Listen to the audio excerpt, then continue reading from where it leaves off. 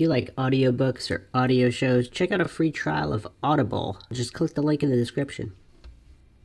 You are listening to Mindshock. This is your host, Bruce McGuire, back again for another logical analysis of a discussion or interview. We are looking at the Joe Rogan Experience podcast today and how discussion goes regarding conspiracies, how logical fallacies are appealed to instead of being logical, scientific, neutral, objective, with the truth as the goal, and not to appease one's cognitive dissonance or preach religious, faith-based indoctrination systems, like Joe Rogan has, by many people's accounts, sold out to do so, with the help of his thoroughly indoctrinated sidekick, young Jamie. Today's clip, we'll just be looking at Bravo, Rogan, and Jamie in this one, or possibly Schwab also, Brendan Schwab, the high-functioning intellectual powerhouse that sometimes joins them for their podcasts. As always, if you like the Mindshock podcast, hit the like button. Feel free to share it across social media platforms. Make sure you subscribe to the channel. Hit the bell for notifications. Make sure you allow your device to pass those notifications on to you so you are notified when a new Mindshock podcast is dropped. Like our Facebook page and follow it for exclusive updates not to be posted anywhere else. And you can also check us out on Twitter, Reddit, and Patreon. Patrons do get priority for case and topic requests or logical analysis requests like this one. There are so few individuals out there that are basically looking at things neutrally. I'm not asserting anything is true or untrue. Now, some of the most triggered and unhinged trolls and loonies out there keep thinking that I am promoting conspiracy theories. I'm promoting asking questions. I'm promoting critical thinking, deductive reasoning. That's what I'm promoting, not taking things on faith. Nobody should take any conspiracy as being true on faith. If there's no evidence, there's no reason to believe it. If there's no evidence of the coincidence theory, there's no reason to believe it. But let's jump right into this. And the reason I kind of wanted to do this one is because there is no flat earth talk. And there is no Brian Callen to muddy the waters because, I mean, he might be the king of coincidence theorists. I mean, that guy just does not do objective logic of any kind. So let's jump right into it. If you watch the videos of old nuclear test site with soldiers running towards the blast, have you seen those? Yeah, I've seen those. They're fucking insane. It looks like I don't know. It just like all that old footage looks like it doesn't look authentic. It looks like they faked all that shit. What about? But I don't know. I'm a retard. I'm a retard. Do you think nuclear bombs are fake? Is that what you're saying to me? There's a conspiracy theory that nuclear bombs actually don't exist. That they never actually figured it out, but they realized that the threat of nuclear bombs is good enough. But Eddie, you can see the bombs. The atom bombs? But how do you know by seeing them that they're real? Did you ever see the one where they dropped the bomb in the ocean and they didn't know how much of a blast it would create? But what I'm saying is, they didn't have the fucking ability to fake this when they did it. But all I'm saying, and automatically you see Joe Rogan's tone change. So if he's not a shill, if he really is just too many drugs, whatever, it kind of limited his ability to think critically, scientifically, objectively, logically, like he used to when he was the moon hoax crusader or whatnot, as they call him. And I'll probably logically analyze some of those debates as well because they're quite interesting. Because in those, Rogan is... I don't remember if he was saying they were 100% definitively faked or his exact claim, but he was poking holes into it. He wasn't taking it on blind faith that the moon landing was legitimate. So Again, that's being scientific. Science is skepticism, not believing priests, regardless of which church those priests are from, whether the Church of NASA, the Church of other government institutions, the Church of academia. If you're taking it on faith and not the actual scientific method, if you're not being logical about your analysis of the information coming forward, and you're just simply believing it for the sake of believing it because everybody else does, like a sheep or a lemming, without actually thinking critically or logically, then that's the issue. So now I'm not saying Rogan is a shill or not a shill, but you can check out our Mindshock podcast on conspiracy shills. We go over Joe Rogan, David Icke, Alex Jones, and whether or not they are shills or not. The jury's still out, of course, because how can you know for sure? But either way, if he's not, then you can tell that he does not like his religious faith here questioned. Because if it was really that easy to prove this stuff, why would anybody get angry or emotionally triggered or any of these things? You would just calmly state the case. Or does Joe Rogan, at least his subconscious, recognize the truth of what Eddie Bravo is doing here? Not necessarily making a claim like saying nuclear bombs aren't real or something crazy like that, but just questioning something like if Eddie Bravo said, oh, iPhones aren't real, do you think that some of these hardcore coincidence theorists, would they get triggered? Because they know iPhones are real. They know iPhones are easy to prove. You can pull one out of your pocket. You can look up countless videos of them engineering it, repairing them. There's many different ways you can go to different people, have different iPhones, so it's not just one. It's not like someone made like one prototype and that's it. It's not being used.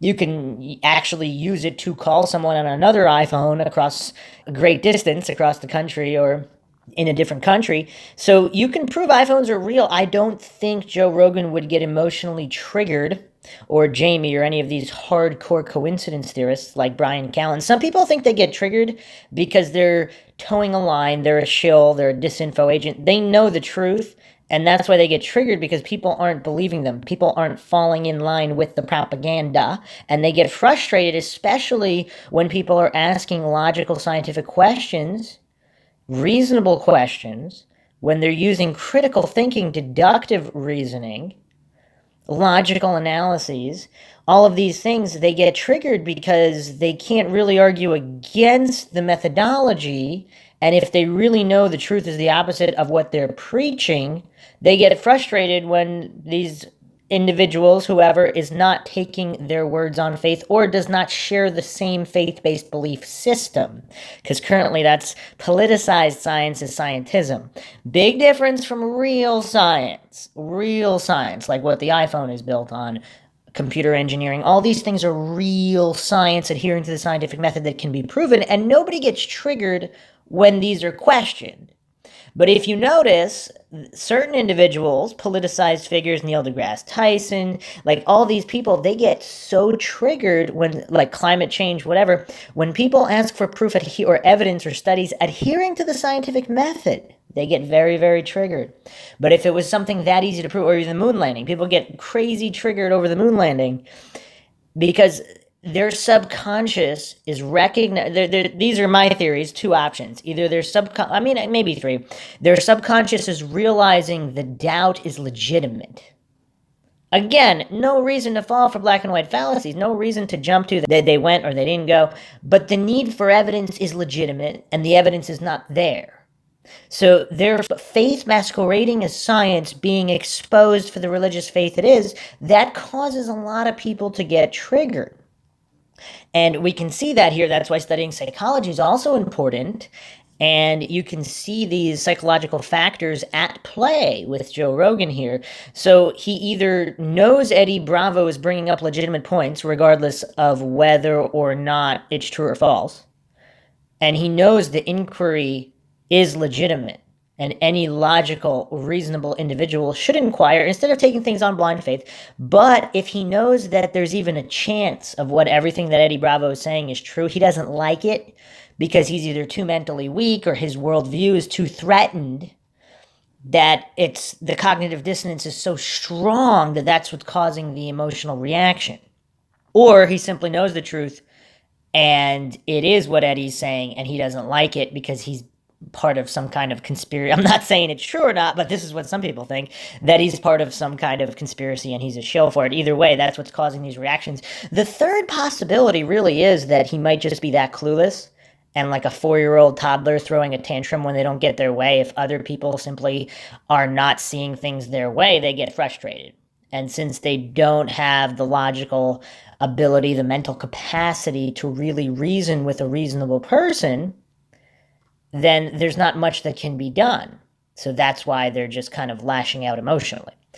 If any listeners out there have any more possibilities, those are the 3 that I came up with. Feel free to drop them in the comment section. Let's continue here. How do you know it wasn't just a regular powerful bomb? Like, how do you know by watching a bomb go off? But how do you know it's nuclear if you watch the bomb? Pull up the nuclear test. I don't know what a nuclear bomb looks like when it blows up. I don't know. There's nuclear Compared to a regular bomb. I don't know. How would you know the listen to him. difference? I'm not a bomb expert. Eddie, I don't know. Eddie, listen to him. We have things that can test nuclear But radiation. I'm saying, how can you tell? I know that Because you people, can do tests. I don't know. You can do tests with those instruments. But I've never done those but tests. you Have can. you? You can't. I have. I don't know. You can. Can you? I don't know. But Eddie, You this can, is, though. This You're is not not willing to, something that but you're you can. studied in. I'm saying I don't. So once again, Joe Rogan's go-to is the appeal to authority fallacy. So either on purpose or just through lack of logic and reason or mental ability, Rogan always defers to authority. Since he has in these situations, he doesn't have a leg to stand on, so he's just deferring to authority constantly. So you have to go to the priest. So so I don't think Joe Rogan realizes how silly this is, and Jamie too, and we'll get into him in a moment. Let's say if someone doesn't believe in God, well, go to the church. The priest will tell you you're not trained in this. The priest is trained in all things God. He went to seminary school. He got he's qualified. He has qualifications from an institution. Therefore, what he's saying must be true. I mean, this is Joe Rogan's position. This is Brian Callen's position. This is Jamie's position. These individuals on the Joe Rogan podcast. What's ironic here is that even if Eddie Bravo is wrong about everything, he's the only one being logical and trying to invoke the scientific method. He's the only one. That's what makes it so hilarious, even if he's wrong about every single thing. It's so funny here. And so Jamie and Rogan, again, they are deferring to authority, of course, and the faith that these things can be tested. So Bravo is saying here, can they be tested? He doesn't know. Jamie's saying that they can. So he wants Bravo to take it on blind faith because these instruments somehow prove it. So again, this is such flawed thinking, so severely flawed, because let's say if we look at early DNA testing technology in true crime, in the justice system, people get convicted off DNA matches. And at the time of the conviction, people say, oh, well, it's science. The scientist, you're not an expert in DNA technology. Who are you to question the gospel of how DNA is matched? And now years later, technology improves, and it turns out that the match wasn't really a match because the new and improved DNA testing technologies show that it was not an accurate test. So again, and Eddie Bravo is not always the best at articulating his thoughts in scientific and logical terms, but what he could, so he doesn't really bring it up here this way, but the technology is flawed. So if there was a different reason, so what are they measuring? Are they measuring radiation? Is the radiation legitimate? Now, even if there is nuclear radiation and it can be measured, does that mean that that the atom was split in the explosion, or does that mean it's a different type of bomb? And how would you even know? So again, what Rogan and Jamie are doing here, even if they're correct, even if they're on the side of being correct and Bravo's on the wrong side, but he doesn't actually state that nuclear bombs aren't real. He's just saying he doesn't know, which is, again, scientist skepticism. He's the only one taking the scientific position here, whereas Rogan and Jamie are heavily triggered by somebody questioning their religious faith and indoctrination. Even if their conclusions happen to be true, they are clearly arguing and holding these beliefs on religious, faith-based assumptions. Right? No, I know, but I'm saying I don't know. But I'm saying telling I you, don't, you can. How can people look at a bomb? You're saying someone else figured it out. How can you look at a bomb and I think you're thinking about shit the wrong way. I really do. So Rogan is saying Eddie's thinking about things the wrong way. So instead of just believing the priest, just be brainwashed, believe the priest. He's the authority. He speaks to God. God is real. You have no right to question. So so it's very interesting. So is Joe Rogan projecting here? Because again, subconsciously, did he recognize that Bravo is thinking about it the right way? Well, in terms of right, the scientific way, science is skepticism. The burden of proof is on the one making the claim, and you are not called upon to prove a negative. So these are points that are always lost among the cognitive dissonant masses and sheep who just buy into all these coincidence theories or official narratives, no matter how many times they're proven false, no matter how many times this weird mess of Stockholm Syndrome plays out, where masters and controllers and rulers say what they need to say to keep the sheep in line, to keep the lemmings operating the way they want them to operate. If they want them to run off the cliff, all the lemmings run off the cliff, no critical thought required. So if Rogan is recognizing this, or Rogan really is that clueless, and he really does buy into all of the propaganda without question on religious blind faith, and he will defend it with religious fervor as he's doing now. No, I'm just saying, if there was videos of 20 bombs going off, would you be able to pick out the nuclear bombs? Eddie, they make these giant mushroom clouds. They're very unusual. So now, this is hilarious. So if something makes a mushroom cloud, that proves that it splits an atom. So it's so funny. I mean, he's going for the compositional fallacy here again. Kind of how Neil deGrasse Tyson says, oh, well, we saw the rocket launch, so something at a starting line means there's a conclusion. So Joe Rogan's doing the opposite here. If something caused a mushroom cloud, that must mean that a nuclear weapon was a nuclear weapon, or an atomic weapon was an atomic weapon, based on the smoke that results from it. Now, it could be true. It could be true, but not for that reason. They're very unusual. It's not like a regular bomb. I'm not saying that. Pull that video I'm just up saying, of the bomb in the ocean. How can anybody tell, like a regular Before person, you how ask could you that tell? question, I think you should probably talk to a nuclear physicist. Okay, appeal to authority. Talk to a nuclear physicist. If you don't believe in God, go to a church and talk to a priest, because you're not trained in matters of God. So you should believe in God. You should take their word for it, and the priest is trained. He went to seminary school. That must mean he's telling the truth. That's Joe Rogan's position here. Very funny. I'm just asking questions. I don't know. But to question it like it's not real is ridiculous. They killed. So the scientific method is ridiculous. Being scientific is ridiculous. It's ridiculous to question an authority. That's what Joe Rogan's position is. It's so silly and extremely hypocritical, too, because, I mean, he's had a lot of people on his show that he disagreed with, sometimes rightfully so, sometimes because the science really wasn't settled, or, you know, he talks about different diets and all these things where there are experts that are studied in it, and he's disagreeing with them scientifically because he's being skeptical of their claims, which is exactly what Eddie Bravo is doing here, and Joe Rogan is triggered to the max.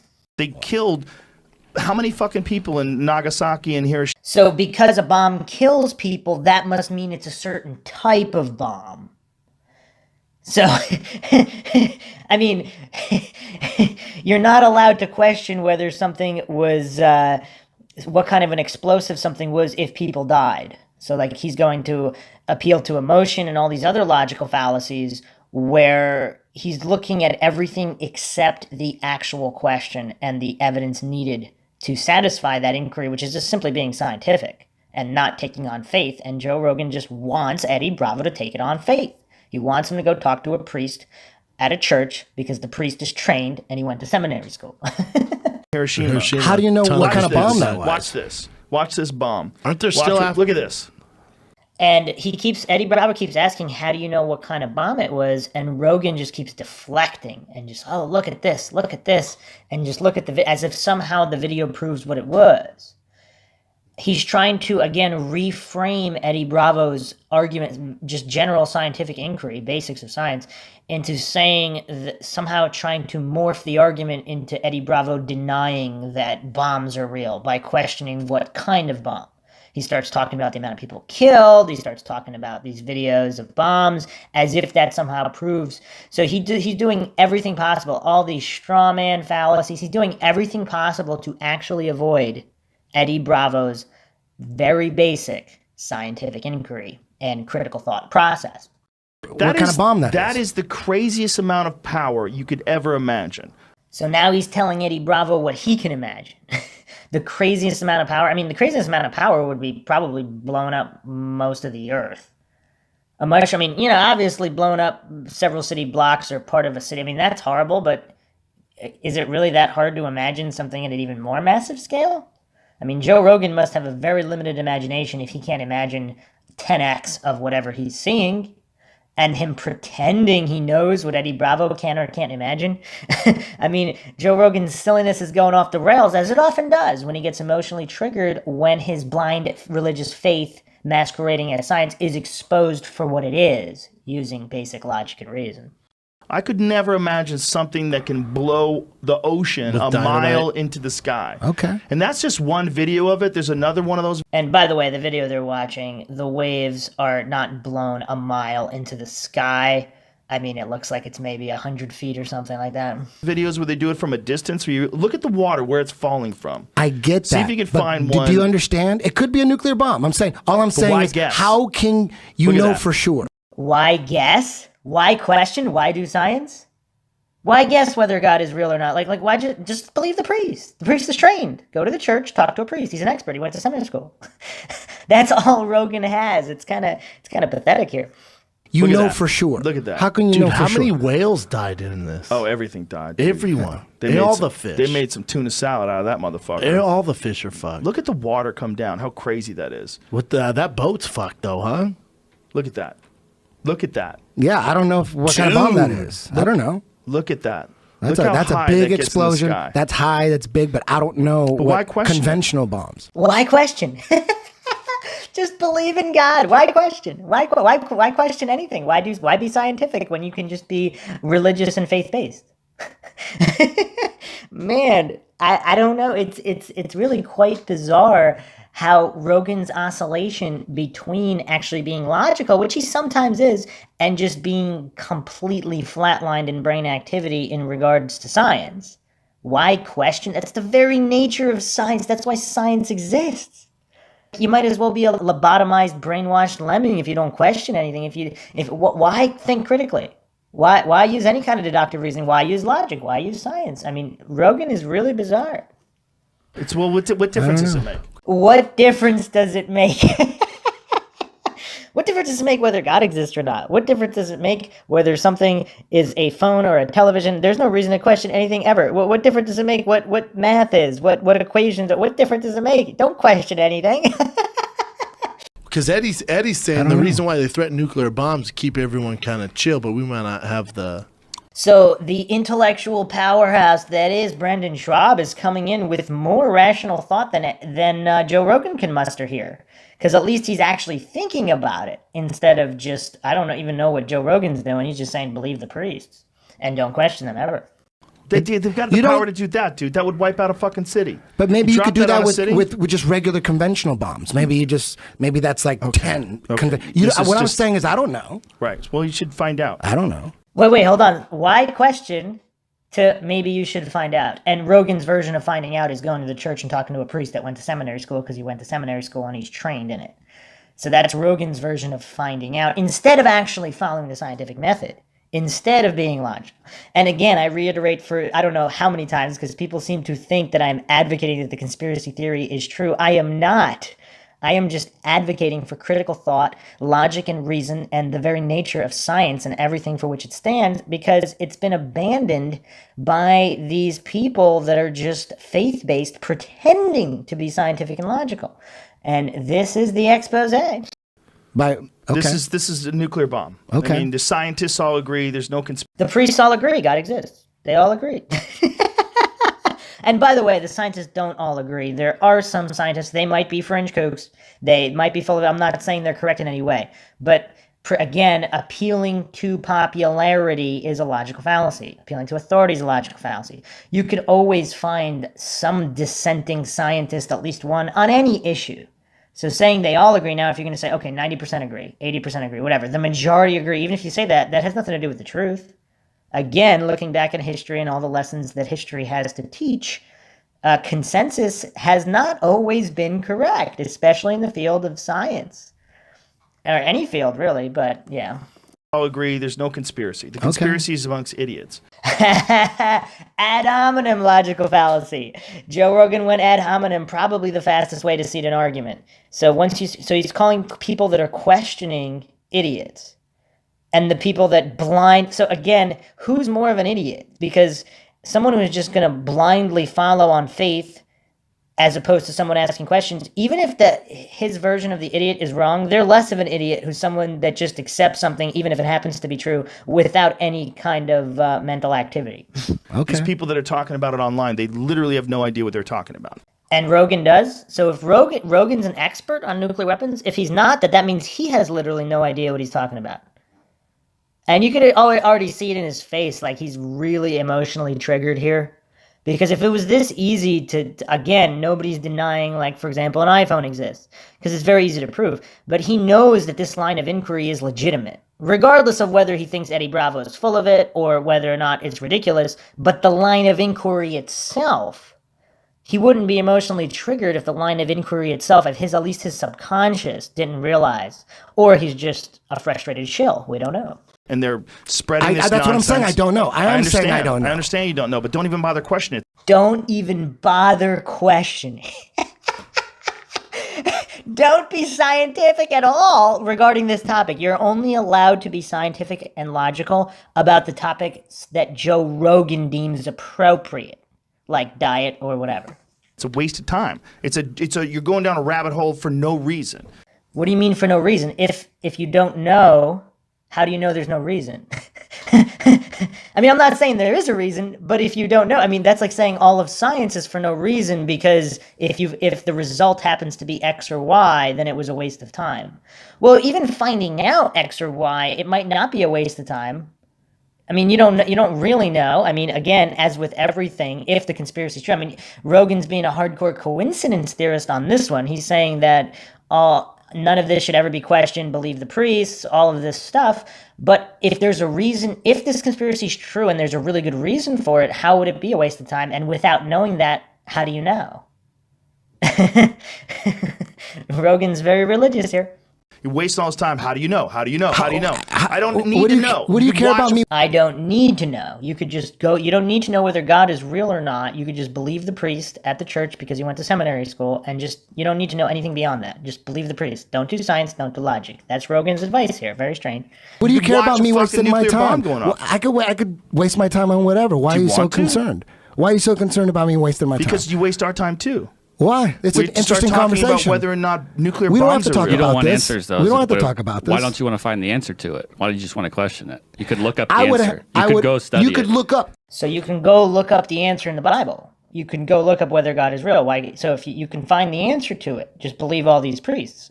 It's just really funny. Like, Jamie, I'm not sure Jamie's the shill. Some people think that Jamie is Rogan's handler and all. Jamie just doesn't seem to, even his English comprehension seems very, very limited. So I mean, if I had to guess, I would guess that he's not a shill and he's not in on this whole thing. And he's just really that illogical and that bereft of critical thinking skills or cognitive abilities of any kind, as he's proving right here, because he has such faith in institutionalized, politicized gospel. He's telling Eddie to look it up in the religious books that he approves, or go to the priests that he approves that share his same religion. That's not how science works. That's the opposite of science. And he doesn't understand that. Look up. Yeah, you could look up anything. It's not going to look up.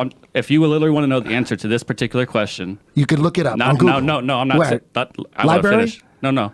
You could go to college. You can go to seminary school. If you don't believe in God, you can go to Bible study, you can go to seminary school, and you can learn about it, and then you'll see that God is real. That's what Jamie's saying here.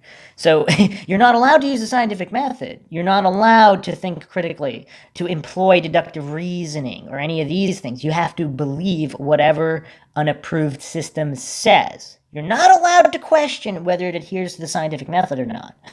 Man, Jamie's hilarious. You Okay. could get a professor. You can get a priest, You could find any number of people that get a minister, a rabbi, any number of people.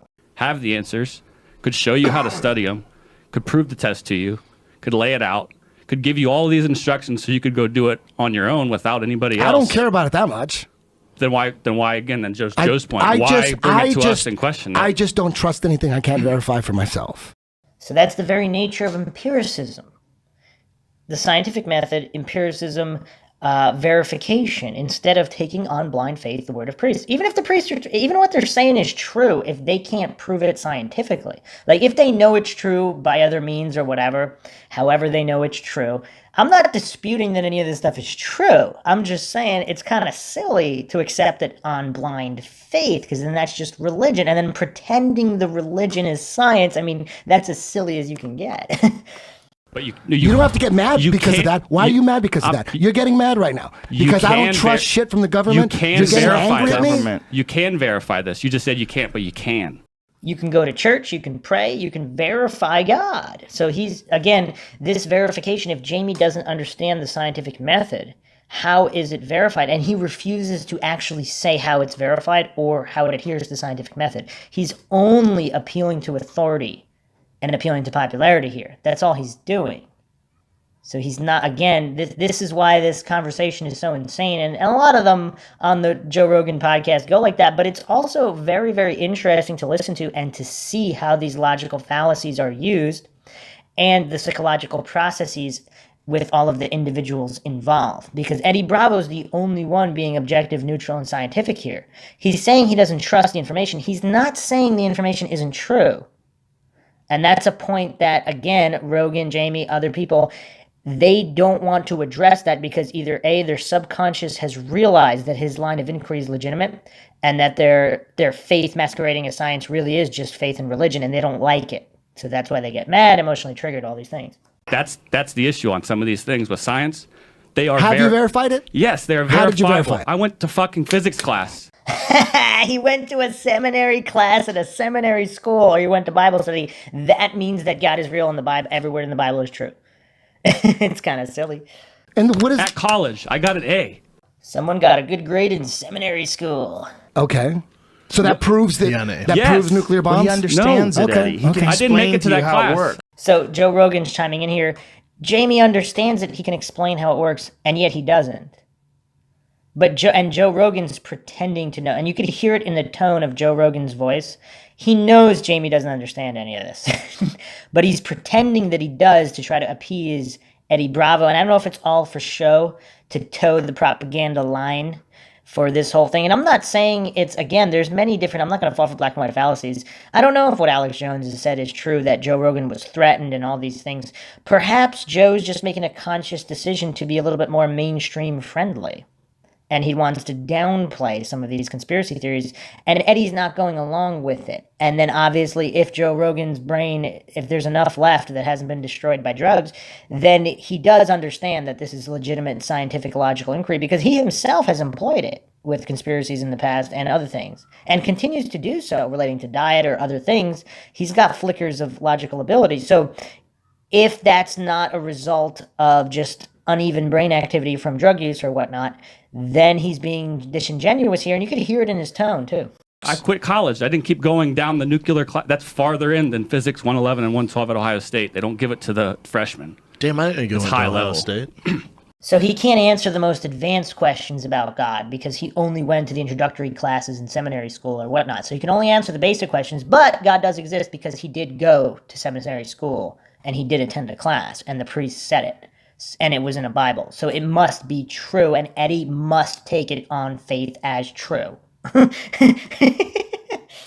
That's it. I mean, if you want the answers, you can go get them. It's not just question the This world. is why it's frustrating, because you don't want the answers. You just want to question everything that the, in air quotes, government says. Well, it's not just government. I think Eddie would question anything anybody says. And Joe Rogan, again, here, you can see from his facial expressions, he is so triggered here. It's very, very funny. You're not allowed to question. You must take on blind faith. Who so cares? we Why do. are you so angry I'm over not. that? It's frustrating. Why? Because the Why? world being flat, I'm not- because nuclear bombs being fake, because dinosaurs not being real, all What's those the things are big deal? crazy. All those things are crazy. You have to believe in God.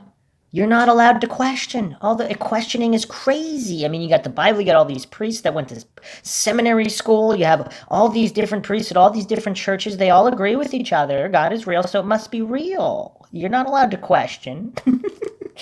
They're a giant waste of time. Questioning and using science, logic, and reason, giant waste of time. I mean, the hypocrisy is obviously in full swing here because Joe Rogan doesn't really believe it's a waste of time. He just doesn't want certain people questioning certain things. You're allowed to apply logic, reason, the scientific method to only the things that adhere to Joe Rogan's current belief system if he's not a shill. Or if he is a shill, then whatever the allowed subject matter is. For who? For us. When we're talking Let's talk about it. something else. Okay, but you like talking about those things. Hey, I didn't bring up nuclear bombs. You guys did. That was hilarious. And a lot of the times they do goad Eddie Bravo a little bit, or at least Brendan Schwab does. So and Eddie seems reluctant to talk a lot about it because, again, he's only met with this airheaded religious fervor instead of genuine conversation. That I think Eddie might be frustrated too, because if he's friends with these guys and he's known them for a really long time, then maybe their past conversation years and years ago, especially the moon landing, all these things, they used to think critically, or at least Joe Rogan, logically, scientifically, objectively, and now they don't. So I can imagine it might be a little bit frustrating for Eddie. I didn't bring it up. But you really argued it for a while. He really asked logical, scientific questions. Not allowed to do that. You're not allowed, and you're not allowed to keep doing it and defending yourself when people are imposing their religious, faith-based views, masquerading as science. And Eddie's not allowed to give responses. He's supposed to just believe what Joe Rogan and Jamie are telling him. And how dare he? How dare he not? I'm just bringing up questions and you're getting angry. I'm not angry, Eddie. Okay, good. And you could see from his defensive posture and expressions that Rogan is really angry, pretending not to be angry. I mean, he's severely emotionally triggered here. Some of the worst he's ever been. Do you hear me being angry right now? You guys sounded angry. You said you were frustrated. What's frustrating? Frustration it usually is in there with anger. I'm just saying the one fun point Eddie was making is like, man, I don't know nuclear science or anything like that, so how do we know those atom bombs are real compared to a regular bomb? It was a fun conversation. Wow, when Brendan Schwab is the voice of reason.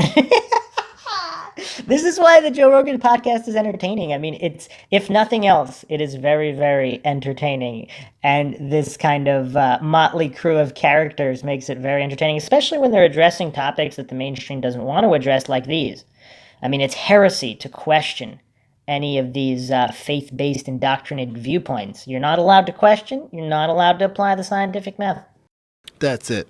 Just to mix up your fucking Cavs, Jamie. Hey, they got Game 7 tomorrow morning. Turn in. Game 7.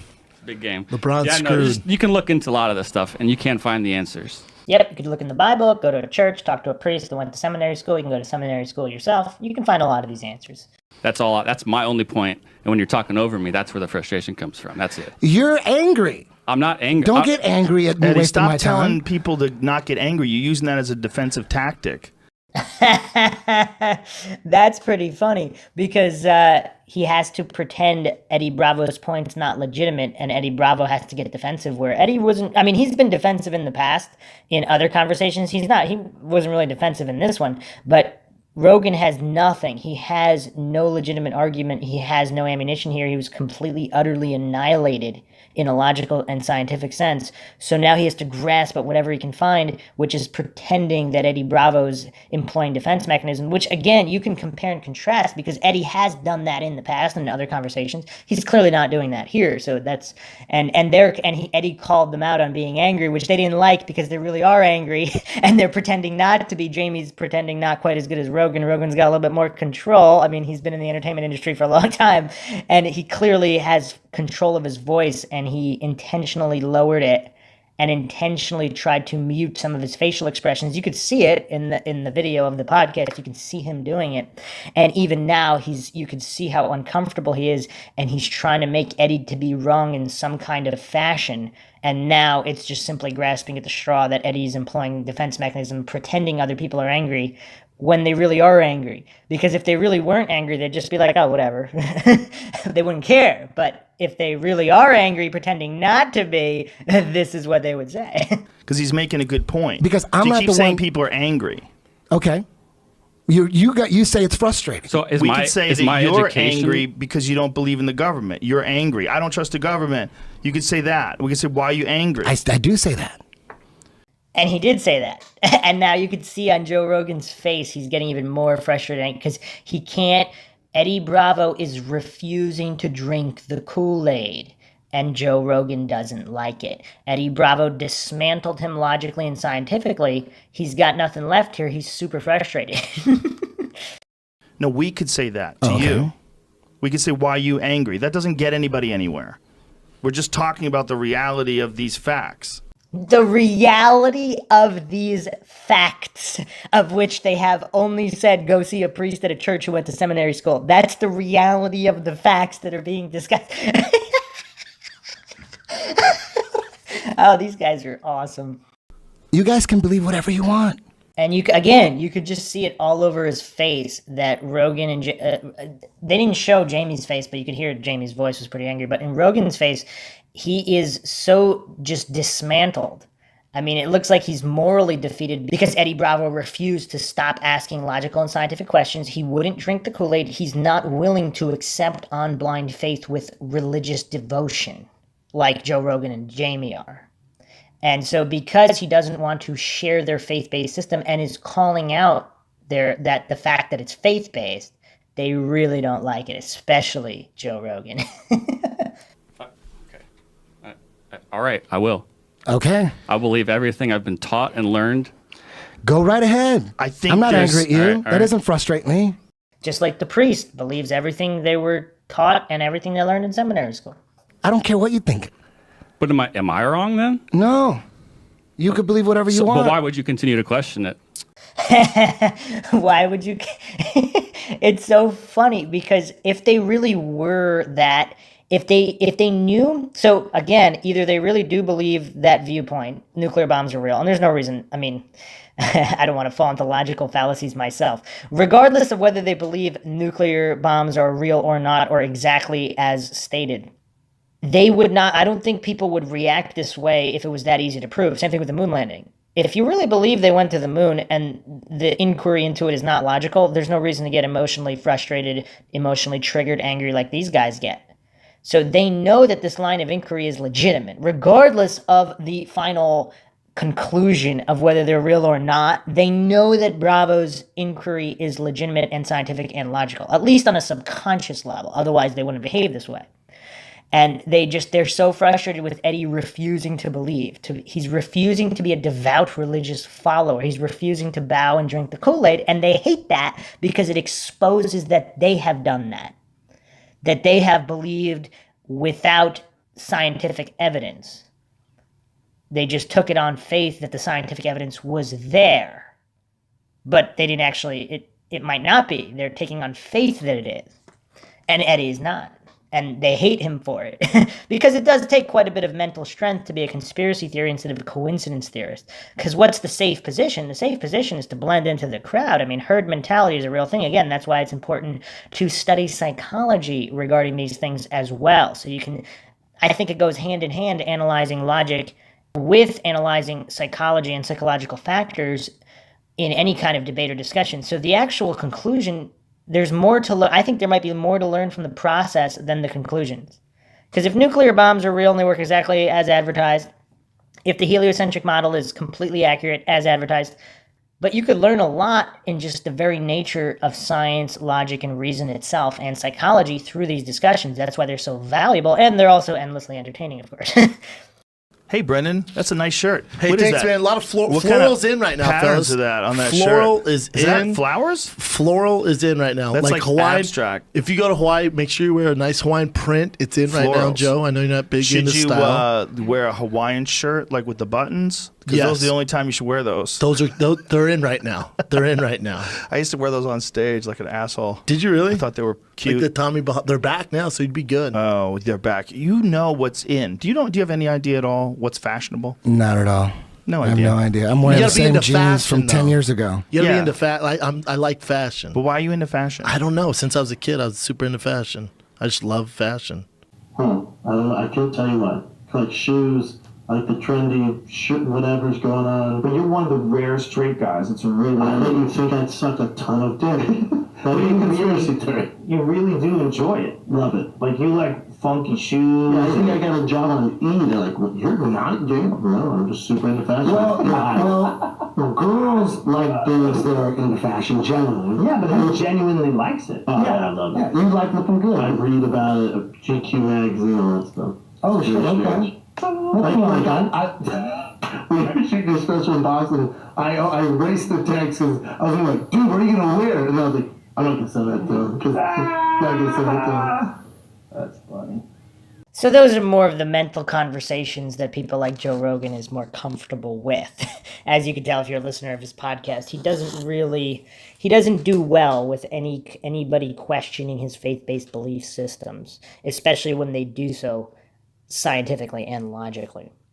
And I'll be examining more Joe Rogan podcasts in the future because it is quite fascinating to dissect how human psychology works when presented with information contrary to a faith-based indoctrinated belief system. Even if everything within the system is true, that's not the point of what I'm doing. It's just I simply believe that coming to conclusions, if there's enough information to come to a conclusion, which is, again, for some reason, many people are just obsessed with picking sides, coming to conclusions. That's not really what science is about. If you're pursuing the truth, you're not going to jump to a conclusion or just assume and then attack anybody who didn't come to the same conclusion you did. That's just silliness. But I hope you enjoyed another edition of the Mindshock podcast in this logical analysis of the Joe Rogan Experience.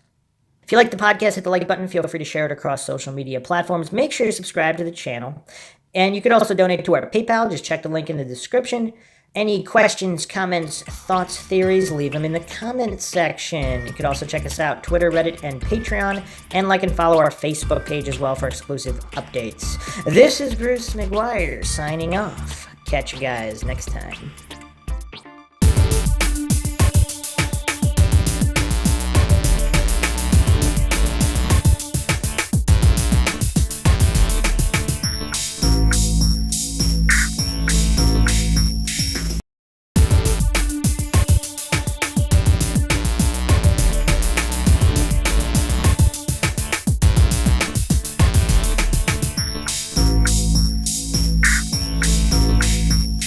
If you like audiobooks or audio shows, check out a free trial of Audible. Just click the link in the description. Welcome to Mindshock. You guys are listening to a logical analysis of Joe Rogan and Michael Shermer talking flat earthers. Once again, for those that don't know, I am Bruce McGuire. I am the host, and I am not an advocate of flat earth theory. I do not advocate, believe, deny, or take sides in anything, really. I just push forward and advocate for logic, for truth. Now, obviously, there's a lot of people out there that they're just obsessed with jumping to assumptions and conclusions and destinations. They don't actually care about real science or real logic, which by definition would mean they don't care about the actual truth. They prop up their faith-based presupposed conclusions and belief systems and label those science and just shut the door on everything and pretend that logic has no place.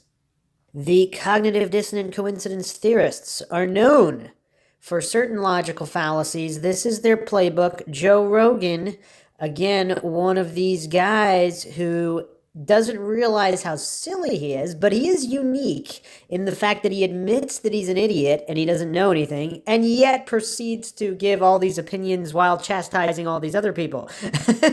So he's very funny for reasons that I guess he doesn't realize. His unintentional comedy is off the charts.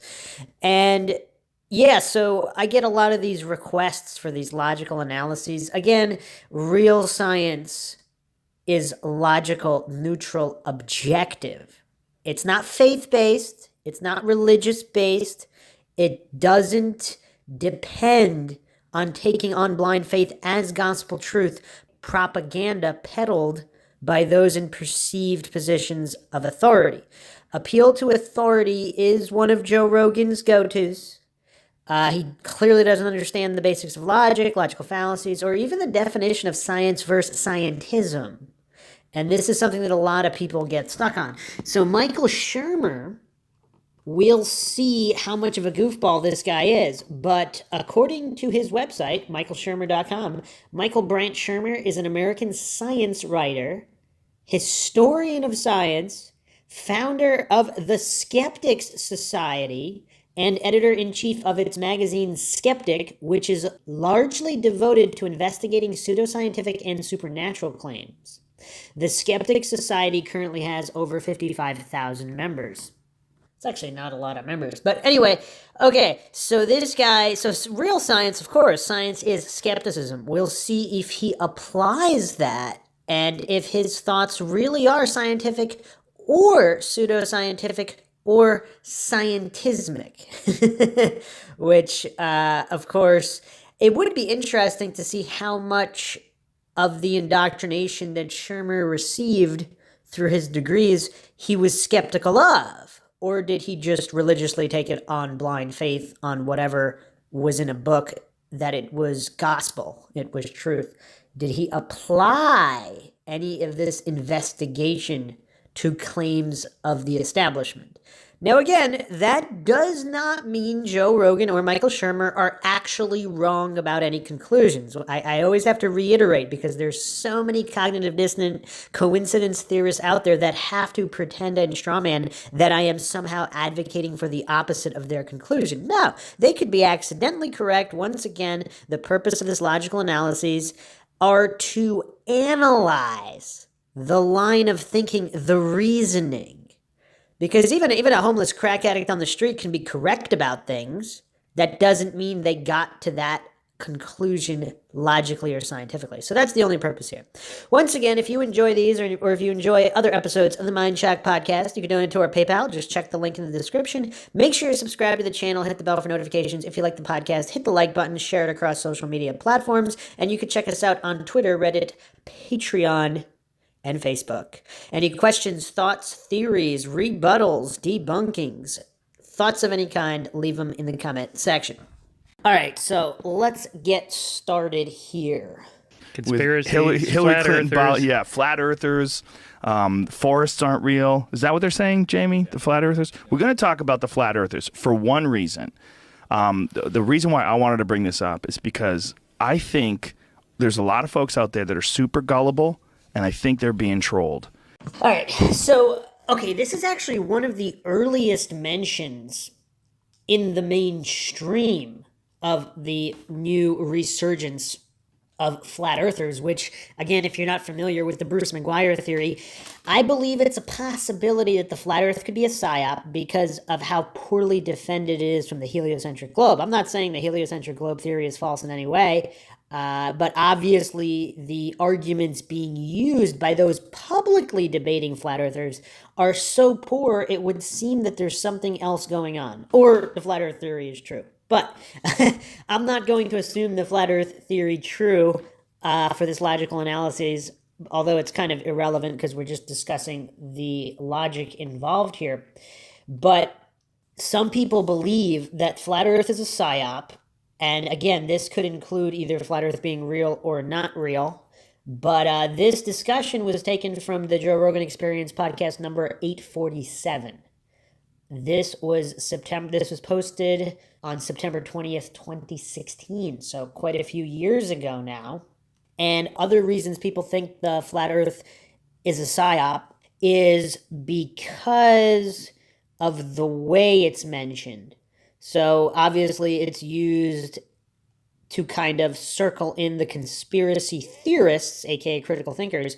So obviously the CIA has propagandized that term to kind of ostracize and shut down people trying to actually question anything, because brainwashed, religious, faith-based coincidence theorist zombies are what the establishment wants.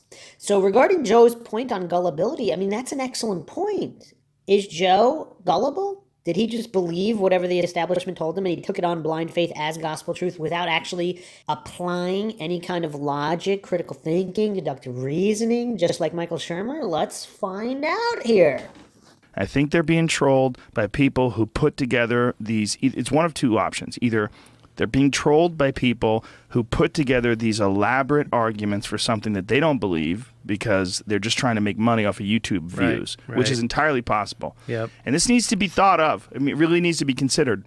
Okay, I gotta interrupt him there because this kind of illogicality, we see it all the time. They're making money off of it. Who's making more money? People peddling the establishment narrative, like Neil deGrasse Tyson, Bill Nye. Are these random YouTuber flat earthers really making more money than those pushing the narrative of the establishment? Because if you want to illogically use the metric of who's making more money, those supporting the establishment, I mean, we're talking trillions and trillions of dollars are circling in the academic, mainstream, status quo, industrial complex that kind of encompasses most of the modern world. So who's really making more money here? Some random flat earth YouTubers making flat earth videos? I mean, that's a drop in the bucket. It's almost nothing. And the flat earthers are probably the most ostracized even within the conspiracy field. So if money was the only goal, wouldn't those people that are kind of pushing flat earth, they would push something else? I mean, look at Alex Jones. Alex Jones is not a flat earther. And he's pushing conspiracies. He's making a lot of money. Why would he, if flat earth was such a lucrative field, why isn't he pushing flat earth? So this kind of silly nonsense is perfectly indicative of Joe Rogan's thought process or lack thereof, his inability to understand the fundamental basics of logical thinking, critical thinking, deductive reasoning. And another point, he's already admittingly creating these false dichotomies. There's two options. They're being trolled by these elaborate videos. So again, or arguments, is this merely projection? Because again, if you're watching some kind of elaborate Discovery Channel or NASA video showing all of this CGI imagery, which again, just because it's CGI, that doesn't mean that's not what the universe looks like. The Earth might be a heliocentric globe. The planets might all look like that. So again, that's a false dichotomy on the side of the flat earthers that believe that. But regardless, let's say that it's all true. Just I hope the flat earthers don't get mad at me here. But let's just assume it's all true.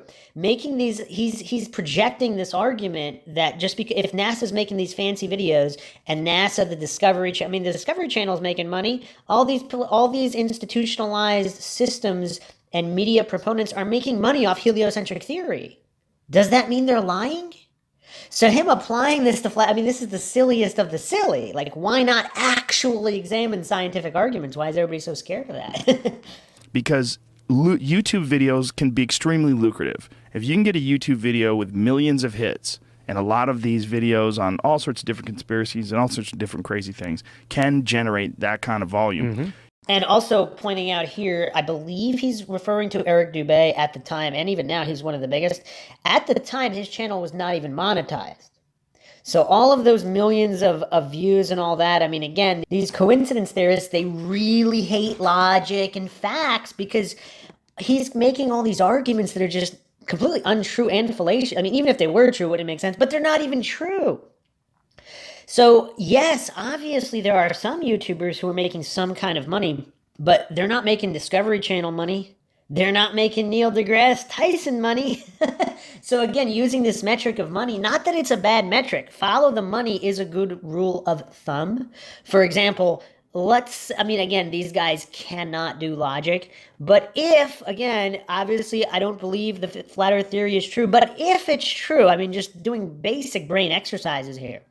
To disrupt that status quo, to disrupt the establishment, that would cost too much money. It's easier to just go along with the lie. So if the conspiracy is true, again, I'm not saying it's true, but if it's true, you could see how it would logically function. Obviously, these guys can't, but too indoctrinated, too cognitive dissonant, too silly and illogical. But that's, again, the point of these logical analyses. And I pick a lot of these flat earth videos because they're really, really excellent for developing logic. It doesn't matter which side you're on. That's irrelevant. Just if anybody interested in science and logic and psychology, you could see all of these play out to the extreme regarding flat Earth, because for whatever reason, it's a very triggering topic for many people. Obviously, the real reason is it exposes their faith-based belief systems as faith-based, illogical, not scientific. Even if true, again, that doesn't mean it's untrue. But people get triggered not necessarily because things are true or untrue, but it exposes certain things they don't like exposed. The ego can't handle it. And then, of course, we have the Dunning-Kruger variable, where people are too incompetent to realize their own incompetence, which, of course, is a factor here as well. But let's continue. You're making real money. Pennies on the dollar, but if it's millions, Yes. you can, It starts becoming real money, and if you do a bunch of them and you do them on a regular basis, it becomes a gig. It becomes like what they do. They Right. create these silly videos. Wait, silly. So he watched them? Like, for example, you could say Eric Dubé's videos are completely false, but they do have good graphics. I mean, some people call NASA's videos silly, and some of them are so. Some people call the moon landings silly videos. Does that mean they didn't go, though? They could have faked the moon landings, made all those silly videos. Does that mean they didn't go? But people who just don't have the time or the inclination to actually read scientific papers and articles and journals and all these different things that explain how we've known for a long time that the Earth is round. right. And has he done that? So again, this is just more projection from Joe Rogan, because the arguments that he chooses, so again, of course, there are legitimate arguments for the heliocentric globe. He doesn't know any of them, because he's accurately projected here that he hasn't had the time, the inclination to read the real science. Because again, you'd also, obviously, the Dunning-Kruger, if it's too extreme and he's not competent enough or doesn't have the inclination or time to really understand the difference between science and scientism, he wouldn't be able to understand, and he has to rely to these entertainment tricks we've known for a long time, these inflections of words, because he knows he doesn't have real points. So he has to make these appeals to people through these kind of entertainment level acting devices, basically, which is why some people actually think that Joe Rogan himself is a shill. If you haven't checked out the Mindshock Conspiracy Shills podcast, we go over whether people like Joe Rogan, Alex Jones, David Icke are shills or not. Obviously, it's difficult to tell. He could just be a silly illogical goofball. We don't know.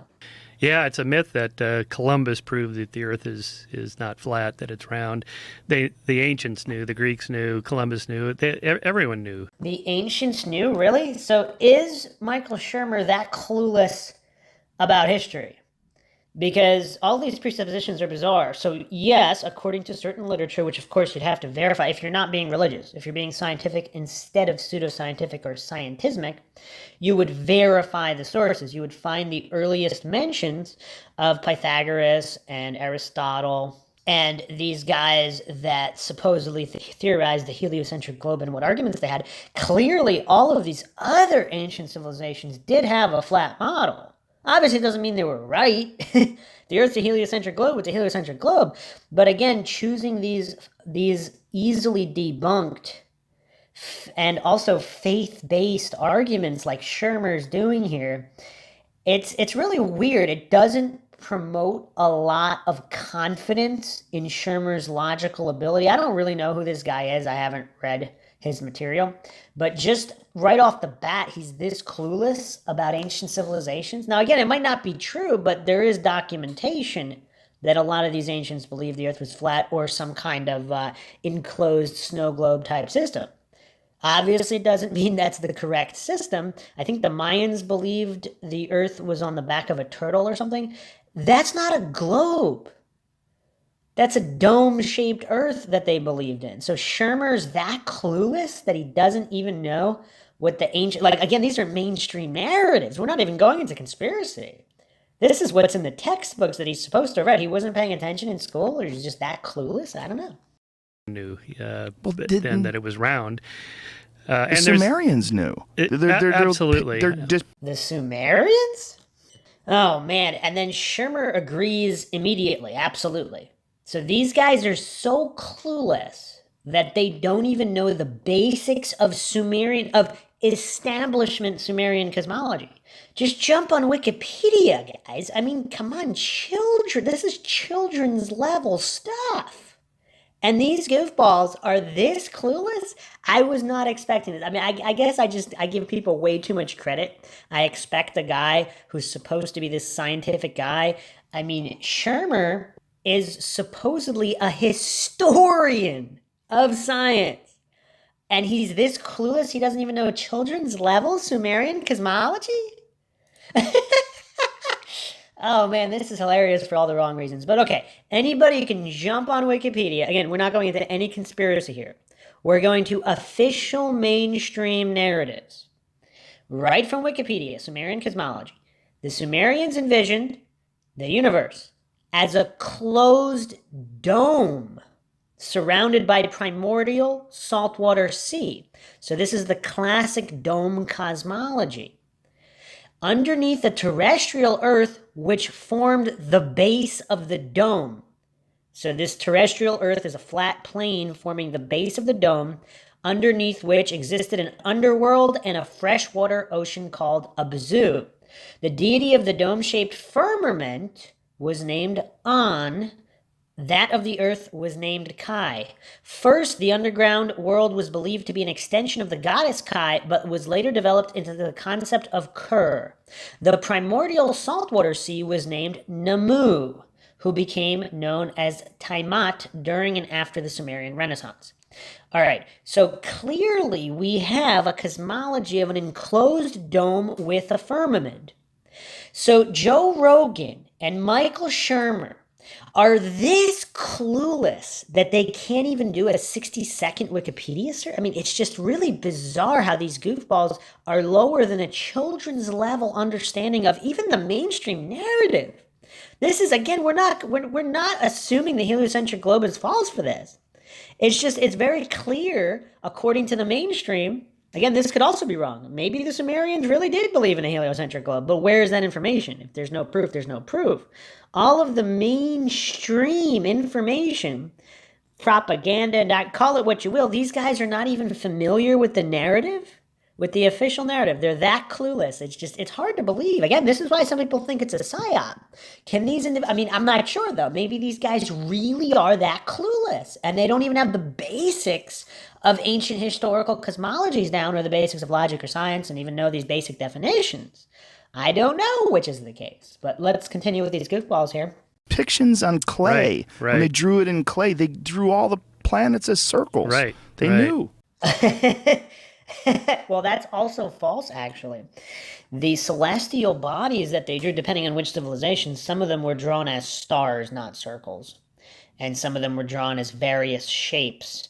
And again, I really don't understand. This is why people think it's a psyop. Can these guys really be this goofy and clueless to not understand 2-dimension versus 3-dimension, to not understand how light and gases work?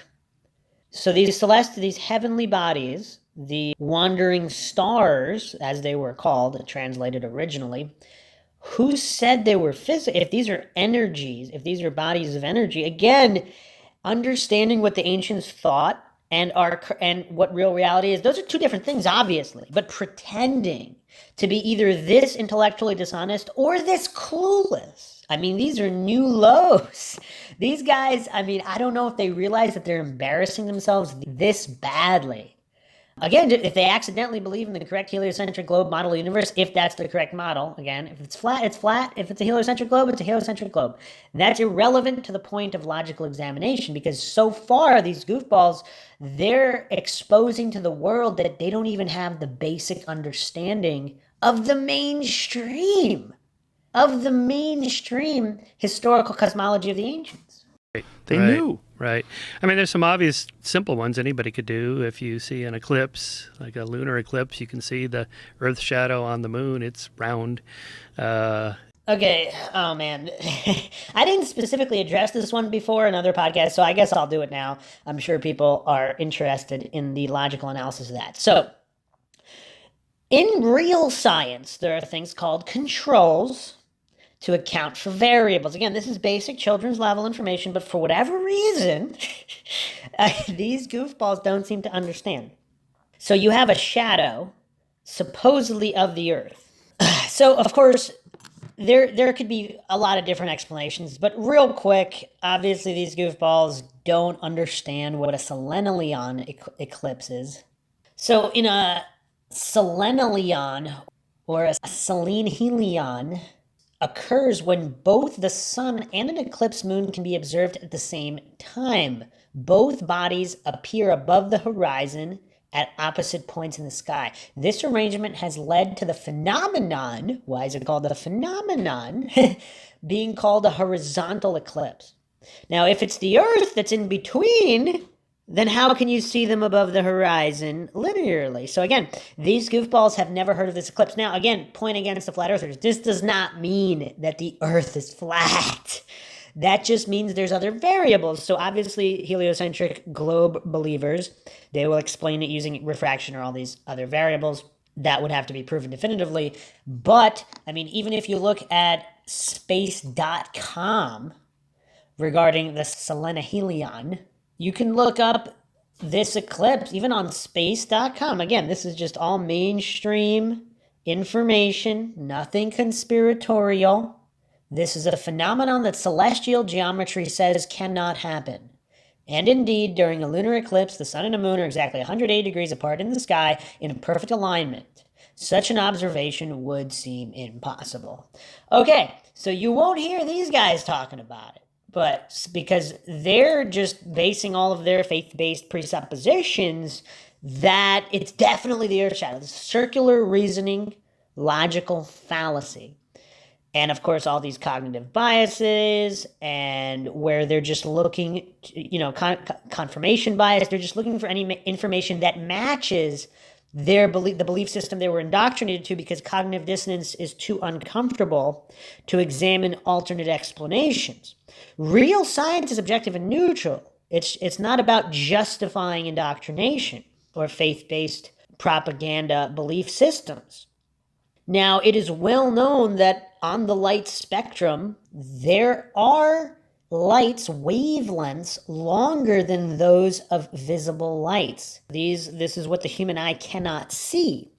So these would be seemingly opaque celestial bodies. For example, if you look into these ancient cosmologies, clearly these guys have not done that. They're completely clueless. But the black sun, Rahu, there's a lot of different explanations for other heavenly bodies that could be in the sky. Now, again, this does not prove flat Earth in any way.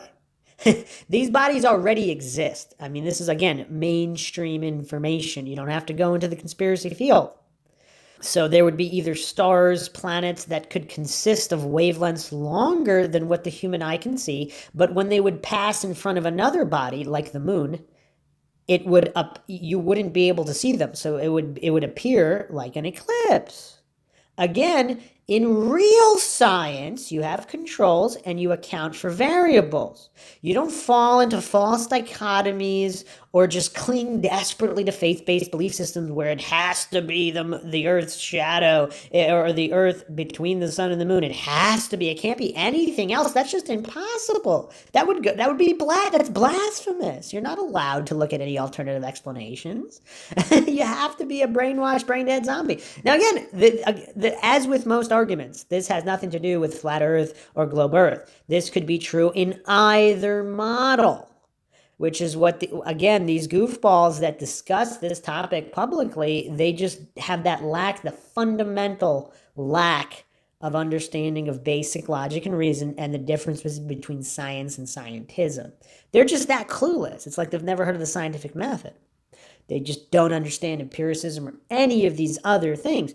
But there are many explanations for that, and just about all of them could happen either on a flat plane or on a heliocentric globe. So again, these guys being clueless of something does not mean that scientifically justifies their faith-based presupposed belief system. If you're high enough and the ships are sailing out, you can see the mast is the last thing you would see. Okay, so that's the common one. So the most easily debunked is, of course, the ships going over the horizon. Again, these guys completely clueless to how the human eye works. And, train tracks touch in the distance. That must mean they really touch because they look like they touch. I mean, this is the level of illogicality these goofballs bring to the table. So it's no wonder that some believe that flat Earth could be a psyop when these ridiculous arguments are brought forth publicly. That's going to cause a rise in flat earthers. So is that because flat Earth is a psyop and they want to cause an increase in flat earthers to just add to the madness of society and get people to discredit all conspiracies? I mean, that's one of the theories. I don't know which true or not. This is Mindshock. The only thing we know for sure is that we don't know anything for sure. As the hole drops over the horizon first, slowly. There's things like that we know the Earth is round. Even though they wouldn't prove round or flat. Man, these guys are silly. Round. You travel around, you come back to where you started. Because you can't do that on a dinner plate? Like, if they just spent 1 minute looking at the flat Earth arguments, they're not going to pick the most easily debunked ones on purpose unless they're trying to embarrass themselves publicly. If they're trying to show the world on this podcast that they don't understand even basic logic, then well done, Joe Rogan and Michael Shermer. Now their explanation, the flat earthers, is that, yeah, it's round like a pizza, but a round flat pizza, and all the continents are on the one flat face side up. And that the satellites are up there going around. It's like, yeah, but the satellite photos don't show all the continents in one picture because some of them are on the other side of the globe, so that refutes that. Wait, does it? Okay, I'm actually a little bit impressed because the guy obviously did look at that short explanation of whatever, round like a pizza. So obviously, again, he's all these fallacies. Black and white fallacies, straw man fallacies, part to a whole compositional logical fallacies. There's flat earthers that don't believe in satellites at all. So, like, which group of flat earthers is he talking about? He's pretending they're all one group just to make it an easier target to discredit. I mean, that's just silly, illogical, non-scientific nonsense. So, okay, regarding the continent size, he's saying the continents are not shown. How far back would the satellite have to be, number one? Number two, are you taking as gospel truth on blind faith that the images are not manipulated in any way? Because obviously he's done maybe 10 seconds of research on flat Earth to know that that one of the models, some of them is an infinite plane. It's not like a pizza pie. But anyway, he knows he spent however many seconds, but he didn't look at the fact that one of the main tenets, one of the main pillars of the flat Earth conspiracy theory is that all of this CGI imagery is falsified. Now, even when you look at the satellite images, the continents do appear to be drastically larger sizes. So obviously he hasn't done any real research. Now that's problematic. Now again, obviously that obviously doesn't prove flat Earth in any way, but it does refute that the images are non-doctored and 100% authentic and legitimate. So again, this goofball just has not done any research. Well, not only that, but they think that satellites are actually in planes. They're in planes in low Earth orbit that are just circling around. There's no actual satellites. They don't even believe in satellites. Yeah, so... Again, some of them do, some of them don't. Joe Rogan falling for the same fallacies here. Compositional logical fallacies, black and white fallacies, straw man fallacies. Yeah, it's rough. Back to your original comment, some of these recent ones are so crazy that you can't help but think, okay, they don't believe it. They're just yanking our chain. Appeal to incredulity logical fallacy. So he's finding it crazy, therefore that must mean it's not true. The truth is stranger than fiction, goofballs. It's just so funny how they don't have a shred of logic. Again, doesn't mean that whatever they put their faith into is wrong. I mean, out of all the things that illogical humans put their faith into, obviously a certain amount are going to be true. The majority might be true. Maybe. But for the purpose of logic, clearly there's a fundamental lack of basics on both of their parts, which is quite amusing or painful, depending on how you look at it. Yanking our chain for maybe financial reasons. But that does get to the question I always get, which is, do these people really believe it? The cult leaders, the people that make extraordinary claims, are they just making this stuff up? People make shit up all the time. Wait, is he describing heliocentric globe believers here? Is he describing the establishment, the cult leaders? Because if he's hopelessly indoctrinated into the cult of state and authority worship, that's one of Joe Rogan's go-to fallacies, appeal to authority. We're saying, well, you're not a scientist, you need a... So, like, that's his go-to, because he, again, doesn't understand even the basics of logic or how logical fallacies work or the differences between science and scientism. So, regarding that aspect of it, did Shermer accurately project here, psychological projection, where his subconscious recognized what he was doing and projected it on an opposing view, like the flat earthers? Again, regardless of the conclusion, not talking about that, but the processes. So the cult of authority worship that has indoctrinated the masses, like these illogical goofballs, the sheep, the cognitive dissonant sheep who can't think logically, critically, can't utilize deductive reasoning.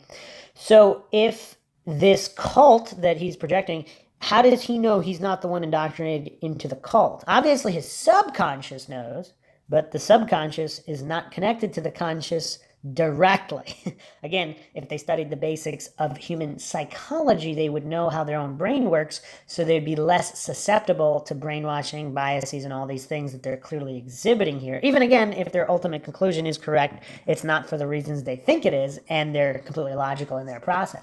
It's called fiction fantasy. Or do they really believe it? Are they, true believers? And when you're making all these extraordinary claims require extraordinary evidence. So the burden of proof is on the one making the claim. So obviously, if the flat earthers are claiming flat earth, yes, that's their burden of proof. If the heliocentric globe earthers are claiming a heliocentric globe, the earth spinning on its own axis faster than the speed of sound, that's an extraordinary claim. So you're going to need extraordinary evidence that's non-fallacious if you want a scientifically minded individual to believe it. So are these guys so clueless that all they can do is psychologically project these things because only their subconscious can see it, completely disconnected from their main conscious mind, which is just bereft of logic and reason? It's hard to tell. It's hard to get inside people's heads. The old flat earthers in the 19th century, I think they really did believe it. There wasn't much money to be made, on those kinds of things. I mentioned the Alfred Russel Wallace, who was the co-discoverer of natural selection with Darwin. I wrote my dissertation on him and wrote a biography of him, and he was quite the colorful character who was so open-minded to new ideas that he was also gullible. So open-minded enough to see this radical new theory of the evolution of life by natural selection. That's good. Pioneered other fields like biogeography and so on. But he also was really into spiritualism and phrenology, seances, Channeling, all that stuff. And but then he encountered an ad in one of the natural history magazines for this 500-pound bet if anybody could prove the Earth is round.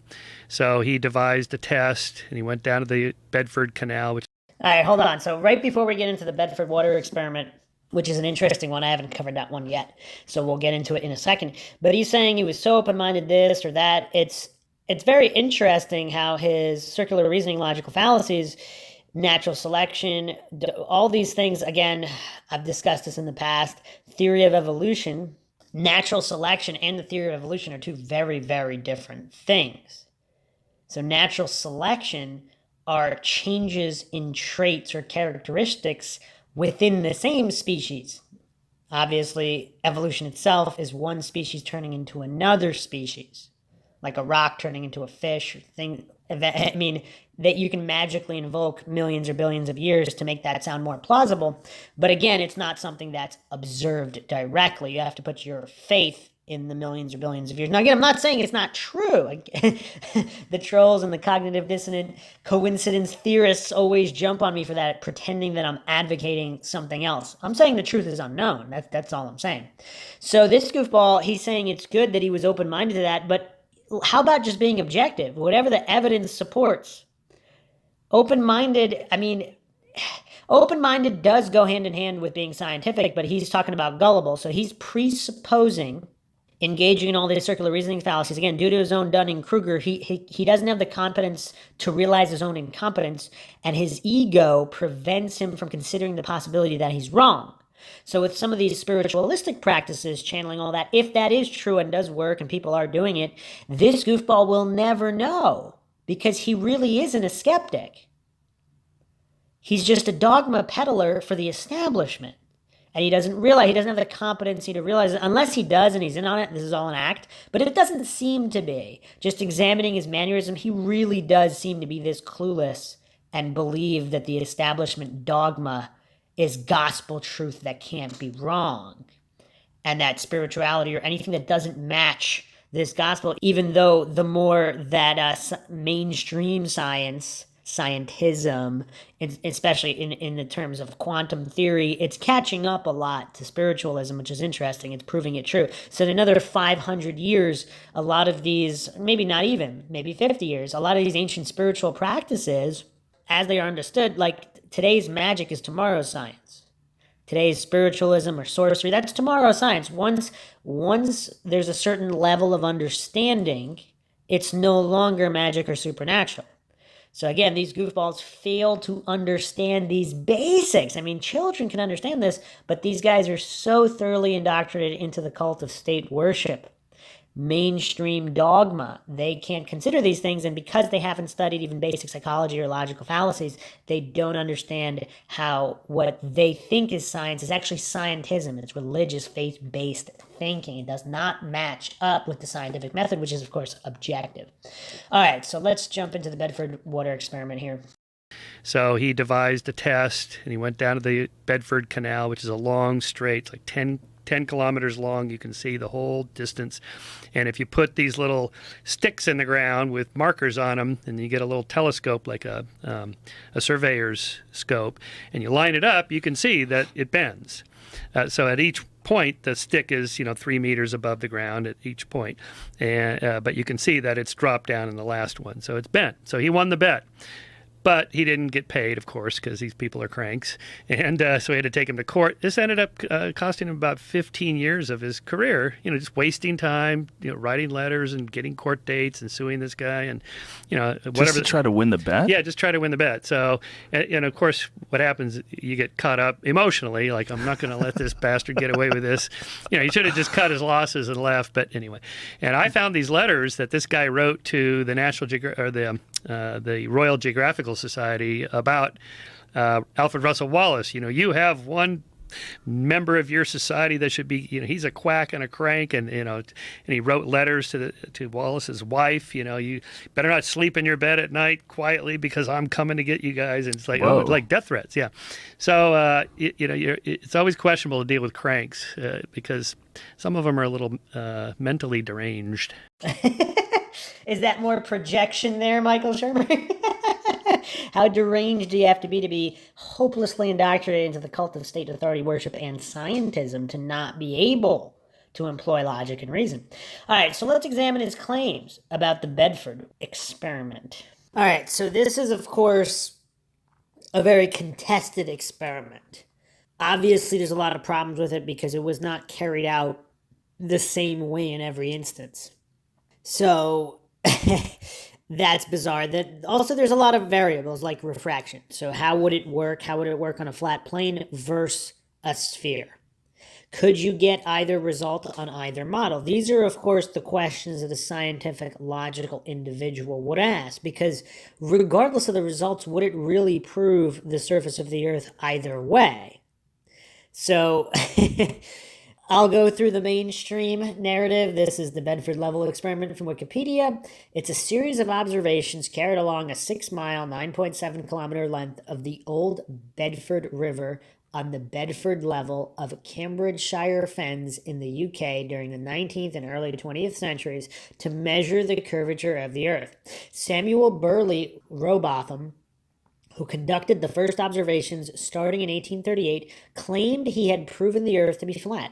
However, in 1870, after adjusting Robotham's method to avoid the effects of atmospheric refraction, Alfred Russel Wallace found a curvature consistent with a spherical Earth. Now, here's the other thing. Both sides of this so-called debate claim refraction in their favor, regardless of what the result. So if the result matches or doesn't matches, they use refraction as an excuse to match their faith-based belief system. It's quite bizarre and unscientific. But anyway, okay. So the Bedford level, at the point chosen for all the experiments, the river is a slow-flowing drainage canal running in an uninterrupted straight line for a 6-mile stretch to the northeast of the village of Welney. This makes it an ideal location to directly measure the curvature of the Earth, as Robotham wrote in Zetetic Astronomy. If the Earth is a globe and is 25,000 English statute miles in circumference, the surface of all standing water must have a certain degree of convexity. Every part must be an arc of a circle. From the summit of any such arc, there will exist a curvature or declination of 8 inches in the first statute mile. In the second mile, the fall will be 32 inches, in the third mile, 72 or 6 feet, as shown in the following diagram. After the first few miles, the curvature would be so great that no difficulty could exist in detecting either its actual existence or its proportion. In the county of Cambridge, there is an artificial river or canal called the Old Bedford. It is upwards of 20 miles in length and passes in a straight line through that part of the fens called the Bedford Level. The water is nearly stationary, often completely so, and throughout its entire length has no interruption from locks or water gates of any kind, so that it is in every respect well adapted for ascertaining whether any or what amount of convexity really exists.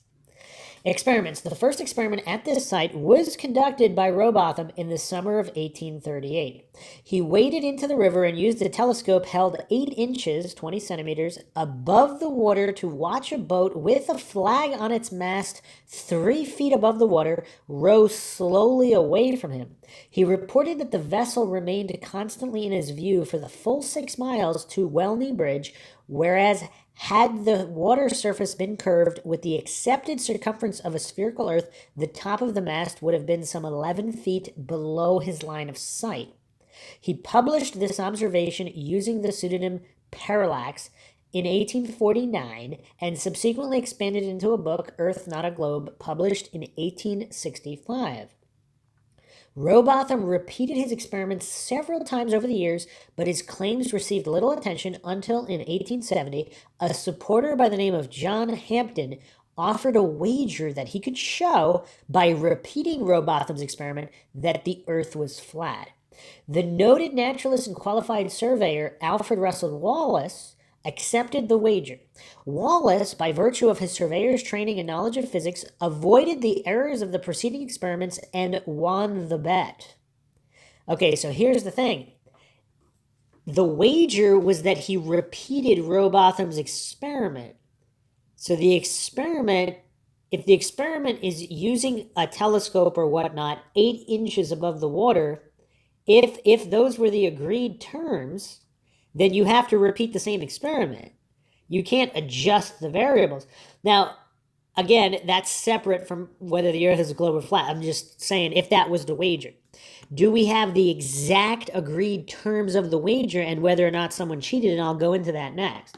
Obviously, Shermer's either completely clueless about this or he was intellectually dishonest in presenting this information because it didn't match what he wanted to get across. And intellectual dishonesty is, of course, a huge, huge problem. So, okay, the crucial steps to avoid the errors, according to this Wikipedia, some people would call this cheating if you change the factors, right? Like, if you change the variables, you're not replicating the experiment exactly, right? But anyway, this is what it said. The crucial steps were to, 1, set a sight line 13 feet above the water, and thereby reduce the effects of atmospheric refraction, and 2, add a pole in the middle that can be used to see the bump caused by the curvature of the Earth between the 2 endpoints. Despite Hampden initially refusing to accept the demonstration, Wallace was awarded the bet by the referee, editor of The Field sports magazine. So here's the other thing, though. Did Hampden, who decided on the referee? Was the referee an establishment fella? Or was he truly neutral and impartial? And how did they verify that, for example, the middle pole was not offset?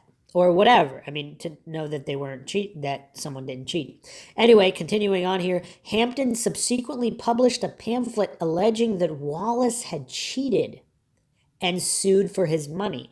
Several protracted court cases ensued, with the result that Hampden was imprisoned for threatening to kill Wallace. Once again, is this whether someone threatened to kill someone or not, or even killed them or not, the science is neutral, and people's emotions have nothing to do with the scientific veracity of this experiment, which is, of course, what we should be focusing on. So he threatened to kill Wallace and also sued him for libel, or he was imprisoned for threatening to kill Wallace and for libel. The same court ruled that the wager had been invalid because Hampton retracted the bet and required that Wallace return the money to Hampton. Wallace, who had been unaware of Rowbotham's earlier experiments, was criticized by his peers for his injudicious involvement in a bet to decide the most fundamental and established of scientific facts. So, of course, real science is always open to review and criticism. Religion, scientism, on the other hand, is not. It had very fixed beliefs, they cannot be wrong. They're viewed as religious dogma. So again, very important to keep the definitions of scientism and science in mind when discussing these subjects. So it is very bizarre here to determine who cheated, and he said he never got the money, but according to this wiki, he did get the money. So is Shermer clueless? Did Shermer not even do a 60-second search on the Wikipedia, or is the Wikipedia wrong? I mean, I'll get into the claims made by the Flat Earth side in a moment. So in 1901, Henry Yule Oldham, a reader in geography at King's College, Cambridge, reproduced Wallace's results using 3 fixed poles at equal height above water level. When viewing through a theodolite, the middle pole was found to be almost 3 feet higher than the poles at each end. This version of the experiment was taught in school until photographs of Earth from space became available. Advocates of flat Earth, however, were not deterred. On May 11, 1904, Lady Elizabeth Ann Blount, who would go on to be influential in the formation of the Flat Earth Society, hired a commercial photographer to use a telephoto lens camera to take a picture from Welney of a large white sheet she had placed the bottom edge near the surface of the river at Rowbotham's original position 6 miles away. The photographer, Edgar Clifton, from Dallmeyer's studio, mounted his camera 2 feet above the water at Welney and was surprised to be able to obtain a picture of the target, which he believed should have been invisible to him given the low mounting point of the camera. Lady Blount published the results far and wide. These controversies became a regular feature in the English Mechanic magazine in 1904 and 1905, which published Blount's photo and reported 2 experiments in 1905 that showed the opposite results. One of these, by Clement Stratton on the Ashby Canal, showed a dip on a sight line only above the surface. Okay, refraction. Atmospheric refraction can produce the results noted by Rowbotham and Blount. Because the density of the air in Earth's atmosphere decreases with height above the Earth's surface, all light rays traveling nearly horizontally bend downward so that the line of sight is a curve. This phenomenon is routinely accounted for in leveling and celestial navigation. If the measurement is close enough to the surface, the downward curve may match the mean curvature of the Earth's surface. In this case, the 2 effects of assumed curvature and refraction could cancel each other out, and the Earth will then appear flat in optical experiments. This would have been aided on each occasion by a temperature inversion in the atmosphere, with temperature increasing with altitude above the canal, similar to the phenomenon of the superior image mirage. Temperature inversions like this are common. An increase in air temperature or lapse rate of 0.11 degrees Celsius per meter of altitude would create an illusion of a flat canal, and all optical measurements made near ground level would be consistent with a completely flat surface. If the lapse rate were higher than this, temperature increasing with height at a greater rate, all optical observations would be consistent with a concave surface, a bowl-shaped Earth. Under average conditions, optical measurements are consistent with a spherical Earth approximately 15% less curved than its true diameter. Repetition of the atmospheric conditions required for each of these many observations is not likely, and warm days over still water can produce favorable conditions. All right, so here's the real takeaway here. There are always other variables. So if the Earth is flat, atmospheric conditions, human perspective, could account for ships appearing to go over the horizon. Similarly, if the Earth is a globe, 25,000 miles in circumference, the true curvature amount might not be seen, and what appears, so the true horizon is actually higher than the horizon that you see, again, due to atmospheric distortion, temperature, atmospheric conditions, all of these things. So the true horizon is higher than the horizon that you see. Again, I keep bringing up convergence. Train tracks appear to touch. That doesn't mean they touch, and no, that has nothing to do with the shape of the Earth. That's the human eye and atmospheric conditions. So the real takeaway here is that things can appear to look a certain way even if that is not representative of physical reality. So does this experiment truly prove anything either way? That's the real question here. If you're being objective and logical and truly scientific and skeptical of both models, and if you're trying to single out variables and how they affect results. So it's no surprise that objects far on the horizon will bleed into the horizon, so to speak, again, depending on all of these other factors. Another interesting thing to research is the Fata Morgana mirage. So obviously this is named after the Arthurian sorceress Morgan Le Fay. So in this Fata Morgana, that's when ships appear to be floating over the horizon. And again, this is due to all of these other variables. Obviously, the ships are not really floating. So can you really trust your eyes when it comes to looking across great distances where there's countless other variables? And how many variables have not yet been discovered that affect human vision? Or are we going to pretend that humans know 100% of everything there is to know at this moment? That's quite silly. So let's look into the Flat Earth side. So this is from the Flat Earth Society, and yes, I am aware that the Flat Earthers say that this is the controlled opposition website to make Flat Earth look silly. I'm just presenting it for the sake of presenting this particular side. Then I'll go into more information, theoretically more objective. Okay, the Bedford level experiment was a series of observations carried out along a 6-mile length of the old Bedford River on the Bedford level, Norfolk, England. The experiment was performed during the 19th and early 20th centuries. Most results have served to prove flat Earth theory, and although a few have claimed otherwise, they have been soundly disproven by flat earthers. The Bedford level experiment remains one of the most widely accepted examples of flat Earth proof. Method. At the point chosen for all experiments, the river was a slow-flowing drainage canal running in an uninterrupted straight line for a 6-mile stretch to the northeast of the village of Welney. The most famous of the observations, and the one that was taught in schools until photography from the Earth from space became available, involved a set of 3 poles fixed at equal height above water level along this length. As the surface of the water was understood to follow any hypothetical curvature of the Earth, the observation that the 3 poles aligned perfectly when observed through a theodolite serves as evidence of a flat Earth. The first investigation was carried out by Samuel Burley Rowbotham, the president of the Flat Earth Society, in the summer of 1838. He waded into the river and used a telescope held 8 inches above the water to watch a boat with a 5-foot mast row slowly away from him. He reported that the vessel remained constantly in his view for the full 6 miles to Welney Bridge, whereas had the water surface been curved with the accepted circumference of a spherical Earth, the top of the mast should have been some 11 feet below his line of sight.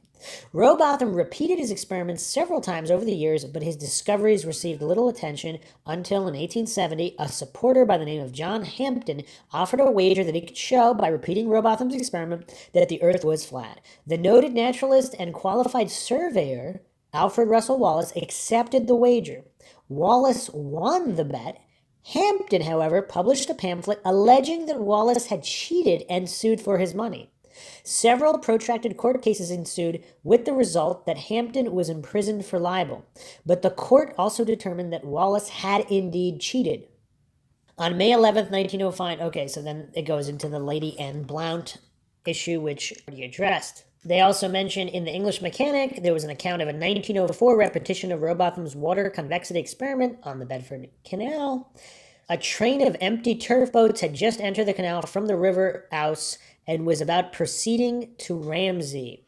I arranged with the captain to place the shallowest boat last in the train and to take me on to Welney Bridge, a distance of 6 miles. A good telescope was then fixed on the lowest part of the stern of the last boat. The sluice gate of the old Bedford Bridge was 5 feet 8 inches high. The turf boat moored there was 2 feet 6 inches high, and the notice board was 6 foot 6 inches from the water. The sun was shining strongly upon them in the direction of the south-southwest. The air was exceedingly still and clear, and the surface of the water smooth as a molten mirror, so that everything was favorable for observation. At 1:15 p.m., the train started for Welney. As the boats gradually receded, the sluice gate and the turf boat and the notice board continued to be visible to the naked eye for about 4 miles. When the sluice gate and the turf boat, being of a dark color, became somewhat indistinct, the notice board, which was white, was still plainly visible and remained so at the end of the 6 miles. But on looking through the telescope, all the objects were distinctly visible throughout the whole distance. On reaching Welney Bridge, I made very careful and repeated observations, and finding several men upon the banks of the canal, I called them to look through the telescope. They all distinctly saw the white notice board, the sluice gate, and the black turf board moored near them. Now, as the telescope was 18 inches above the water, the line of sight would touch the horizon at 1.5 miles away, if the surface was convex. The curvature of the remaining 4.5 miles would be 13 feet 6 inches. Hence, the turf boat should have been 11 feet, the top of the sluice gate 7 feet 10 inches, and the bottom of the notice board 7 feet below horizon. My recent experiment affords undeniable proof of the Earth's unglobularity. That's an interesting word. Because it rests not on transitory vision, but my proof remains printed on the negative of the photograph, which Mr. Clifton took for me and in my presence on behalf of J.H. Dallmeyer. A photograph cannot imagine or lie. Well, it's not lying if the light is refracted. Again, I'm not saying it is or it isn't, but if that's the way that it works, that's the way it works. So it's interesting how both sides of the debate claim victory regarding the Bedford level experiment. And of course, disingenuous or completely clueless goofballs like Joe Rogan or this Michael Shermer guy, they would never even address the multiple points for each side or how this experiment was even verified. Because I would imagine that the referee in front of both individuals would have to measure these poles, to measure the pole, to make sure that it was what it was claimed to be. All right, so here's a detailed account. This is from flatearth.ws. So, again, obviously, there would need to be verification for all sources and all sides. On January 12, 1870, John Hampton, a flat earther and a disciple of Samuel Rowbotham, wrote in Scientific Opinion magazine and challenged scientists to prove the existence of Earth's curvature. He offered £500 as a reward for anyone who could prove it. A cash-strapped Alfred Russel Wallace thought he could earn easy money. He answered the challenge and made the demonstration on the straight and 6-mile-long Bedford River. He is the same Alfred Wallace who was a notable biologist and conducted various research in many places in the world. Wallace, who had experience in surveying, designed his experiment as follows. The old Bedford Bridge, about 6 miles off, was of brick and somewhat higher.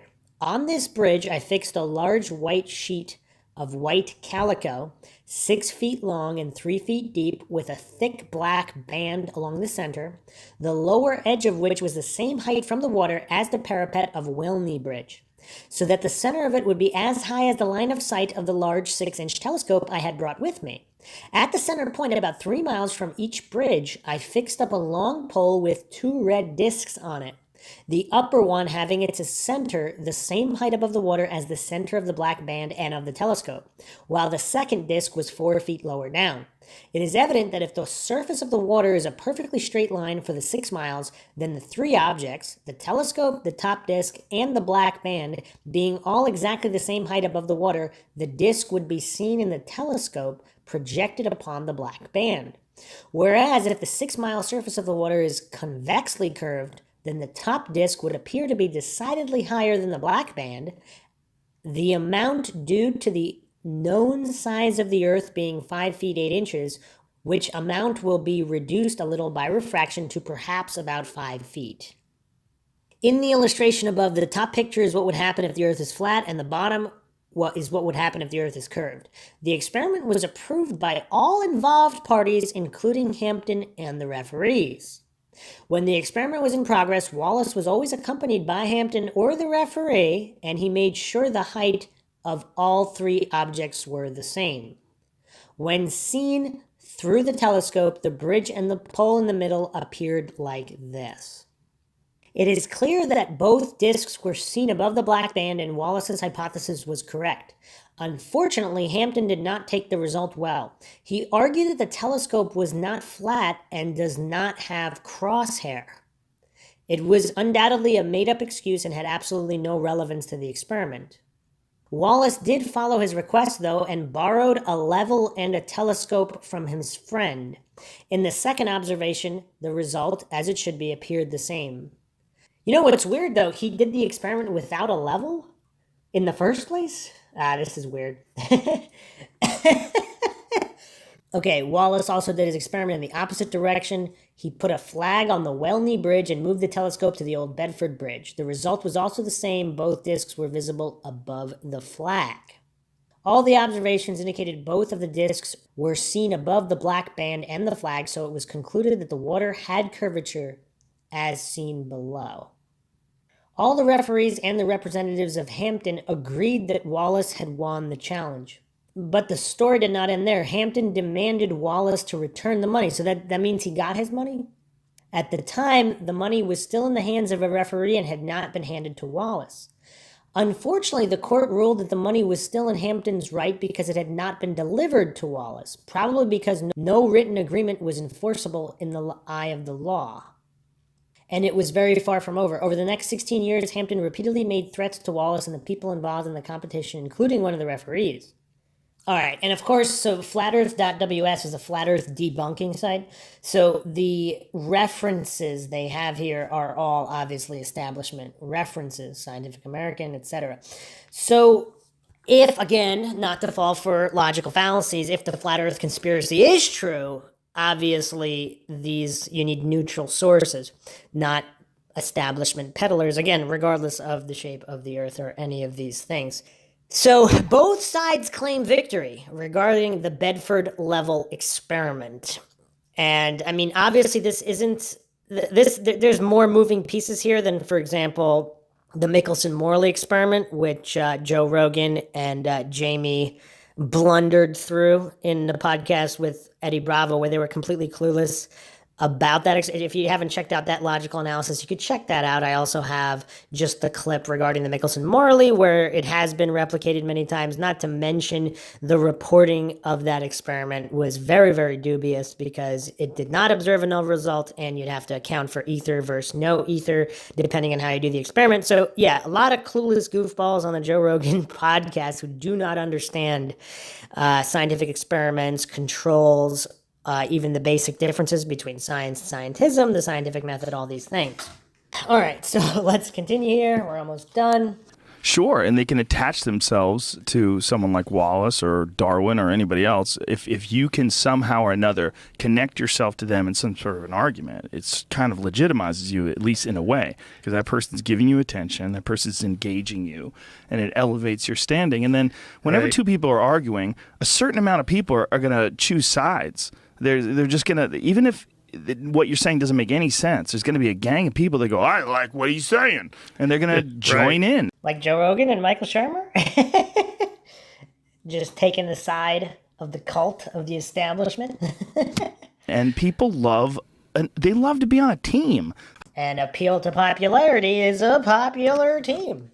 All right, so that was just a quick segment from the Joe Rogan podcast. We went over the nonstop logical fallacies and faith-based presuppositions that Rogan and Shermer used to justify their religious belief systems in scientism. Again, doesn't mean that the final conclusion is wrong. It just means they have not followed real science or logic in any way in coming to those conclusions. Once again, I hope you enjoyed another edition of the Mindshock podcast and found this logical analysis highly entertaining and educational. If you like the podcast, you can donate to our PayPal. Just check the links in the description. Make sure to subscribe to the channel. Hit the bell for notifications. Make sure you allow your device to have those notifications come through. And if you like the podcast, hit that like button, share it across social media platforms, of which you can find us on Twitter, Reddit, Patreon, Facebook. Patrons do get a priority for case, topic, or logical analysis requests. Questions, comments, thoughts, theories, debunkings, rebuttals, leave them in the comment section. This is Bruce McGuire signing off. Catch you guys next time.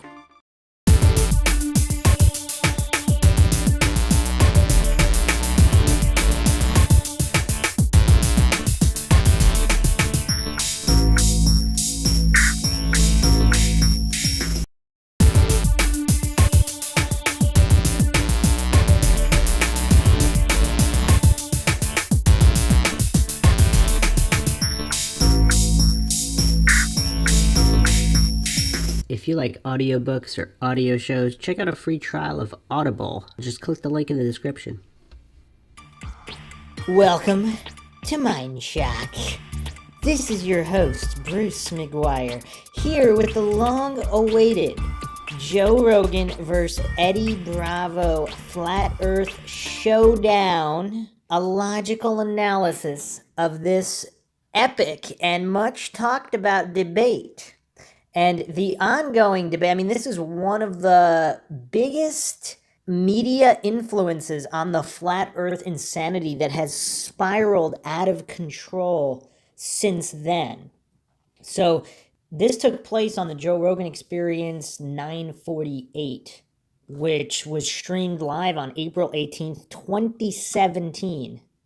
So that's almost 3 years now ongoing out of this flat earth insanity. And Mindshock covers the flat earth debate and other debates.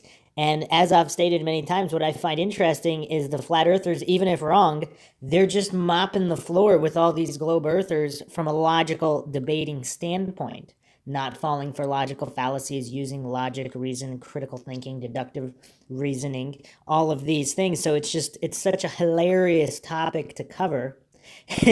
Because even if the flat earthers are completely wrong about everything, the legitimate scientific line of inquiry, as opposed to the globe earther religious faith-based model and faith-based argumentation, while masquerading as being scientific, in actuality only proving the indoctrination into scientism, not science, which of course, very, very big difference. And I will define it right before we get into this logical analysis. But as always, if you like the podcast, you can donate to our PayPal. Just check the link in the description. Make sure you subscribe to the channel, hit the bell for notifications. Make sure you allow your device to have those notifications come through. If you like the podcast, hit that like button and share it across social media platforms, of which you can find us on Twitter, Reddit, Patreon, and Facebook. Patrons, of course, do get priority in logical analysis requests, true crime requests, or any paranormal conspiratorial topic requests. All right, so before we jump in here, I will give the difference between science and scientism. So in general, science is a field of study referring to the natural world that is supposed to adhere to the scientific method.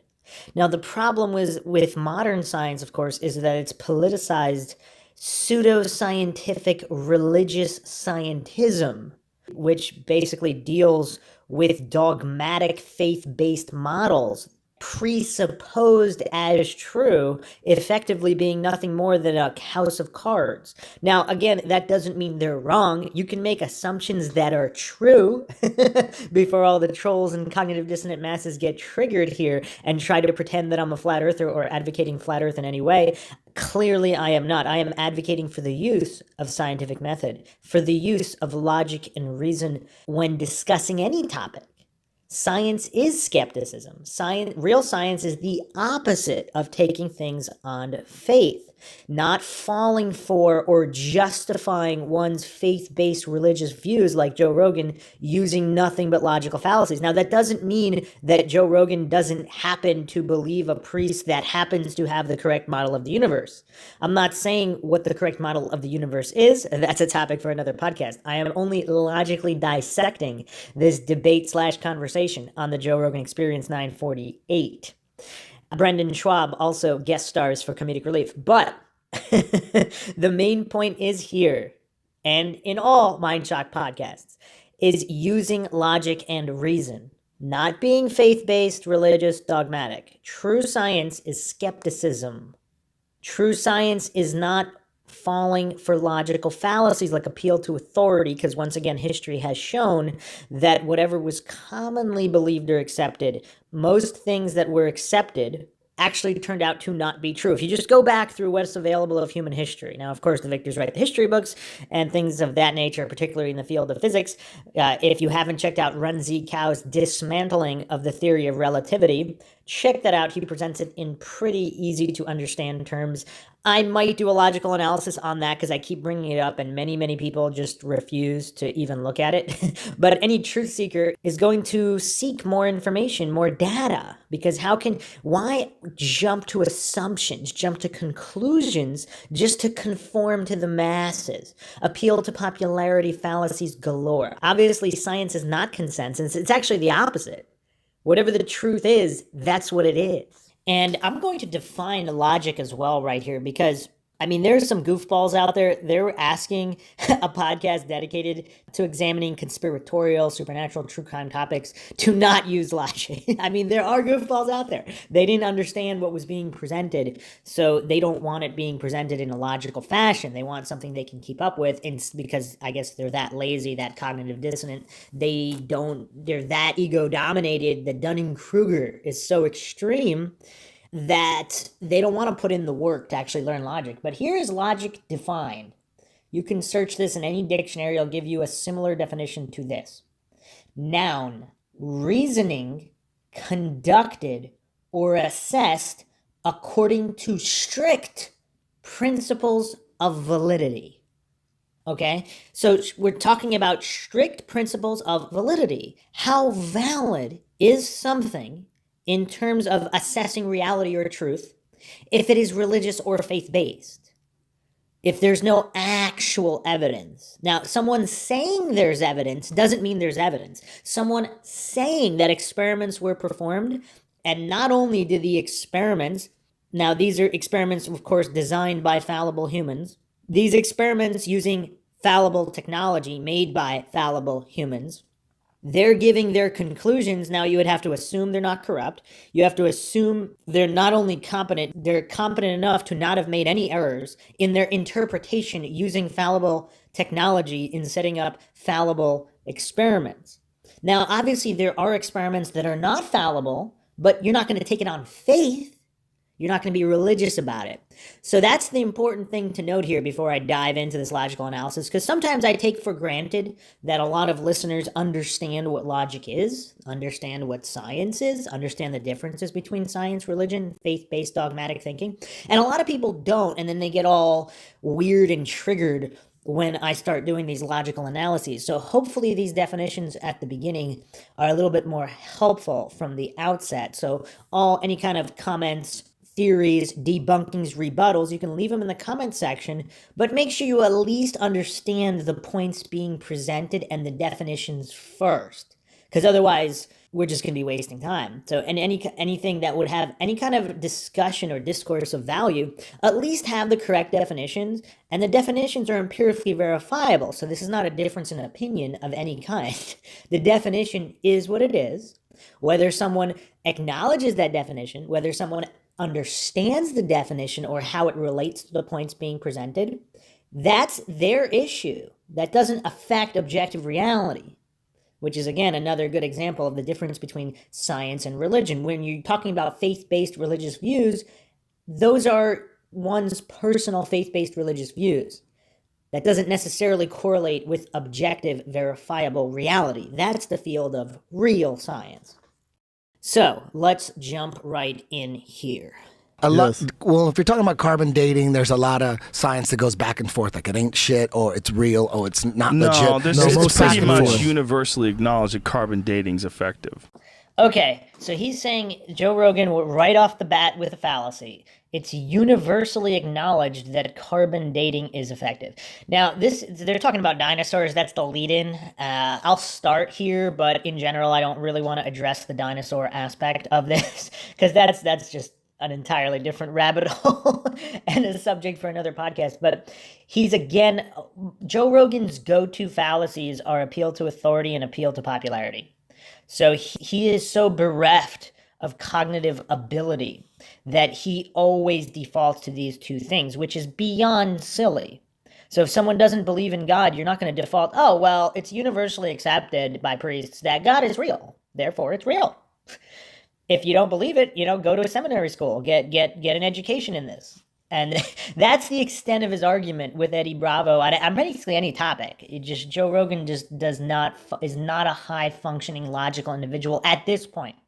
Now, in the past, he made some interesting points about the moon landing conspiracy and things of that nature, where he did exhibit critical thinking, deductive reasoning, not falling for fallacies. He exhibited some decent cognitive ability back in the day. Now, I don't know if he just did so many drugs that he just can't anymore. I don't know what the deal is, but now his go-to is just defaulting to these two particular logical fallacies, but he defaults to other logical fallacies as well. So universally accepted carbon dating, just real quick, obviously it was all fallible human technology was universally accepted as true at one point. Same thing with, let's say, DNA testing technology. I bring up this example all the time. There's a lot of people being exonerated now because previously universally accepted DNA technology as being true or accurate, efficient, effective, whatever you want to call it, it wasn't as purported. So particularly, again, with carbon dating, what humans understand about the nature of the universe, the fallible human minds in a politicized field of science, archaeology, however you want to examine it, status quo is maintained. I mean, these are basics. If you just study a little bit of logic and psychology, how ego works, how institutions function in the world, and how they have always functioned. So when you have this amount of control over institutions, academic, so-called scientific, connected with the government, they have grants, they have all these things, protecting status quo is a given. So carbon, how much do humans truly understand about carbon dating and how accurate is it? Because all these new results are showing that if you do a carbon dating test on something, they were doing tests and the results were coming back drastically different every time. So how accurate is it really? I mean, Joe Rogan's taking on faith. Like, let's say it is accurate. Joe Rogan doesn't know that. He took it on faith. Like, just for the sake of argument, let's say it is accurate. Joe Rogan took it on faith. So he's just preaching his religion that he believes these particular set of priests. Now, again, doesn't mean the priests are wrong. Let's assume they're correct, just to get the point across here, to see how religious Joe Rogan is in his faith-based indoctrinated thinking process. All he can do is appeal to these authorities. He's taking it on blind faith as gospel truth that these so-called scientists, effective priests, they said the correct information. Now, he has no proof adhering to the scientific method. There are priests that might have said they adhere to the scientific method, but big mind shock here. Humans, fallible humans, might lie or simply be mistaken. Again, we have all of human history to fall back upon, and yet Rogan just cannot comprehend these basics that a child can comprehend. It's very interesting. It's mind-shocking. I don't know whether it's sad or funny. I mean, it's bizarre. I oscillate between the two because on one hand, Joe Rogan is supposedly a functioning adult, yet on the other hand, he doesn't seem to understand these basic principles of logic that a small child could understand. Or, as some people theorize, he's simply a shill of some kind, and he's pretending here. He knows, but he's pretending to further an agenda. All right, let's continue. Okay, well, not the stuff that I'm looking into. I don't know. I'm looking on YouTube now. Remember, I'm getting all my shit from Not the YouTube. stuff I'm looking so at, don't take my word for it. I know, but I don't know. I think you chase your tail with this shit. But I'm crazy. You chase your tail with this shit. So what does chase your tail mean?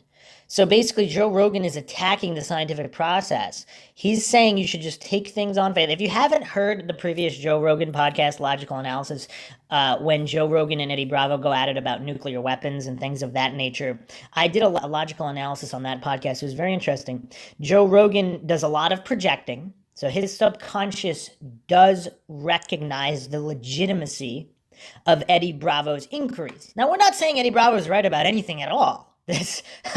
No, we're saying a neutral, objective, logical, scientific inquiry into any topic is legitimate. Because why would you take something on blind faith? And if something really is true, what's the harm in verifying it? I mean, it's very, very strange how anti-science Joe Rogan is. He doesn't want legitimate, scientific, neutral inquiry. He doesn't understand that science is skepticism. He doesn't understand that not everybody has been indoctrinated into this cult of authority worship. I mean, everybody kind of has, but some people broke that indoctrination. They're learning how to be truly scientific, which is to be truly skeptical, to only accept evidence that adheres to the scientific method, not to this religion of authority worship. which Joe Rogan is part of and advocates. And I don't know if that's, again, due to mental weakness or due to the fact that he might be a shill. It's just, it's kind of bizarre. But so he's saying Eddie's chasing his tail. I mean, isn't all of science chasing your tail? Because if you're interested in the truth of the world, you're not just going to take something on blind faith and never examine. There's no such thing as settled science.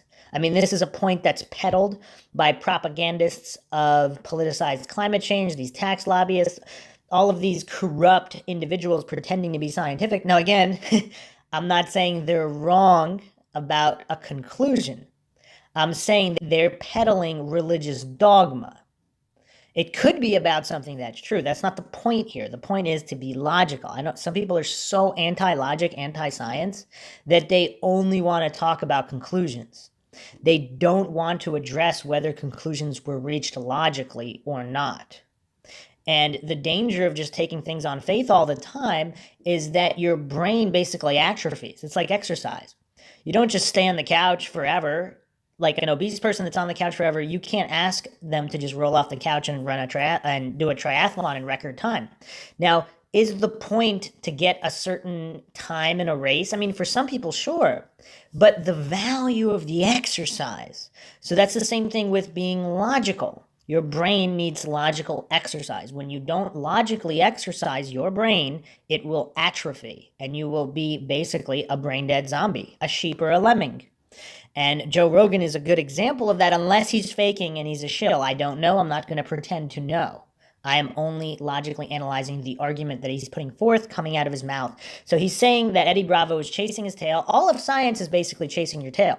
You're constantly doing experiments. You want to verify the experiments. There's always unknown variables. So unless you become no longer concerned with the truth, you will not stop examining and re-examining. That's the very nature of science. And of course, Joe Rogan's very anti-science. This shit, man. No, I'm not. I'm having fun. He It's loves it. entertaining. He you really loves it. love it? He loves it. Figuring out how we're being bullshitted is very. But that's I'm, the thing. I'm obsessed with it. How are they bullshitting us? I love that. See, shit. I like that. I love that. I like that Eddie's I like don't this. like I just think wanna- you need people like this. Like Yes. he loves it. Like he loves it. I think this is how crazy I am. I think we're being lied to about fucking everything. Your kid's gonna grow up just I'm super crazy. skeptical of Fuck yeah. Science is skepticism.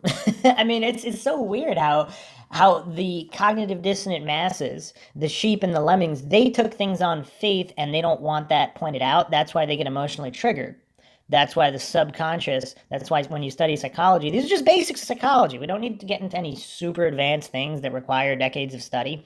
Just on the surface, it's like being proficient at the English language. You don't need to know the nuance of all these obscure English words, but you should learn all the letters of the English language. You should know how to make words in basic sentences if you want a basic level of English comprehension. Same thing with the language of logic.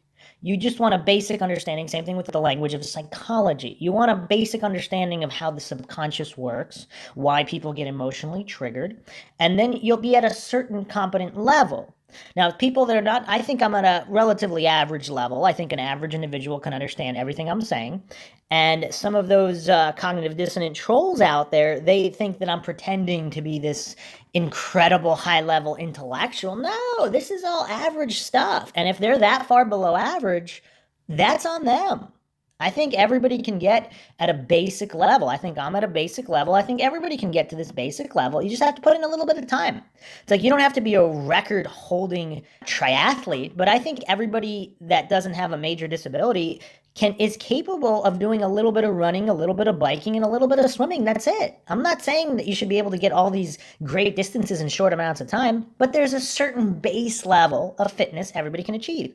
Same thing mentally. There's a certain base level of logical understanding of psychology that everybody can achieve with just a little bit of time investment. Everything. I'm already With a telling him tight rear don't. naked I'm already choke. telling him Just- don't trust anything you see on TV. No. We don't let him Why watch let him watch TV? We let him watch a little cartoons here and there, a little bit. Sponge- And you can already tell from Joe Rogan's face, he can kind of see where it's going and he doesn't like it. He's not as great as hiding. Like, again, when you go into micro expressions. So just the basic definition of a micro expression, right from Wikipedia, I mean, there's nothing advanced here. It's the innate result of a voluntary and involuntary emotional response occurring simultaneously and conflicting with one another. This occurs when the amygdala responds appropriately to the stimuli that the individual experiences and the individual wishes to conceal this specific emotion. Now, what's interesting about micro expression, of course, it doesn't last long, but someone involved in the entertainment industry, like even actors or politicians, they're very good at controlling their emotions. They're very good at lying and pushing forth propaganda and a certain narrative.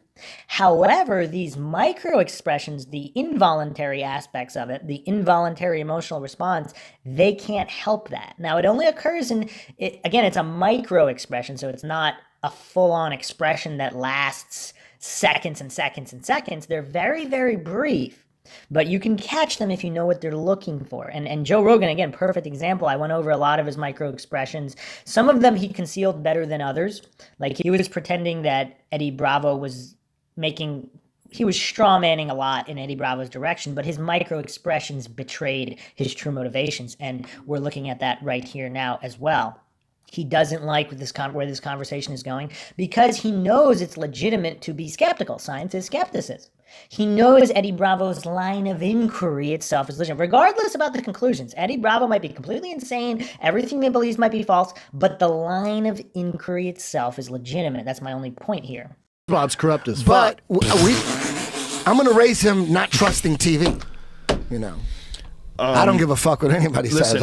You can't say nobody would ever disagree with that. The TV is not good for kids. It's not good for kids. Why don't you have a show on the Alex Jones channel? What has happened? I agree. You what went the there. Fuck? I went a total retard on him. I went full flat Earth on him. Even he doesn't believe in flat Earth.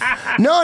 Most. I mean, I don't know if Joe Rogan's overselling the laughter or his appeal to incredulity, logical fallacy here, where he just thinks it's so ridiculous, he's going a little over the top, or that's a genuine reaction. He really does think flat Earth is that over the top ridiculous. I can't really tell. Again, Joe Rogan's been in the entertainment industry for a long time, so he has a decent control of emotions and pushing narratives and doing these things. Most conspiracy theorists do not. They think flat Earth is the most retarded thing ever. When Joe first brought it up, like about a year and a half ago, he said, "Dude, he was trying to basically say how stupid people are." He said, "Do you know people still believe the Earth is flat and the sun is 3,000 miles away?" And I remember sitting there thinking, "Shit, what are they, Amish or something? Like, how dumb do you have to be to think the world is flat?" Videos later, how dumb? No. And then you brought it up again. And then you brought it up again. You brought it up again, like maybe 6 months later. And I said on your podcast, I said, that is so dumb. That's got to be some kind of CIA psyop. It's got to be some kind of destruction. Take a weird left turn. And then I was in class, and we were talking about conspiracy theories, and my buddy Manny, full blown conspiracy theories. Jiu-jitsu class. He goes, do you ever my jiu-jitsu class? He goes, we're talking about my YouTube class. I thought it was a conspiracy class. No. I was like, God, you go to school? He teaches. That was actually a pretty good joke from Brendan. I teach. No, I know that. I thought he meant like a straight class. Open I your teach eyes. people how to Look kill, out the Brendan. door. I'm There very you weird, go. brother. Also, so Manny turns to me and goes, "Dude, you ever look into flat Earth?" This was like 8 months ago or something. And I said, right when he said that, Manny, you ever look into astronomy? Yeah.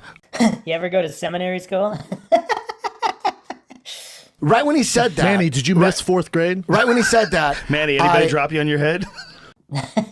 So the appeal to incredulity logical fallacy takes many forms. So instead of listening to the merit of an argument, they just make jokes about it because either their subconscious has recognized they're too mentally weak to handle an honest examination of a theory. Now, we're all guilty of this. I'm not saying I wasn't guilty. When I first saw the flat Earth, I mean, obviously, that's the initial reaction. You're indoctrinated into having that reaction, similar to how the CIA kind of engineered the term conspiracy theorist to get that knee-jerk reaction, the socially engineered, propagandized reaction to just dismiss conspiracy theory if it's the word conspiracy.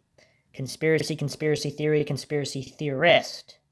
To just ad hominem completely dismiss, because, I mean, all conspiracy theory really is being scientific. Thinking critically, using deductive reasoning, not assuming everything's a coincidence at all time. That's the realm of the coincidence theorists, not very logical.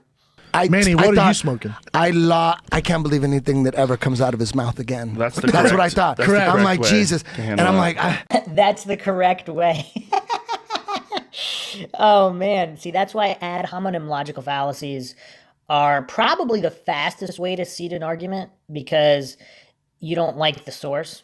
So like, yeah, I mean, if somebody in a clown suit just goes up to you and says, A is the first letter of the English language, and they're, whatever, on a ton of drugs and they're spazzing out, you're going to automatically you're not going to listen to the argument that A is the first letter of the English language. What they're saying could be true, so to just dismiss it based on appeals to incredulity or ad hominem logical fallacies, very, very silly textbook Joe Rogan. You saw I'm the like, light, Manny, Eddie. please don't ever bring that shit up again. You keep that shit, dude. Cut to. Dude, that's a We're CIA getting dramatic. psyop. I sense the turn. I So can't- now, And then another now- guy comes. I'm telling you the story, and then okay. and then Ernest comes up to me and he goes, "Hey man, you ever look into flat Earth?" I said, Jesus. "Dude, Jesus, goddamn Christ." Okay, I go, so that's when the did it dumbest turn? shit. And he goes, "Hey man, I got a master's in engineering. Look into it." And I just wanted to go. I just went home and I was just gonna How about give him looking a, at what fucking school that was so we Yeah. can tell people? And again, you see Joe Rogan appealing to authorities. And he roped in the no true Scotsman logical fallacy. So with the no true Scotsman fallacy, he's saying that that school couldn't have been legitimate that gave him that master's in engineering because of Joe Rogan's own biases, mental weakness, religious indoctrination, his faith-based model of thinking. He can't understand how somebody who went to an institution, so that's disrupting his view of authority. So he has to appeal to this logical fallacy, no true Scotsman, which is just an appeal to purity. So he's kind of protecting a universal generalization. So in his brain, obviously, a university giving a degree, for example, in physics, it's legitimate in his brain. What he fails to see is that this itself is a logical fallacy, appeal to authority. So just because someone goes to seminary school and they say that God is real, it doesn't mean you just take on faith and believe. That doesn't mean that's true reality just because they went to an institution and got some kind of a degree. But Joe Rogan doesn't understand that, or he's pretending not to. Again, I really don't know. Can someone be this silly at his age? I mean, I guess so, but I don't know. Phoenix online. But, or some but shit. hey man, That's the same shit. Yeah. I'm so crazy. I so don't believe anything. You want something else to do. Yeah, I tried to debunk it. I was trying to debunk it. I was Mr. Debunker. There's a fucking Japanese satellite that takes a photo from 22,000 Those are miles the out worst every 10 pictures minutes. ever. All right, so he is, again, appealing to authority. Not only that, but he took on blind faith that the distance they said the satellite was the exact distance.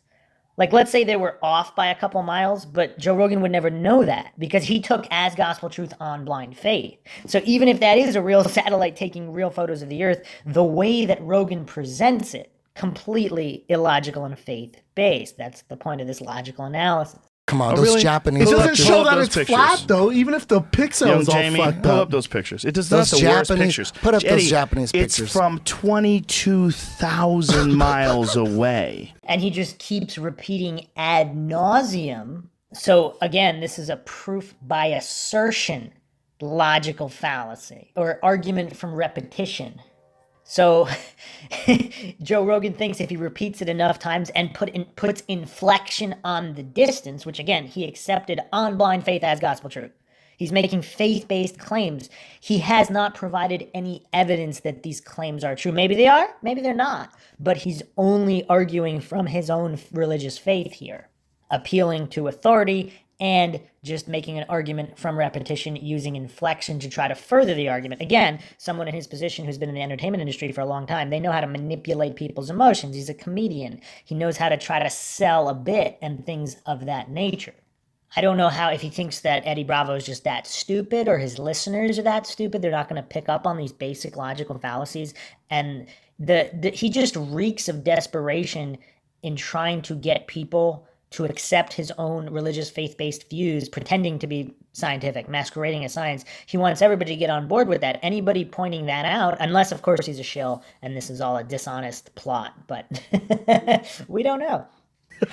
I can't believe you believe those pictures. Do you remember when you had a believe those flip pictures, phone? man. I can't You remember when believe you it. had a That's- flip phone, dude, and you had the front-facing cameras were always dog shit. Always. And the back-facing one It's pretty legit. They're all, yeah, that's how it works, man. 22,000 miles away. It's hard to take a good Fake iPhone pictures. 7. So You have think you, they're have you ever fake? seen a picture of it Hold on, flat, hold on. though? Eddie, No, but I hold didn't on, say Eddie, that. but I didn't hold say on, that. Eddie. But the crazy thing, I'm not saying it's flat. I'm just You're saying, saying it's not damn, when you round? look into it, I'm saying we don't know what the fuck we're on. But wait a minute, Eddie. And so this is a shifting the burden of proof fallacy. So the illogic, cognitive dissonant masses and the very indoctrinated, faith-based sheep like Joe Rogan, they always want to pretend, they always want to straw man and pretend that Eddie Bravo is saying it's flat and then turn the argument around and shift that burden of proof to try to make Eddie wrong or whoever they're arguing with. He's trying to get them to scientifically defend their position, which they can't do. So they have to immediately shift that burden of proof and straw man like crazy. I mean, it's a very limited playbook of the cognitive dissonant coincidence theorist. Eddie, That's what I'm saying. We don't know what we're on. satellite, this Japanese Look into satellite. it. Hold on, Eddie. This Japanese satellite that all these hundreds of scientists worked on for So appeal to authority mixed in with appeal to popularity. I mean, that's Joe Rogan's go-to. He's got nothing except that. It's quite silly. You'd think he'd develop a little bit more of a diversified playbook. I mean, he did, these short, no true Scotsman fallacies. Sometimes he uses compositional fallacies. But in general, those are his two go-to, and then he just repeats it. Then he just falls for the logical fallacy of argument from repetition. So he's got no actual scientific substance to anything he's saying. He's just asserting his faith-based claims religiously. And obviously the real question is Joe Rogan really this silly and he's being authentic, or he's a shill and he knows he's just peddling propaganda? like NASA. a decade. They fake moon They shoot it out landings. into space. They fake take the moon a landings. picture every 10 minutes, and you can download it from the website. So again, this is a compositional fallacy. If you can download something, that makes it real. So if you download a Hollywood movie or stills from some kind of theater play production, from a theatrical play, that means that they're real. That means it wasn't a stage setup. That means it wasn't CGI. So if you can, I mean, does Joe Rogan realize how silly he sounds? You can download it. There's a CGI picture. composites. So constantly making CGI in some sort Constantly. of a computer Constantly. bank somewhere. Yes. Like they But do it in why- NASA. NASA, that's what they do. Why do you think if they have the technology to make CGI that looks that good, why don't they have the How come NASA- technology where's the to pictures shoot a from NASA? camera into space? Oh man. Oh wow. That was pretty low from Joe Rogan. Not a lot of functioning power there. If you have the technology to make a CGI composite of Jupiter, does that mean you can send something there? If you can make a CGI composite of a galaxy, a theoretical galaxy, just incredible distance away, that means you can put a camera there? I mean, this is as silly as Neil deGrasse Tyson's argument that it would be easier to go than to fake it. That faking a moon landing is harder than going. So they should just shoot all movies about Mars on Mars because it's easier to go than to make a movie about it. I mean, these guys are pretty funny. And he's also saying that the CGI is that good. This particular, he's talking about the Japanese satellite. These CGI images are not particularly good. I mean, there are other ones that are pretty good, but the ones he's talking about here they do not look very modern. You could probably make this in the 90s, if not the early 2000s. What he's talking about here, so just complete non-congruent argument. I mean, it's nothing but fallacies. There's no logic at all coming from Joe Rogan. It's bizarre. Usually he does a little bit better job than this, at least. But Where's the pictures from NASA? How come they don't have any? They don't have that space kind of. That they kind don't of have the technology? No, they just never did it. they never did it. They never put. So it's not NASA's business to have a satellite in space taking pictures of the Earth. And I mean, even if that's true, like let's say NASA's legitimate, never lied about anything. How can Joe Rogan say that with a straight face? That they just never. It's bizarre. You'd have to, even if NASA's completely legit. I mean, how can any non-cognitive dissonant mind, a functioning logical brain, deny that it's a little strange that there's no satellite taking photos of our home? It's just weird. I mean, you have all these observatories. And it's just bizarre. Again, I'm not falling for false dichotomies here. I'm not jumping to assume one model is true or false versus another model. But that is strange no matter how you look at it. It's just this is an agency that's in charge of space. And there's nothing taking photos or videos of our home. It's kind of weird how Joe Rogan can say that with a straight face. It's weird. He doesn't even mention the International Space Station footage. I mean, he just thinks they never. I mean, there are legitimate arguments to make here. Joe Rogan doesn't make them. It's just weird. He's that illogical. These Eddie, Japanese pictures, I've seen them. Put them They up. don't They're have terrible. that kind of Show me a space real satellite. picture. Show me a real But picture. listen, NASA Find does it. not have one of those satellites. Fake. Why do you think that's fake? That's fake as fuck. Why does it look fake as fuck? It looks like something you'd see in a movie. So Joe Rogan's default position is always it's real unless proven fake. I mean, that's the opposite of all logic, reason, and the very nature of science. That's the very opposite. He's just going to take everything on faith unless definitively proven false. It's bizarre. It's just absolutely bizarre how it's just he's never-endingly appealing to authority, appealing to popularity, and also shifting the burden of proof. He's saying it's up to Eddie to prove that it's fake, and he's supposed to just take it on blind faith as gospel truth. So if you can't definitively prove that the Bible's fake, you should believe every word. You should just take it on faith. I mean, that's Rogan's argument here. It's just beyond silly. That's because when they do it in a movie, they try to make it look like this, which is what looks real. If that's real to you, man, shit. You don't think it's real? They faked 6 Eddie, moon Eddie, dude, landings. stop saying that because it's irrelevant. It's irrelevant? Wait a second. So Joe Rogan, in this instant, he's not even disputing the fakery in this moment. I mean, there's a logical argument. He can say if they didn't fake it, he's saying it's irrelevant as if either they did or whether they did or didn't, it's irrelevant.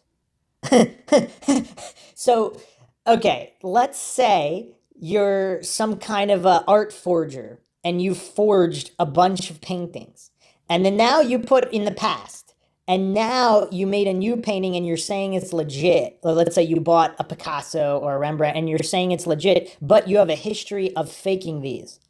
And Joe Rogan is saying it's irrelevant and you need to take on blind faith as gospel truth that this new painting is going to be legit and exactly as you reported, even if you or your company in previous times have faked it. Or it's irrelevant, or at least there were suspicions of fakery. So let's say there's other legitimate art dealers that have never had even suspicions of fakery, but the one with the most suspicions, Joe Rogan is saying it's irrelevant whether there was any funny business, regardless of whether they were real or not, but there were suspicions of fakery, and Joe Rogan's saying that's irrelevant. It's like if a serial killer killed a bunch of other people, now they're in court, you should just take their word for it because the other killings are irrelevant. Even if they were suspected, there was some maybe circumstantial evidence, but no definitive evidence, and they were cleared on technicalities or whatever. And then they used the "my dog ate my homework" excuse of losing all the evidence to prove their position. But regardless, in this new case, the serial killer his word should be just taken on blind faith as gospel. It's irrelevant whether he was even accused in multiple cases of killing other people, and there was at least circumstantial evidence of that. Joe Rogan thinks it's irrelevant. You can't make this stuff up. We're not talking about the same people. It looks fake to me. Eddie, that's 1969. We're talking about 2017. That looks fake So as you fuck. think there's some gigantic conspiracy involving the Japanese government where they put up a fake picture of the Earth from 22,000 miles up every 10 minutes? All right. And then so he's got, of course, this appeal to incredulity again. He's finding it hard to believe. There's a certain basic level of reasoning that he doesn't have. So again, or he's pretending not to have. So he's just this triggered, I don't know. But you have different churches in different countries. They're all going to keep the faith. They're all going to say God is real. They're all going to support each other. So as George Carlin once said, you don't need a formal conspiracy when interests converge. So if governments in general, if there is, so this is the part that the illogical heliocentrists don't understand. I'm not talking about the scientific ones. For some reason, they don't talk about this publicly. Hopefully they will soon, because otherwise the flat earthers are just going to continue to grow at an exponential rate with Joe Rogan. If these are the arguments that Joe Rogan puts forth, can he really be surprised when flat earthers are growing in numbers, when on mainstream media, all you see are logically fallacious, faith-based defenses of this model? These appeal to incredulity fallacies, that's all they have. Appeal to authority, appeal to popularity, appeal to incredulity. Everything should be argued logically and scientifically. That's my only point here. Not about jumping to conclusions. I'm not saying Joe Rogan is wrong about any of the conclusions. I'm not saying the heliocentric model is incorrect. I'm saying you can't expect people who are being logical and non-religious to just accept things on faith. The same way you can't discredit a religion by saying different churches would blow the whistle on each other. They wouldn't be complicit in some kind of religious faith-based ideology. So there's two levels here. One, if the government is, of course, 99.9999% of people working on all these projects, they wouldn't know. So only, the very, very top of the totem pole, if the conspiracy is true. But here's the point. Understand the conspiracy first. Before you agree or disagree or try to argue in any way, first understand the conspiracy so you could argue logically. The conspiracy alleges, the flat earth conspiracy alleges that all of these governments would be working together, similarly to either different mafias. So different mafias in different countries. You got the Yakuza, the Triads, the Russian mafia, the Italian mafia, all these different mafias. They wouldn't necessarily blow the whistle on each other if it threatened their existence. The mafias, they need to be able to function. Or we could use an even simpler example. Let's say slave owners. So different slave plantations have different slave owners. They want all the slaves on all the different plantations to believe the same thing. It's in their best interest. Now, different slave owners, they might have rivalries. They might even be real rivalries with each other. But they wouldn't do anything that threatened their very institution. So if their institution rests on this deception with space agencies and governments, of course they wouldn't blow the whistle on each other. I'm not saying this conspiracy is true in any way. I'm just saying these people like Joe Rogan, they're either faking it or they're that silly that they can't even understand the basic conspiracy. They wouldn't blow the whistle on each other. Would the Catholic Church blow the whistle on priests abusing kids? No, it makes it look bad on the whole institution. Even if you have different factions, different groups in different countries, the institution itself is what's being protected. It's not that hard to understand, Joe Rogan. High resolution, yes. downloadable Yes. photo. You Yes. think it's fake? Well, It's all why fake. wouldn't it be just real? What? So his default position is, why wouldn't it be real? The burden of proof is on the one making the claim. How does Joe Rogan not understand the very basics of science? It's not up to someone to prove something's not real. It's up to you to prove it's real. Why is he expecting everybody to take it on faith, on blind faith, just because he's been indoctrinated into a cult of authority worship and he takes everything on faith without proof of adherence to the scientific method? Why would you believe something is real if you can't prove it? It's very, very bizarre. Like, what if Eddie Bravo just said he was an alien and he's an interdimensional hopping alien? And what is Joe Rogan going to say? Well, why would you think it's not true? It's beyond silly. You have to prove something true first to believe it. Why would you just believe it? It's just very, very strange. Why isn't it just as likely that the Japanese actually did launch that thing into space? Well, just as likely, but how would you? So he's saying it's a 50-50 chance now. Just as likely. He's saying it's a 50-50 chance whether they're in on a conspiracy or there is no conspiracy. Now, that's silly in itself because how would you be able to ascribe likelihoods or chances if you don't have any of the information? If it turns out it's all a psyop and there's irrefutable proof of the heliocentric model, which there might be already right now, you'll have to tune in to other podcasts, but in the future, whether it turns out the Earth was flat or not flat, at that point, if there's definitive scientific evidence of it being the flat Earth being a psyop and not true, or of it being true, regardless of what it is, that's not the point here. We're doing a logical analysis. The point is not jumping to a conclusion or trying to find a model to cling to desperately cling to on faith. And if it's not this model, you got to pick this other model. Just this kind of silliness. That's not what Mindshock is about. That's not what these logical analyses are about. He's saying it's just as likely. Again, that kind of silliness, that's like saying it's just as likely to go to the moon as it is to fake footage of it. So all movies about Mars should just be shot on Mars because it's just as likely you got the technology to shoot it on Mars as it is to fake it. Beyond silly. Why would it be fake? Okay, and now he's not only shifting the burden of proof, but he's moving to motive. Now, again, this is another go-to strategy, which is also beyond silly because I think Eddie Bravo even used this example. He might use it here right now. I'm not sure if this is the first time he used it, but jumping to motive is so silly because, again, true motives are unknown, especially if this conspiracy is true. The reason would have to be very, very good, and it might be classified. How is a civilian supposed to know the real reasons for a deep conspiracy? Like, what kind of... I mean, the mental gymnastics the cognitive dissonant sheep have to go through to justify their faith-based belief system is just, it's beyond silly. But let's see how this plays out. It's propaganda, man. Okay, Why so would they care that it's not is there a flat? photo of this flat Earth? No, I don't. Like I just said again. So again, he's jumping these black and white fallacies, straw man arguments, and shifting the burden of proof. So Eddie just said that he doesn't even believe that the Earth is flat. He doesn't know what it is. Now he has to repeat it because Joe Rogan, again, too mentally weak to even defend his own claims, to even logically discuss something. He has to immediately jump to motives, jump to black and white fallacies. It's just very, very silly. Not a good showing for Joe Rogan. This might be his worst one ever. That's what I There's asked. Is there a photo of there's this? no photo of the flat Earth from space. There's no photo of the round Earth from That's space. not true. That's not the true. truth. It's all No, fake. those. Why do you say they're fake though? There's- What they evidence? look fake. They look CGI. But you're not an expert in imagery. Is Joe Rogan an expert in imagery? So again, he's appealing to authority. You have to be an expert in imagery. So the problem with this, which is, of course, it's a very severe problem, because you have that guy, Math Powerland or whatever his name is. He's an expert in imagery, right? He's supposedly, he's an artist, and he says he was fake. He was the one faking it. So according to Joe, if he's an expert, we should believe the expert. How silly is that? I mean, you have experts on all sides of every issue. So it just doesn't, this appeal to authority fallacy doesn't make sense.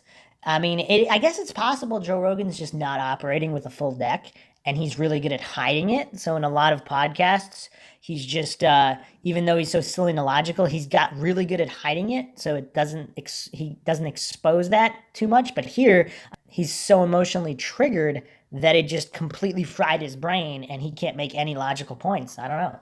Looks fake to me. Do you What would remember- convince you, hold on, though? but When I hold on a watch second. Avatar, When I you don't need to be an watch- expert to know it's you went fake. to the When I watch movies, Avatar, Eddie. I'm not an expert. It's fake. Avatar's at the movies. When you watch some ridiculous kung fu video, being a martial arts expert, if you were sitting next to someone who told you that their sensei can't compete in the UFC because they're too deadly, wouldn't you get pissed off? Because you're an actual martial arts expert. That's just like you, with no science background whatsoever, talking I'm about crazy. these photos. I I'm know, but crazy. why think like that? Why think scientifically? Why think logically? When you can just be a blind believer like Joe Rogan. That? I'm crazy. But why indulge Crazy. that? Why encourage science? Why encourage objective, logical, critical thinking? Why encourage science? We could all just be religious. But why not indulge? owns crazy. Why not indulge the full realm of possibilities and not cling to the conspiracy every single time? No. Oh, that's an interesting point there. Interesting projection, subconscious psychological projection by Joe Rogan. He's the one who's not accepting the full range of possibilities because he's not even honestly, non-dogmatically considering what Eddie Bravo is saying. As you saw in his response, he was just immediately mocking, turning off all logic, while only having logical fallacies to support his own faith-based belief system. And I think he even knows he's projecting. If you look at this micro expression here, he almost looks defeated just by saying that. It's almost like it popped out of his mouth and then he realized that it applied to him. No, it's NASA can get pictures. They've been doing CGI Okay. composites But please answer this my whole question. time. Forget, So I'm not forget gonna- about stating what NASA does. Please answer my question. Why do you always go towards the conspiracy? Why do you never consider the possibility too that many maybe lies. Eddie Bravo always considers the possibility. I mean, how many times does he have to say he doesn't know what the real truth is? It could be real.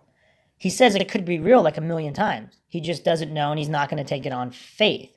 So Joe Rogan is just being so intellectually dishonest, unless his English comprehension is just, if he's that daft that he doesn't understand what the words "I don't know" mean. Eddie Bravo is not saying the conspiracy is definitively true. He never says that. So, but he's saying that he's always going to the side of the conspiracy. Well, here's the thing. If you're dealing with a particular mafia and it's just the same players, you got prohibition, if they're running drugs, if they're running human trafficking, if they're running whatever, their fake art, if they're running some counterfeiting program, they're just lying about everything all the time. Would you believe them? Of course. Of course, when you're discussing proven liars, people that are constantly involved in conspiracy and deception, if they're just full-time criminals, of course you're not going to take on blind faith their word. I mean, they might be telling the truth sometimes. They probably are. But you're, of course, going to be skeptical. You're going to be scientific. Science is skepticism. I don't know why this is so difficult for Joe Rogan to understand, unless, of course, he's faking. Is he really this silly? But Too Eddie, they're many not lies. the same people. It's all the same. So everybody's It's lying? a global thing, yes. All the European space agencies lying. They're all in on it. It's That's- a global thing. So what do you think's going on up there? I think all governments, most of them, the globalists, they're all working together to control their What's their the people. advantage, though, That Eddie, if the seems so Earth isn't crazy. round? Yeah, I What's told the you I'm advantage? crazy. And you could see Brendan Schwab now getting triggered. He's like, what's the advantage if it's not a sphere? So just because he doesn't see the advantage, he's going to write it all off. That's like, again, I think Eddie Bravo is going to bring this up, or he's brought it up in the past. If you walk into like some apartment and you see a dead body and yet there's a security camera, there's fingerprints on the knife, but you don't see a reason for someone to have killed the person, and say, well, I guess they're not dead. There's no reason for it. What's the reason for killing the person? Like, you're going to ignore all the evidence. That's why being scientific is important. You're not going to focus on motive, because that's the least important part of all of it as far as the information that can be known. Like, even if a certain person killed another person, you might not ever really know the true motive, but that doesn't mean they didn't kill the individual. That's why you have to focus on the actual physical evidence. That's why you use logic and reason. You know, there are crazy people out there. You might not ever really know the motives, but to dismiss theories because you don't understand a motive, I mean, is there something sillier than that? I don't know. This is all this is all getting rough. I know, but what's the advantage that it's not round? Then if They control you, bro, with They the just ice want to wall. fuck with us? keep you on a there's I don't know, man. I don't know what it is. It doesn't make sense. So if something doesn't make sense to Joe Rogan's limited understanding, then it's not true. So I guess calculus is all fake, because if Joe Rogan can't figure out the equations, if it doesn't make sense to him, or any of this advanced chemistry or any of these things, it must all be fake because it doesn't make sense to him. He can't figure it out, therefore it's fake. Oh man, Joe Rogan is funny, but not for the reasons that he thinks. Look Why into wouldn't it. they Doesn't make control? sense. Why- They could just control why people You lie? just gotta as find easily out on and a find the ball. sense. You could find the sense. No, the real it's problem really easy. would You put be- them on a ball because, again, I'm crazy. You put them on a ball. My guess is you're on a ball. You're nowhere. Don't try to go anywhere. Just stay there and work. Oh, hell no. Stay You there saw and the work. Truman You ain't Show. trying to go You nowhere. watched So they the sat Truman down. Show a little So too they much. sat down and said, you know what? We got to release some fake math that shows that you can demonstrate that the Earth is round. Well, and notice, so this is funny. Fake math. Who said the math is fake? If the math is real and it shows that it's not a globe, then what? Crickets. Because notice how Joe Rogan says there's real math, or says there's math that shows that it's a globe, but he doesn't actually provide it. He doesn't actually provide it. So again, he's just demonstrating his faith-based religious thinking, because if the math shows that it's a globe, why does he not lay it out? And if it's that easy, just do it. What's going to take 30 seconds? They've already been talking here for 10 minutes or whatever. Just take the 30 seconds and prove it if you know it. But of course, Joe Rogan doesn't have the proof. He's only advocating his religion here. We got to Dude, there's no release that. pictures We got to of work. the Earth from space, man. What is that? We just looked at one, Eddie. Stop saying that. It was fake. You don't know that it's fake. Okay. But you're saying, look, So he's saying Eddie Bravo doesn't know that it's fake, so everybody's supposed to take it on blind faith as gospel truth that it's real? Does Joe Rogan know that it's real? So we're moving into just really deep realms of hypocrisy now. So he's criticizing Eddie Bravo for not knowing that it's fake for sure, and yet he's pretending it's real for sure. Too funny. And he's getting very triggered now, as you can see in his micro expressions. it's a real problem when you I'm say crazy. something. But don't say that. I Just am. stop. Just stop and think. Because you're communicating to millions of people. And you're Exactly. saying something that doesn't make any sense. Again, he's arguing it doesn't make any sense. Something doesn't have to make sense for it to be true. Again, to whom does it make sense? Joe Rogan's just missing all of these just basic logical points that a small child can understand. It does make sense. But you don't know anything about imagery. You don't know anything don't? about what. And does Joe Rogan? And yet he's talking about it. Why is he saying it's true if he's not an expert? So, like, the level of hypocrisy that Joe Rogan is going to, I mean, it's almost unprecedented here in his podcast, because he's criticizing Eddie Bravo for saying these things not being an expert, while he himself is not an expert, and yet he's purporting that they're true, that they're legitimate. Does he not see the hypocrisy here? It's just weird. You don't know anything about that. It looks fake to me. You're saying it's a it looks, fake ass but picture. You don't have. Come on, Eddie. You're just looking at it with the naked eye. It looks real to everybody else in this room. Oh, appeal to popularity again. If it looks real to everybody in the room, that must mean it's real. But he just admitted if they're not experts, according to Joe Rogan, you have to appeal to authority. So if you're an expert, that means it's legitimate. But if none of them in the room are experts, why are we going to assume it's legitimate? Joe Rogan doesn't even make sense he's not even consistent with his own faulty logic. Okay. You're So coming what does at that it make with me? a confirmation bias. Crazy, right? And he's not? Oh, did he just project confirmation bias? But again, intellectually dishonestly, because Eddie Bravo is not saying that it's fake. He's saying it looks fake. He doesn't know for sure. Whereas Joe Rogan is trying to religiously preach that it's definitely real. So not only is he being intellectually dishonest, but he's not even being logically consistent with his own faulty logic. And again, you can see through his micro expressions that he's very frustrated now because he got so triggered, and Eddie Bravo is just refusing to take it on blind faith as gospel truth. Eddie Bravo is refusing to drink the Kool-Aid of the religion that is the cult of authority worship that Joe Rogan is part of. Eddie Bravo wants to be objective, neutral, scientific, and skeptical. And Joe Rogan does not like it. I don't think it makes you crazy. I'm just having fun with it. But you have So this don't- direct yeah. inclination to always go towards a conspiracy. To always be skeptical. The direct inclination towards science instead of religion. Joe Rogan doesn't like that. It But I doesn't. think Why it's- does it doesn't it have gives to your piss opinion- anybody off? it's a disservice You should just towards be like, your hey, opinion. that's what you think. Cool. No, it it's- doesn't have to. Like you're getting angry about. No, it. I'm not getting angry at all.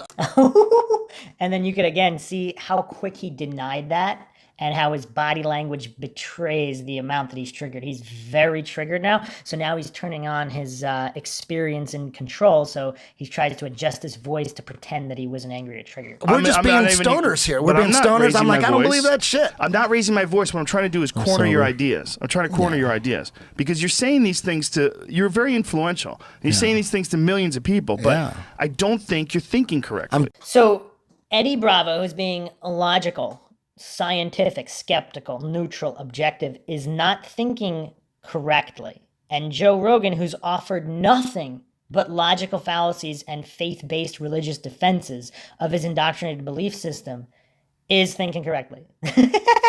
So how much is Joe Rogan's opinion on who's thinking correctly or incorrectly worth?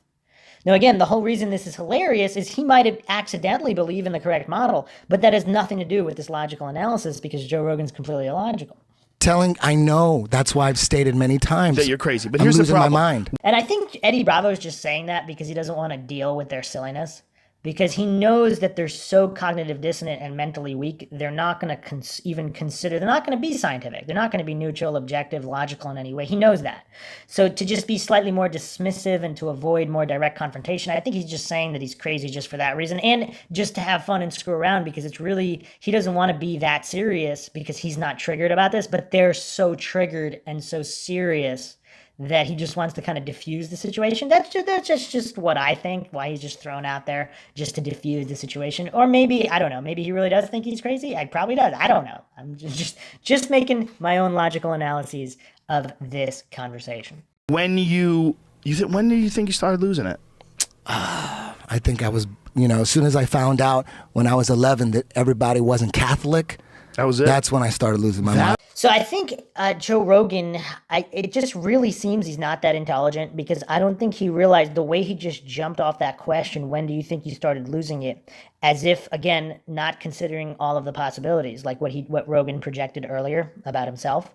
So he didn't even consider the fact that everything that Eddie Bravo is saying could be true, so he immediately just jumped to his own cognitive bias that Eddie Bravo must be crazy. So now with this presupposition in mind, he just threw it out there. When did you start losing it? Because it's completely impossible that he's not losing it. Right, Joe Rogan? Just too funny. And I'm like, wait a minute. I'm like, everybody's not Catholic? I thought everybody was Catholic. There's other religions. Then how do we know we're right? There's a bunch. What's a Jew? Oh, shit, there's more Jews than Catholics. How do we know we have the right religion? I'm like, okay. You start then questioning right there, it. yes. That's when I started going crazy. That's so funny. People that question authority are usually looked at as crazy. Conspiracy theorists. Yeah, but it's, the CIA no, but here's coined the problem. term conspiracy theorist. You're a smart dude. And so now Joe Rogan's trying to interrupt him. Stop, because he knows that everything he's saying is true. He wants to suppress that. Very obvious about it. There's a problem in the way you approach these things. Because he approaches them logically, neutrally, objectively, scientifically. Joe Rogan doesn't like that, so he has to pretend that that's the problem because his own subconscious recognizes in himself that he's so mentally weak he just took it on faith. And what makes it even worse is that he doesn't used to always be like that. So I think that's what makes it harder for Joe Rogan, if he's being genuine here and not just shilling. But because he knows in the past he did have the mental strength to question, and now he kind of just went along with the establishment. He sold out, as many of his former fans have said. And that's what makes it even more difficult, because he realizes that Eddie Bravo is genuine and he's not, or at least is not severely indoctrinated and suppressed and towing the propaganda line of the official narratives like Joe Rogan is now doing while pretending not to. Because you approach them all knowing before you even start that they're a conspiracy. So nice projection there, because now Joe Rogan is saying what he's already knowing, that the earth is a globe, before even approaching and logically, neutrally, objectively examining the theory. Not thinking that the theory is true, but at least being scientific, neutral, and objective about it. I'm telling you what I think. So that's confirmation bias. Confirmation bias, like everything that Joe Rogan just did. Like he just assumed those satellite photos were legitimate. He has no proof. He just took it on faith and assumed. That's his own confirmation bias. So another psychological projection there by Joe Rogan. Telling you, hey, dude, when you lie so much, you got to prove it to me. You lie so goddamn much, I'm never going to be saying the things that a defense attorney would say. I'm saying the thing that the prosecuting attorney would say. All the time. That's what I'm saying. But it's not a good. It's not a good analogy. Because wait, it's not a good analogy? So you're supposed to just trust the liar every time? So has Joe Rogan never heard of The Boy Who Cried Wolf? Does he not even know like these basic children's level fairy tales? Because it's court. Exactly how and I look at it. Court's filled with lies. Yeah, and you're allowed to manipulate the words. The government's being accused of lying, and they've been caught lying. So they're in court. But here, so Eddie, are you it's saying not the government? It's not the government. Oh, whoever, just in general. It's scientists. So now Joe Rogan is denying the involvement of scientists with government and how they rely on each other to keep up the establishment. It's the establishment. So these scientists are all part of the establishment. They're all part of the government narratives. So I can't tell if Joe Rogan is really that silly that he really believes what he's saying now, or of course he's shilling. I mean, it's hard to believe that if he's a functioning adult, that a functioning adult could not understand these basic things, but I don't know. Again, I'm not going to pretend to know. I don't know Joe Rogan personally. It's all government scientists. You think there's these independent scientists come? It's all government scientists. They're all trying to get their grants. They're all. Why would you think? They control. You don't think the globalists haven't controlled science and information since day one? You think this is like a new thing? Their name, the globalists. Dude, if I'll they tell were you the right now. flattest, they would be like, yeah, it's flat. It's flat. But they're like, no, fuck these guys. We're globalists. No, the We're gonna globalist talk is to what these bitches. I Alex feel calls like Eddie people could flip me if we just spent like a day together. I think you're just trying to make fun. So you know what's weird is Joe Rogan just wants to, again, appeal to incredulity and make a joke out of it all, so nobody seriously considers what Eddie Bravo is saying. Again, people who think Joe Rogan is a shill or some kind of government agent, gatekeeper of sorts, he doesn't want people considering what Eddie Bravo is saying, so he has to immediately throw in jokes or whatever to derail any kind of honest conversation. Hey, I'm just having fun, man. I like finding. I don't think Eddie's crazy, though. I don't trust shit coming from the government. Well, does that make me crazy? But yes. The problem He's got a little too deep, but he's the not problem crazy. is this idea of the government. The government consists of a bunch of They individuals control science. They with control 100 different history. agencies. Eddie, do Yeah, you know I they gotta have piss hard. infighting? Do you know like the CIA and the FBI course go they after do. each other? So just like slave plantation owners had rivalries. They were going after each other, but they would never do anything that threatens the institution as a whole. That's the part that Joe Rogan either honestly has an issue with because he's not at a high functioning mental level. He's just very, very bereft of logic and reason. Or he's shilling and he fully knows and understands and he's just peddling propaganda. Either way, this concept, again, that's why George Carlin said you don't need a formal conspiracy when interests converge. So when you have he's talking about these government agencies infighting. Yeah, sure. I mean, there's infighting between families too. That doesn't mean they don't have allegiance to their own family, right? So what does infighting mean? Like there's infighting, if there's infighting between troops that are fighting against another country, that infighting doesn't mean they're against their own country.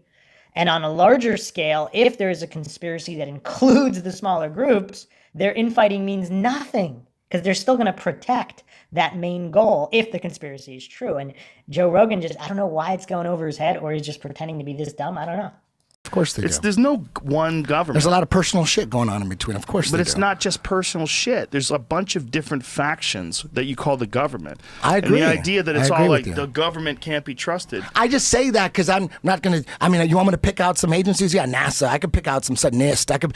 But just in general, it's history, science, education, energy.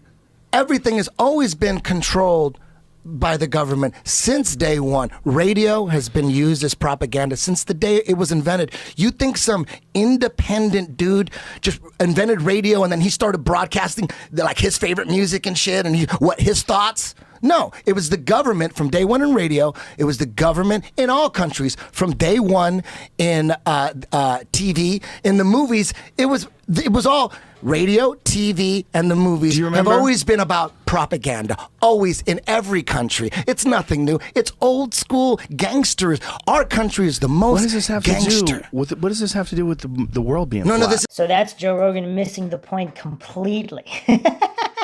So Eddie Bravo just explained the institutionalized nature of how government has kind of a monopoly on all institution and technology, which facilitates the propaganda. So it wouldn't want to lose that control. That's the main point here that Joe Rogan is missing completely and then dismissing because he didn't understand the point. So this is where Dunning-Kruger comes in if Joe Rogan's being genuine. So Dunning-Kruger, in the simplest terms, it's just the Dunning-Kruger effect, and it's a cognitive bias where people assess their own cognitive ability greater than it really is. So basically, it's the inability of people to recognize their own incompetence or lack of ability. So Joe Rogan, of course, because of his ego, is very triggered, ego-dominated. He's not going to see that he understands far less than he really does. So he's going to assume he's at a certain competency level. So if he's not understanding what Eddie Bravo is saying, he immediately thinks that it's not related because he doesn't understand the relation, or he's faking, whatever it is. This is how gangster our government is. There was a war on drugs. We started a war on drugs. Turns out we're bringing it in. Then there's a war on terrorism. Turns out we created Al Qaeda. You understand why I'm crazy? I'm crazy because of that shit. I'm like, you could believe that shit. You want to believe that shit? But the Good luck. problem But I is ain't. that you just apply this to everything. The problem is, so applying logic, critical thinking, reason, science, that shouldn't be applied to everything. There's certain things that Joe Rogan wants you to take on blind faith as gospel truth. You're not allowed to apply science and skepticism. Science is skepticism. You're not allowed. You have to take it on blind faith as gospel truth. Because this is going against Rogan's indoctrination, cult of authority worship that he's propagating. So that's why he keeps calling it a problem. The problem is, the problem is, the problem is. How many times did he say that in the podcast?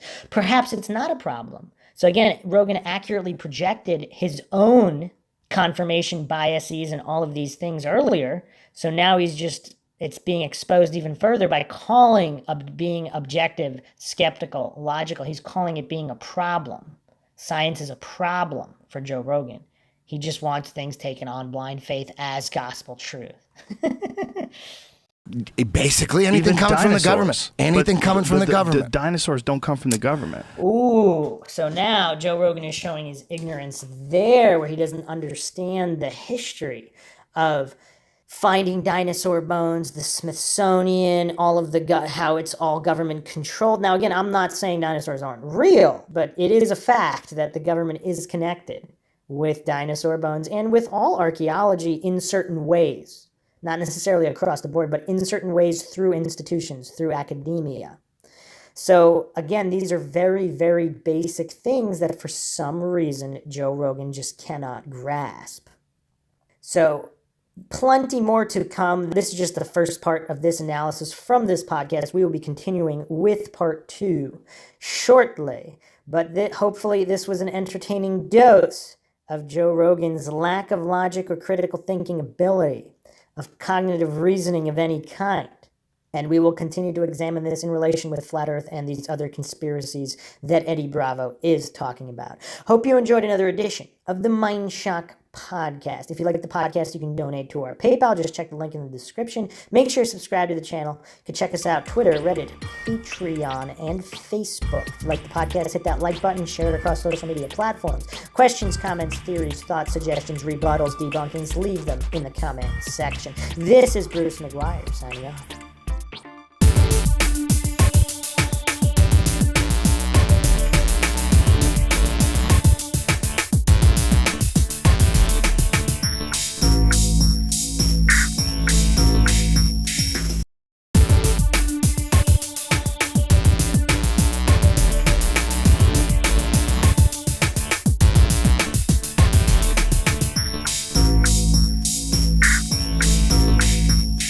If you like audiobooks or audio shows, check out a free trial of Audible. Just click the link in the description.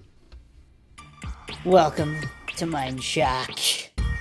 This is Joe Rogan vs. Eddie Bravo, Flat Earth debate on the Rogan Experience podcast Logical Analysis, Part 2, where we continue to examine the fallaciousness of this so-called conversation regarding Flat Earth and conspiracies, and how Joe Rogan has a very limited playbook when it comes to defending his faith-based beliefs, which, even if ultimately accidentally true, were not arrived at logically scientifically. And that is the whole point of logical analysis on the Mindshock podcast. I am Bruce McGuire, and if you like the podcast, you can donate to our PayPal. Just check the link in the description. Make sure you subscribe to the channel, hit the bell for notifications. If you like the podcast, hit that like button, share it across social media platforms, of which you could check us out on Twitter, Reddit, Patreon, and Facebook. Patrons do get priority for logical analysis requests, topic requests, and true crime case requests. All right, let's dive in right here. So in the previous episode, I kind of dissected the main points of logic itself, the difference between religion and science and scientism and the overlap there, what each entails. What does it mean to be scientific? Science is skeptical. Science is skepticism. It's not taking things on blind faith as gospel truth just because a priest calling himself a scientist of a particular organization or university, which in effect is being treated as a church by people like Joe Rogan, who can't think logically or critically, who can't use deductive reasoning. So let's continue from where we left off last time. Just there's so much fraud when you look into it. Astronomy I don't doesn't trust come from the shit. government. It comes from scientists. Look into it, man. But Eddie, I have looked into it. All right, so now, okay, so this is kind of funny because Rogan keeps going with all these circular reasoning fallacies, and obviously his Dunning-Kruger is so extreme. I went over Dunning-Kruger on part 1 of the logical analysis, as well as many other logical analyses. It's basically someone's own lack of competence to see their own incompetence. So, and of course that comes from ego. Joe Rogan's very ego dominated. He can't even consider the possibility that he's wrong here, which is why he always jumps out with, the problem is, where he doesn't even realize that it might not be a problem to be logical, scientific, neutral, and skeptical of all claims, and actually wanting real evidence that adheres to the scientific method before jumping to one particular religious belief system or another. Because if you're using science, then it won't be religious. But Joe Rogan can only put forth faith-based religious claims here. And he's saying it's not coming from government, it's coming from scientists. So again, this, I can't tell if Rogan's just that silly and he's not on even a children's level of logic and reason. I'm not sure that's the case, or he used to be, then his brain got fried by drugs, I don't know. Or he's just shilling and he knows full well exactly what's going on. But it's the same thing, the whole nature of the conspiracy which Eddie Bravo is putting forward. And once again, I keep quoting George Carlin because people like Joe Rogan, for whatever reason, the mental capacity is not there to understand that you don't need a formal conspiracy when interests converge. So all these different industries, people talk about the military-industrial complex in terms of conspiracies with government, but it's really the military, big pharma, academia industrial complex. Because they all scratch each other's back because that's what holds up the house of cards. It's like different mafias operating under the umbrella of mafia. Like during Prohibition era in the US, you make alcohol illegal, all of these mafia organized crime businesses prop up. So if they're making most of their profit from alcohol, the sale of alcohol, it's their vested interest for alcohol not to become legal, because then all this business is taken away from them. So even though there's infighting, which Joe Rogan brought up in an attempt to strawman this, or just his own incomprehension, yes, of course, there's rival factions. And I bring up the slave owner example, where different slave owners on different plantations, they might have rivalries with each other. They might want to make more money or have the better cotton exports or tobacco, whatever it is, but it's in all of their best interests that the institution of slavery continues. So they'll do what's necessary, even without necessarily being in cahoots. They'll have their own independent line of thinking and reasoning and schemes and conspiracies. They might not even let each other in on those. Sometimes they might, sometimes they might not. So Rogan, for whatever reason, the mental capacities either not there, or he's just faking, where he keeps pretending that institutions do not have any kind of self-preservation tactics and that ego plays no part. As Upton Sinclair once said, it's very difficult to get a man to understand something which his salary depends on him not understanding. So all of these scientists, they're all under the umbrella of the establishment. So and if they're only being funded in one particular area, you see this with so-called climate change. Again, let's not focus on religiously and dogmatically clinging to one particular conclusion or one side. That's not what this is about. You don't develop logic by just invoking the circular reasoning logical fallacy. For the purpose of logically examining, this is like exercise for your brain. It's not about winning a particular basketball game or football game. It's not about that. It's about the actual skill involved and the exercise and fitness factor of exercising. It's not about winning the game. It's not about which side wins. So, and that's the only way to really develop logic well, is by understanding that and examining these fallacies for what they are and learning how to think critically and how to deduce. And that's something Joe Rogan is violently opposed to, because of course he's so ego-triggered, he's so emotionally triggered if he's not faking. Obviously different theories on all of this, if he is faking, to what level he is faking, and I'm not going to fall for black and white fallacies myself, but obviously, going back to that Upton Sinclair quote, a scientist that is part under the establishment umbrella, what is he going to do? Is he mentally strong enough to really be objective and neutral about anything? Of course not. He's getting a paycheck like everybody else. There's a certain status quo that needs to be maintained. You see this with relativity all the time. And if you look at history in any field, archaeology, physics, what's commonly thought and commonly accepted, once again, appeal to authority, appeal to popularity, logical fallacies, that's been wrong a lot of the time throughout history. So to just pretend that whatever cult is in power, whatever ideas they have, whatever religion, whether it's the church of the CDC, the church of NASA, that doesn't mean that what proponents of those churches, what those priests calling themselves scientists, it doesn't mean what they're saying. That's why the truth is not afraid of investigation. You can put their claims to the fire, to logic, so to speak. Logic is the way to truth. And Joe Rogan is deathly afraid of doing it, that he has to pretend it's a problem to do this. And he has to pretend that scientists are somehow so infallible, so morally pristine that they would never lie, or that they would never lie, or that they're so perfect that they would have definitely noticed an error. And again, in denial of all basic human psychology. Joe Rogan's not too bright here. Look, dinosaurs are for kids. Look, this is you could go over these different That looks sections so fake. of the Earth. That looks yeah, so well, you can fake. look at the next one that comes 10 minutes later. Maybe you won't think that one's fake.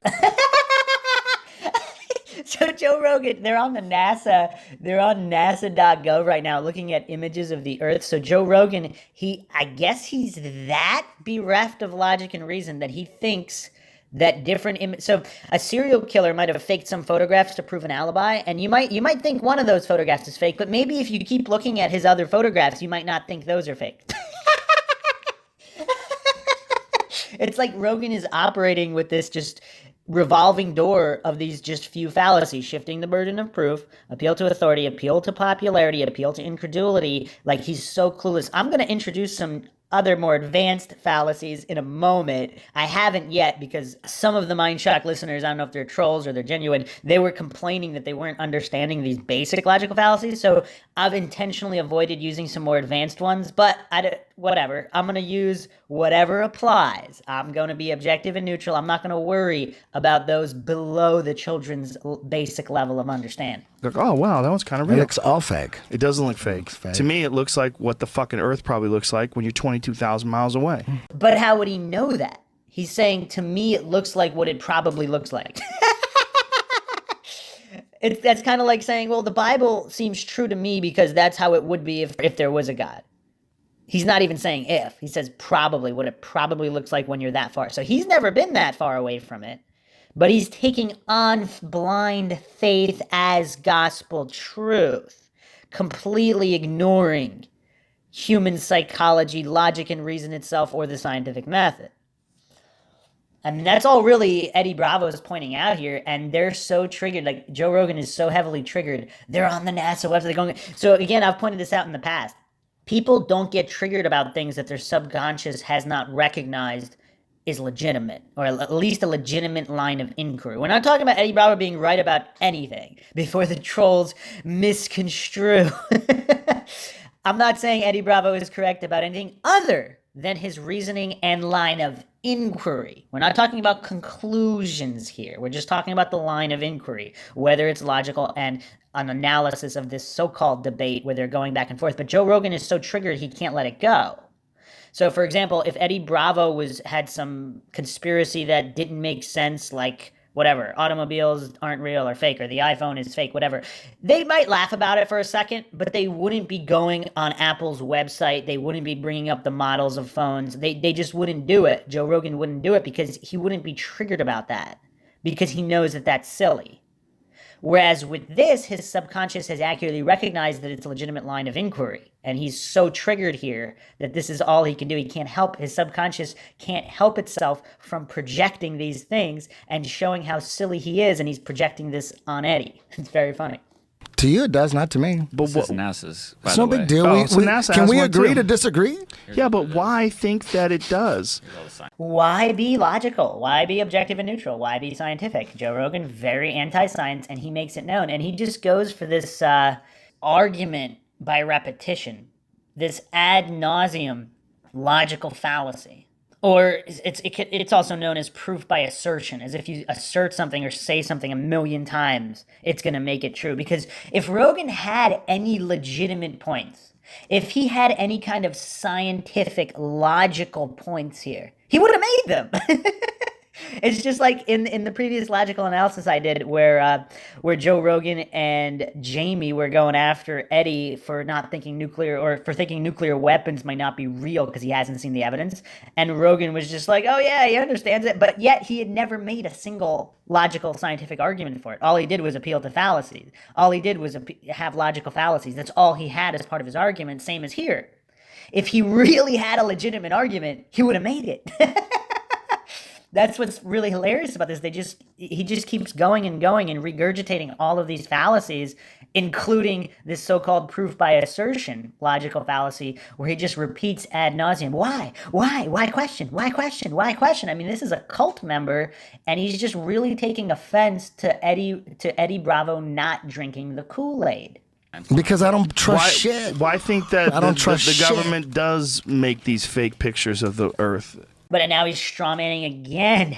Strawmanning and then shifting the burden of proof fallacy. It's just nothing but fallacies. It's so strange. You'd think Joe Rogan might be able to squeeze at least one legitimate argument in there. Maybe one? But he's got nothing. It's just hours and hours of nothing. And because again, Eddie Bravo repeatedly says he doesn't necessarily think it's fake. He just doesn't know that it's real. Again, the scientific position, the non-religious, non-dogmatic position.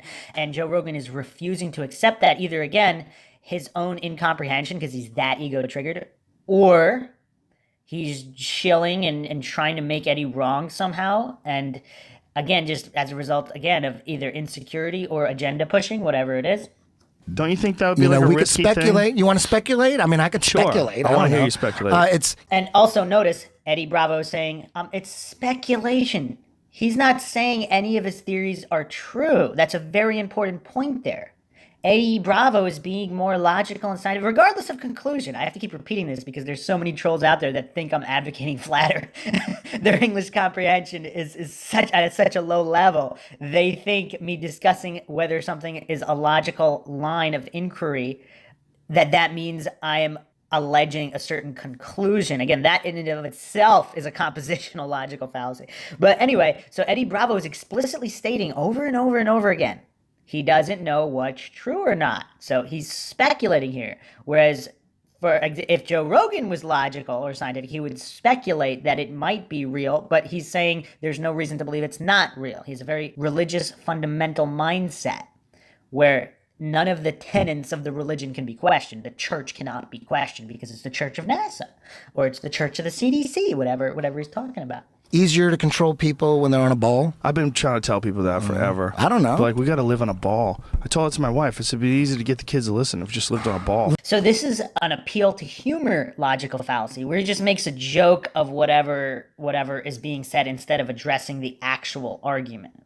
Also known as appeal to ridicule, as an attempt to discredit somehow. So, like, for example, if what Eddie Bravo said is true, then how does appealing to ridicule...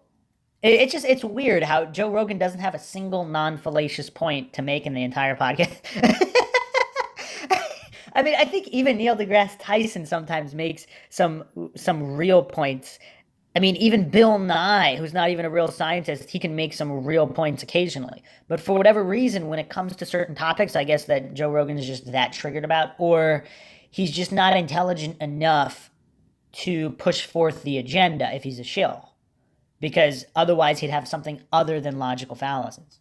Fuck this house bullshit. I don't know, man. Shit. I don't know what to believe. I don't know what to believe. That doesn't even make any sense. And again, he's so bereft of reason. If something doesn't make sense to him, then it's not true. So once again, he must think calculus is not true if the equations don't make sense to him and if he can't figure them out. Does that make math not true if it doesn't make sense to him? Why would it be easier to get people to listen if they're on a ball rather than they're on a plate? Because if there's more land, people are going to want to work. There's actually more land? Shit. What do you mean? There's more land. Who knows? If you like the yeah, world's exactly. like That's what are you talking about? I don't understand what you're talking about. Like more land. You're saying So it's weird because Joe Rogan said he has looked into it, but he doesn't even understand the basic conspiracy. He doesn't even understand, or he's pretending not to, the very basic conspiracy. At least understand it first, then you can debunk it properly. But if you don't understand it and you just attack it with nothing but logical fallacies, that's why there are so many flat earthers. And either Joe Rogan's just that silly that he doesn't realize it, or he's shilling and that this is some part of some kind of weird CIA psyop where the intention is to get more flat earthers by making the defense of the heliocentric globe model so silly and idiotic that causes more flat earthers to gain in numbers, regardless of what the real model of the universe is. I mean, it's all up in the air now. if the world is flat and the flat Earth model is true, what's the point of it? What's the point of... Notice again that Eddie Bravo starts with if. If. He's not saying it's true. Again, that's called being logical, being scientific. Something Joe Rogan knows nothing about, clearly, here. So all the math is fake? So again, the math is fake. Nobody said the math is fake. This is one of Joe Rogan's biggest straw man arguments here. I mean, it's just fallacy after fallacy. This might be a record. I mean, I've done a couple of logical analyses, some of them on the flat Earth. I've done the worst flat Earth debate ever. This one might actually be worse in terms of the defense of the heliocentric globe, because Rogan has nothing but logical fallacies. He hasn't made a single real point here. And the straw mans and the intellectual dishonesty, it's so obvious and apparent here. No one said the math is fake. Did you hear Eddie Bravo said the math doesn't work, the math is fake? But he hasn't looked into it. Joe Rogan hasn't looked into it on the math, but he said he did. So just the flat out lying, or Joe Rogan just really isn't operating with a full deck of cards here mentally. So he really thinks he looked into it, and he thinks his Dunning-Kruger might be more extreme than appears on the surface. The Earth is going 24 hours in a circle. Is that all fake? that it spins, it's going 1,000 miles an hour. I don't. When you look Spins, into it, corkscrews. we're stationary. They haven't proved. Corkscrews. There's if you Oh, look we're into the stationary. experiments. If you look into the experiments to prove that the Earth is spinning, all of them failed. Look into it. What are you You could just think that. We've been indoctrinated into thinking that's all not this. true. That's not true. That's not true. But notice Joe Rogan does this all the time. He interrupts with, "That's not true. The problem with your thinking," without actually offering any evidence whatsoever to back his position. That's what's so hilarious about this. He doesn't offer anything to back his position other than, "That's not true. You're thinking about things the wrong way." And then, of course, all of these logical fallacies. This is nothing but fallacies. I mean, Joe Rogan could be the poster boy for logical fallacies at this rate, just based on this podcast. Okay, I'm crazy. I get it. Eddie, Jamie, what you gonna say? I don't have the science in my head to back it up either, but you Oh, so now Jamie admits, I don't have the science to back it up in my head either. So they're just taking the word of priests. So if they're just religiously taking the word of priests on nothing but faith, regardless of whether the conclusion is true, again, I'm not saying the conclusion is false. It's not what I'm saying. I'm not stating what the true model of the universe is here, although I will do a proper defense of the heliocentric globe model. Again, that doesn't mean it's true just because somebody can defend it logically. That still wouldn't make it true. But he's admitting here he doesn't have it in his head, but they're just going to assume, they're going to presuppose that this model is true and Eddie's crazy or wrong. that's not true. You can't say things like that. That's what Eric Dubay says, and he's not backing it up. Ooh, so Eddie Dubay doesn't back it up. Okay, right or wrong, Dubay did back it up. So if you do look into it, which these guys claim they did, but obviously they didn't, because if you listen to what Dubay says, and again, I'm not saying Eric Dubay is right about anything, but he does show his work. Nobody can dispute that. He did cite the exact experiments and his interpretation of why they failed or didn't fail, which is a lot more than Joe Rogan or Jamie ever do. Where's the evidence that... Find the evidence. There are Eddie, 13-year-old kids in moving. high school right now that can show you the evidence with Well, where's it? scientific How come you can't show it to me? Because I'm not in class right now, and I'm not up to date. I'm doing JRE work right now. So as soon as you start working on a podcast, you can no longer do science. Because if it's that easy to prove, like if Eddie Bravo was asserting that, let's say, cell phones weren't real or whatever, you could pull out a cell phone, they could call each other. All of a sudden, they know how to do a scientific experiment when it comes to something that is easy to prove. But they're pretending that the heliocentric model is that easy to prove and it's a given. They're pretending it's a given. And yet they can't prove it. Now that should already, and that's part of the reason why they're so emotionally triggered, because they know it's a legitimate line of inquiry and they know they can't really prove it. They just don't like that Eddie's not drinking the Kool-Aid and taking it on faith. Now, again, I'm not saying they're wrong. They might be outraged but they don't know that they're right. That's the point. They took on faith that this model was the true. Now, whether it is or it isn't, maybe it is, but they took it on faith and they don't like that Eddie's pointing it out.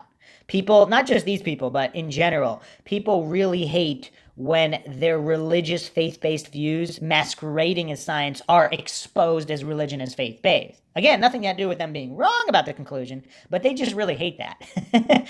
Just, again, basic human psychology here. You're talking about some shit you don't know about. You're talking about some shit you don't know about. But so are you. But you're saying I'm just saying I don't trust it. You're saying something that people have been proving for hundreds and hundreds of years. Ooh, okay, there's another one.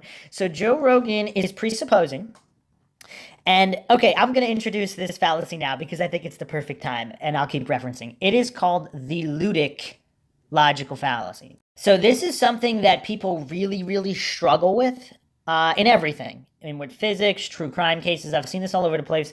I haven't talked about it much because it does require just a modicum of more mental capacity than the other logical fallacies, but it has to do with unknown variables.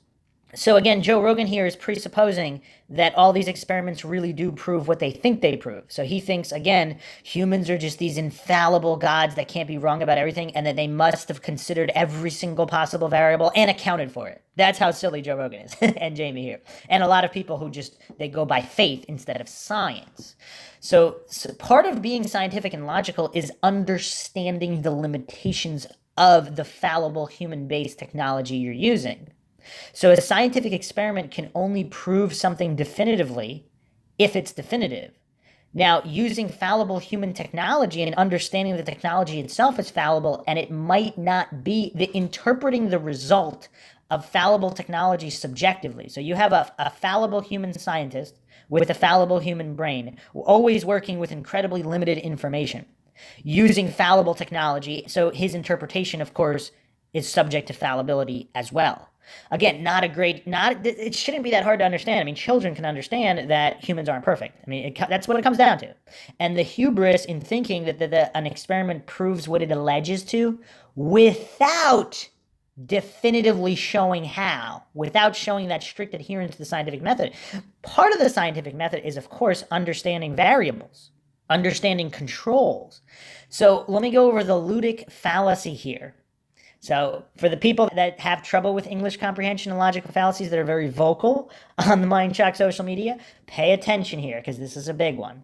So in general, the ludic logical fallacy is assuming that flawless statistical models apply to situations when they actually don't. Okay? So this results in an overconfidence in probability theory, or simply not knowing exactly where it applies, as opposed to chaotic situations, for example, the natural universe, or situations with external influence that are too subtle or numerous to predict. Now, I will do a dedicated podcast on the Cavendish experiment because that, again, people point to that as proof of gravity, of mass attracting mass, whereas there was the unknown variable of electromagnetic attraction, physical electromagnetism. If that variable is not accounted for, then it appears that mass is attracting mass. So that's another example of an experiment that alleges to prove mass attracts mass, but does not account for electromagnetism. It does not account for non-mass attracting mass-based variables. But it assumes that this is a flawless experiment that flawlessly detects gravity via mass attracting mass. Now, the ludic fallacy itself was originally presented by Nassim Nicholas Taleb in his 2007 book, The Black Swan. So this book is The Black Swan, The Impact of the Highly Improbable Fragility. Okay? So here's the example that's used in the book. So there are two people, Dr. John, who is regarded as a man of science and logical thinking, and Fat Tony, who is regarded as a man who lives by his wits. A third party asks them, assume a fair coin is flipped 99 times, and each time it comes up heads. What are the odds that the 100th flip would also come up heads? So Dr. John, supposedly a man of science and logical thinking, says that the odds are not affected by the previous outcomes. So the odds are still 50-50.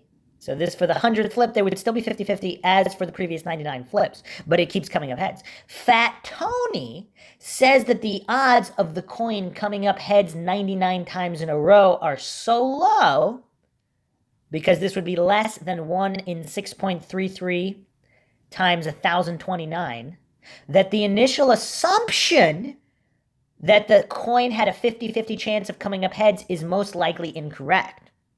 So what does that mean? So for those that are having trouble, there's an unknown variable here. For example, let's say, so they said it was the coin itself was a fair coin. So that means it's not a weighted coin. Okay, so that means we have to consider other possibilities. So what if there's some kind of an air vent or something that's catching either the head, one side of the coin, for whatever reason, there's an unknown variable here. Now, it's very, very subtle or whatever that's causing the coin, or it's unknown. I just brought up that air vent because the air vent, there would have to be some kind of an angle where they're flipping it or in some kind of a corner that would cause the head part to always come up as opposed to the tail part. So we're talking something very, very subtle variable. So it's probably not an air vent. I just brought that up. An X variable is causing it to come up heads each time. So Dr. John's still going 50-50, but Fat Tony's saying he's going to bet it's going to come up heads again because there's an unknown variable. Now, for whatever reason, I see this in everything, in physics, in true crime cases. Most people I guess it's a form of cognitive dissonance where it's too mentally uncomfortable to believe that there's more unknown variables. Because humans like certainty, there's a certain fear of the unknown, and that manifests in many, many ways, even in mundane, everyday situations. But this ludic fallacy really brings to the forefront unknown variables. So the explanation in general for this coin flip, imagine yourself watching a coin flip. Knowing all about the gambler's fallacy, you would hold out much longer than someone like Fat Tony when you get to the point where you say, all right, something's going on here with the coin. At what point does it become fallacious reasoning to continue to insist that you are just witnessing the inevitable result of probability? There is no definite answer. Your decision will need to be argued and supported by solid reasons. Again, if you're going to surmise that it is an air vent, or I guess what's more likely is that there's some kind of super sensitive technology, or there's some kind of an uneven magnet on the floor, or something's affecting that it's always coming up heads, but you don't have to know about it. So again, this all points, again, we have to go back to Dunning-Kruger. Would an intelligent human understand unknown variables? And this is such a foreign concept to many people. I'm going to give another super easy example here. And you can find these online. Logicallyfallacious.com is a pretty good website. These are easy to understand terms. Some people think that I'm making these logical fallacies up or something. I mean, this is very easy to understand. It's readily available on the internet. It's just like working out. An obese person might come up with excuses not to get off the couch, but I mean, you can go for a walk, you can go jogging. This is the equivalent of developing logic. It's really not that hard if you put in the effort. Here's another example on this website. Half the people in the world are female. The chances of the next person to walk out that door being female is 50-50. And someone else says, do you realize that is the door to a gynecologist? So the first individual is focusing on pure statistics, ignoring actual reasoning or other variables. They're closing their eyes to other variables. For example, in the Cavendish experiment, if you're only focusing on certain variables and not other variables, the result of an experiment would appear to give you a certain result without that actually being the result. That might not be the truth, because if mass does not attract mass, if the theory of gravity is not really proven on a basis of mass attracting mass, nobody's denying forces in the universe. Nobody's denying that. That's a straw man that the pro-relativity people immediately go to. And once again, if you haven't checked out Dr. Run Z. Cow's dismantling of the theory of relativity point by point in a children's level manner, you can check those out on YouTube. So, of course, the explanation given here in the book, chaos theory plays a huge role in our universe and is way beyond the scope of this book. As for this fallacy, many things that appear to be random are actually chaotic systems or unpredictable deterministic systems. Attempting to apply the rules of random probability in these cases will result in all kinds of errors. Once again, the ludic logical fallacy, assuming that flawless statistical models apply to situations where they actually don't. So out of all the laws of physics, basically infinite laws of physics, how many do humans know and understand? Very little. So to pretend that a fallible experiment using fallible technology and the fallible interpretations of that experiment somehow irrefutably prove something, I mean, that's just silliness. And that is the limitations of human-based scientific experiments. We're not talking about computer-based mathematical models contained to that mathematical model, because that would be true. As far as we know, again, that's still an assumption, but at least that's reasonable and scientific. Whereas relying on the fallible human mind working with limited information and many unknown variables, that's logically fallacious.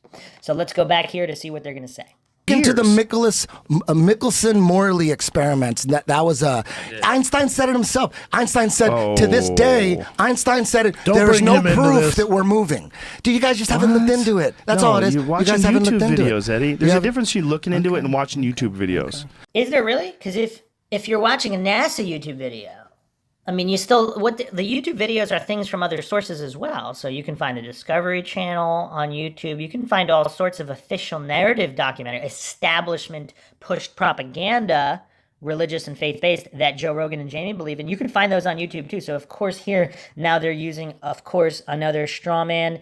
They're using the cherry picking logical fallacy where they're only looking at information they disagree with on YouTube and discrediting YouTube. Whereas literally everything they believe in is available on YouTube. So so if YouTube invalidates it, that means everything is invalidated because everything's on YouTube. So again, not very logical by Joe Rogan. He might be setting some kind of record here with the amount of fallacies he's hitting. So let's say this. Okay, so what if it's true? From the same channel? Okay, what if it's true that Albert Einstein said there is no evidence that the Earth is spinning? What if he says he said a quote? You say that's not true. I saw it on YouTube. But what if we find out that it is true? Then what? It actually is true. Einstein did say at Kyoto University in Japan on December 14th, 1922, he did say, I have come to believe that the motion of the Earth cannot be detected by any optical experiment. And of course, this is easy to understand for anybody who understands frame of reference and all of these things. So is everything else moving? Are you moving? So these things, again, that's one of the main tenets of relativity. So the fact that these goofballs like Joe Rogan and Jamie, they don't even understand the basics of relativity and Einstein's work or the historical context in which that was said. We're talking the 20s here. I mean, geocentrism versus heliocentrism was a big debate back then, but these guys are, of course, clueless. And Eddie, who, even if wrong about conclusions, is so much more educated and logical. It's so hilarious. But what if we find out that it is true? Then what? What if they find out leprechauns are really butt-fucking genies That's on the what moon? I thought. All right. That's all Rogan has. I mean, he's like an immature little 4-year-old who has to, again, appeal to ridicule and all these things because he has no argument. He doesn't actually want to engage logic and reason because it's hard work. I mean, to be objective and neutral, scientific instead of religious, just to consider that the propaganda that you've been indoctrinated with is false, it's very difficult. You have to be truly scientific to do it. That's what I thought. What does that mean? That's what I said. So you're saying, do you really it's think on that YouTube? Einstein You really said that? Look at maybe in I don't know. 1947 there wasn't much evidence that the Earth was spinning because they didn't understand it yet. Okay. Oh, okay. So then it's not that ridiculous that he said that, right? Way back then. He actually said it in the 20s. And he's assuming they didn't understand it yet and they understand it now. So he's putting all this faith in the infallibility of humans. Again, very, very silly. It yet. Okay. When you're talking about something that happened more than a half a century ago, Einstein is, like, you compare all the people that are alive today, whether it's Lawrence Krauss or Stephen Hawking's most famous failed experiment. That's the What is this? Michelson-Morley experiment. It was they couldn't recreate it. It was in the 1880s. I looked this up when I was watching the podcast. True science Okay, is so listen to what he just supposed said. to recreate it. No, Right. Eddie, exactly. You keep using that. Look at the Michelson-Morley experiments. I did. I read up the information on it. It's an experiment that was supposed to be able to be recreated. It was not able to be recreated. So that evidence is used by flat Earth supporting people. Like you just said, like, go look it up, go look it up. Yeah, so true I did science look it is up. repeatable. You can't repeat Eddie, it. It's not real science. you don't understand That's what you're saying. saying. I'm Okay. trying to tell you that. That's the This evidence you were trying to say. It's experiment, fake. they say the experiment showed the Earth is not spinning. No one can reproduce that experiment. All right, so here's these clueless buffoons arguing about this is hilarious. So Jamie read some basic propaganda. Joe Rogan just took it on faith that basic propaganda on whatever official narrative sources that supports his religion state. Now, the Michelson-Morley experiment really needs its own podcast, but here's the crux of the issue on the Michelson-Morley experiment. Again, human fallibility plays a huge role as well as propaganda. Okay, so what did the Michelson-Morley experiment actually measure? So this is the main crux of the issue. They say the experiment hasn't been repeated, therefore it's not valid. But here's the thing. Can it be repeated? Can it be repeated easily? Here's where assumptions and variables come into play again, the ludic fallacy. We have to measure ether. Any conversation about the Michelson-Morley experiment cannot be had without ether. Notice how Joe Rogan, Jamie, they're so ignorant and illogical and uneducated about the history of all these, because they're just taking on blind faith the word of priests. They don't have any historical context. They don't know how the scientific method works. They have no grasp at all of logical fallacies, particularly the ludic logical fallacy. The Michelson-Morley experiment specifically specifically involved ether. Not to mention, the null result was not a true null result of movement. There was a fraction measured, but it was considered null. It was not true null. Okay? But here's the thing. The experiment considered that ether exists. Of course, and I'll get into ether in 1 second. I'll keep this really, really short because I'll do a dedicated podcast on this experiment and the ether and geocentrism, because that's what the debate was, whether the earth was moving or not. It wasn't so much supposedly about whether it was flat or a globe. Supposedly it was agreed upon that it was a globe. Whether it was moving or not, geocentrism versus heliocentrism was the true debate. So this Michelson-Morley experiment in 1887 supposedly proved the earth is motionless. Here's the thing though. It assumed the existence of ether. So if the earth was traveling through ether, would that create winds on earth? And of course, these winds were supposedly missing. Okay? Because goofballs like Joe Rogan and Jamie, they don't even understand the true purpose of the experiment or any of the details of the experiment. They just jump on that one propaganda line. It could not be recreated, but they don't know why. They don't know why anything, because they're just preaching their religion. So let's discuss the true science of this. There was slight movement. It was given a zero null result, which is not true. Also, it wasn't exactly a precise experiment. It was an imperfect experiment in the first place. So let's go back to the ether for just 1 second. In 1913, Sagnac proved that there was an ether and that moving through ether would create wind turbulence at ground level. This is, of course, the Sagnac effect. And this supports the Michelson-Morley experiment that the Earth is motionless. So, of course, Einstein's theory of relativity, which is nonsensical, according to Nikola Tesla and many other pure physicists, was to counter these experiments and these proofs that have been mostly erased. But, for example, the Michelson-Gale experiment. So the Michelson-Gale experiment actually detected ether passing the surface of the Earth with an accuracy of 2.6% of the speed of the daily rotation of the Earth. So does the Earth rotate, or is there ether? That's the main point here. So for the propaganda discounting the Michelson-Morley experiment, if you assume there is no ether, of course the experiment can't be replicated. I mean, these goofballs, just the basic logic required to understand these arguments. Again, I'm not saying whether it's true or untrue, just the very, very basics of not understanding whether you're assuming a certain variable or not. Again, the ludic logical fallacy. It's not even really the ludic logical fallacy because the ether variable is known. So it's a step further. So it's basically just pure straw manning. Not to mention there's a ton of other experiments by De Palma, Kozyrev, Lamoureux, Elias, and the Byfield-Brown effects, which all supposedly prove that there is no gravity by mass attracting mass, but simply force of ether waves. Okay. So, I'm just going to mention one quick quote from Tesla here. Only the existence of a field of force can account for the motions of the bodies as observed, and its assumption dispenses with space curvature. All literature on this subject is futile and destined to oblivion.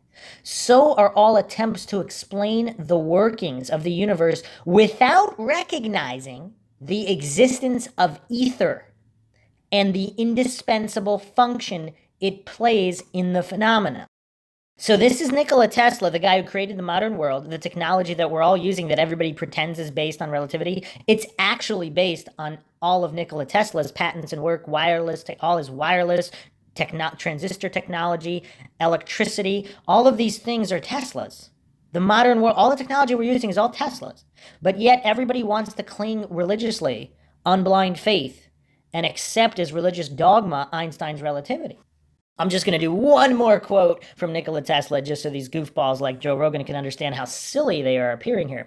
Einstein's relativity is a magnificent mathematical garb which fascinates, dazzles, and makes people blind to the underlying errors. The theory is like a beggar clothed in purple whom ignorant people take for king. Is he describing Joe Rogan and Jamie here?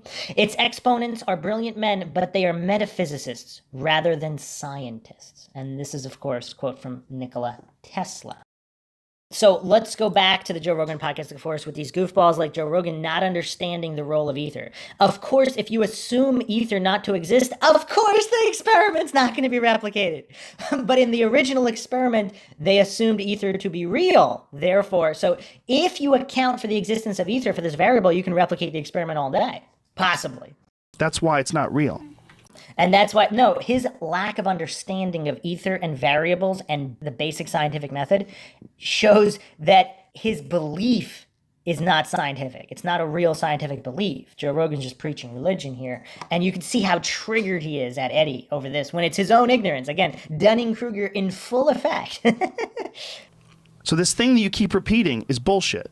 Or is it? Once again, if you actually learn something, Joe Rogan and Jamie, learn about the history of the experiment, the variable of ether, and how that would affect results, and learn about all these other experiments and the history of geocentrism, you might learn something instead of sounding like goofballs getting triggered by Eddie Bravo, who, again, he's not the best at putting forth his arguments, but that still doesn't, I mean, the definitions of science are still the same, no matter how hard Joe Rogan and Jamie pretend that ether was assumed to exist and then the experiment was not replicated. No matter how hard they ignore all these other experiments, which of course are not mentioned in mainstream literature, the same way at a church you wouldn't necessarily have books from other religions showing that your own religion is false. Why would you have that in your house of worship? You wouldn't have that. But these goofballs don't even understand basic conflict of interest. Okay. And this thing that you keep, but no. Hey, where did you get this information? Jamie. Where'd you get it? Where'd I get what? This information. What is this coming from? This is coming off the internet. Exactly. So What is you're American reading Journal? some information. I'm reading some information Slow down, off slow the down, internet. slow You down. didn't go to the Slow library. down, slow It's down. on Wikipedia. Just slow down. Eddie, stop There's doing that. sources here. There's a book called the American Journal of Science. I'm sure that a lot of people respect that. So now he's citing to the Bible. These sources that they regard as gospel truth. Now, maybe they're true, maybe they're not, but it's just you can hear the reverence in their voices. The reverence in Jamie's voice when he says source. Bought and paid for. Well, maybe. It is. It's But bought and paid why- for it. It's but part of that. Here's the thing, Eddie. It's why? like the Washington Post. Eddie, why would anybody be paying money for people to lie? Again, appeal to motive. So Joe Rogan's denying everything just to discuss motive, which is the least important part of everything. Motive is not relevant to any physical evidence or physical experiment. Why? If we use Joe Rogan's faulty logic here, just complete brain dead logic here, why would mass attract mass? Because he believes in gravity and that mass attracts mass, but why would it? Nobody knows why. You measure the effect. That's what science is. Now, whether it was measured accurately or not, whether it accounted for other variables, that's what we're discussing here. But this motive is just, humans are corrupt and imperfect. It's really not that hard to understand. About the world spinning. That's a ridiculous. very good question that everybody asks coming in. Everybody asks Coming that into the question. group. Yeah, Have a people seat. get- Have people some get coffee. knocked down My name's Eddie, and I one believe by the Earth's one. They're flat. getting knocked Hi, down. Eddie. All you gotta do is look Eddie, into they're it. not. They're Yeah. not. They're It's not. huge. They're Flat not Earth getting is knocked huge. down. That's why we just read this thing that you've been citing, and you didn't even understand it when we were reading it. And Joe Rogan didn't understand anything either. And he said we were reading it. Jamie was the one reading it. But, of course, they have to, they want their safety in numbers. Because, again, you have to have a certain amount of mental strength to go against status quo. So, because Joe Rogan is all about appealing to authority and appealing to popularity logic fallacies.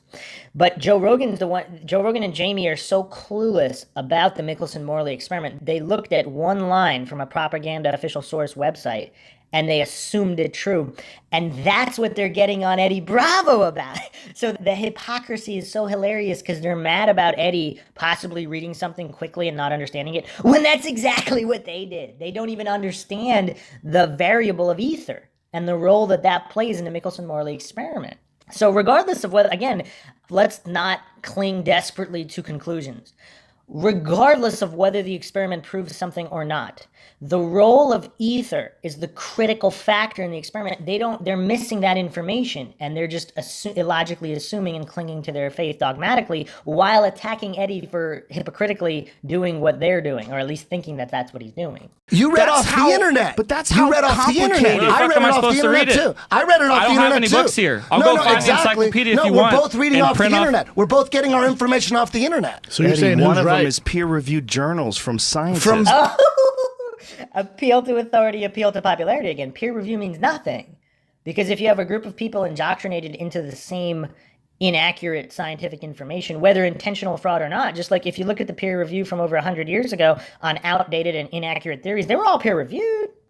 Like, what is peer? I mean, the truth is the truth. Science is not determined by consensus, obviously. But Joe Rogan, again, either he's that mentally deficit or he's shilling. I don't know. I really don't know. American Journal of Science. Come on, that's like NIST. That's NIST. That's like Eddie, that's like The Economist. So you think it's more likely that everyone is in on it and lying than it is one guy doesn't know what the fuck he's talking about and he makes a YouTube video and you get convinced? Okay, so again, completely missing. Like, this is the king of straw man arguments that just stacked a ton of fallacies there. Nobody's in on it.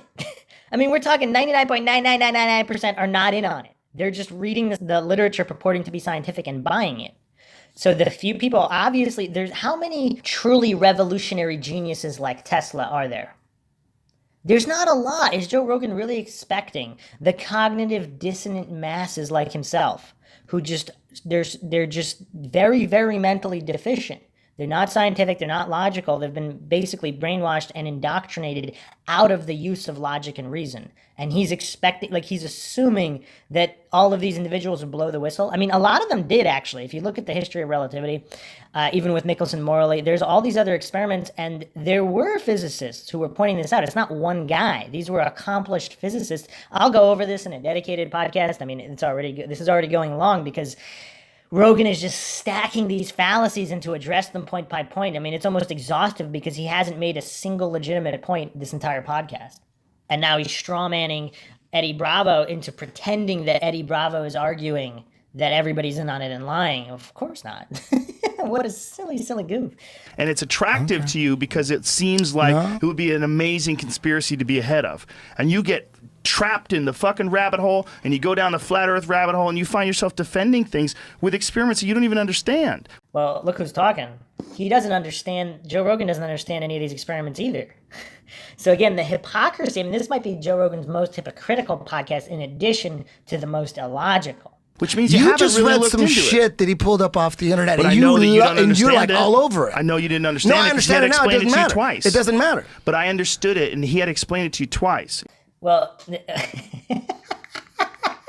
nobody understood anything here. If you didn't mention ether, you don't understand anything, Joe Rogan. You're completely clueless about the Michelson-Morley experiment while pretending they're not clueless, while completely denying all science, logic, and reason. Just the very use of variables. I mean, just completely clueless Joe Rogan projecting this on Eddie Bravo. You didn't understand it. You were arguing for it. No. This is the proof. Now I understand it. There was an experiment to prove that the Earth wasn't moving, and it was not repeatable. And then they proved it. But it no, but no, they didn't prove it. No. I get they. Or did they? Again, without talking about the ether, and even if they did with that experiment, that still doesn't make it true, right? Because I don't know why Joe Rogan and Jamie, they're these goofballs. They assume that an experiment is absolutely infallible. Whether it did or didn't prove anything, how does that prove that the experiment itself was set up in a flawless fashion that would prove it one way or the other? I mean, these goofballs, man, this is rough. Didn't prove it, but that doesn't mean that it's spinning. Oh, Jamie, I'm sure you can find some evidence that the Earth is spinning. And yet, look, we're going all this time, and they can't find any evidence that it's spinning.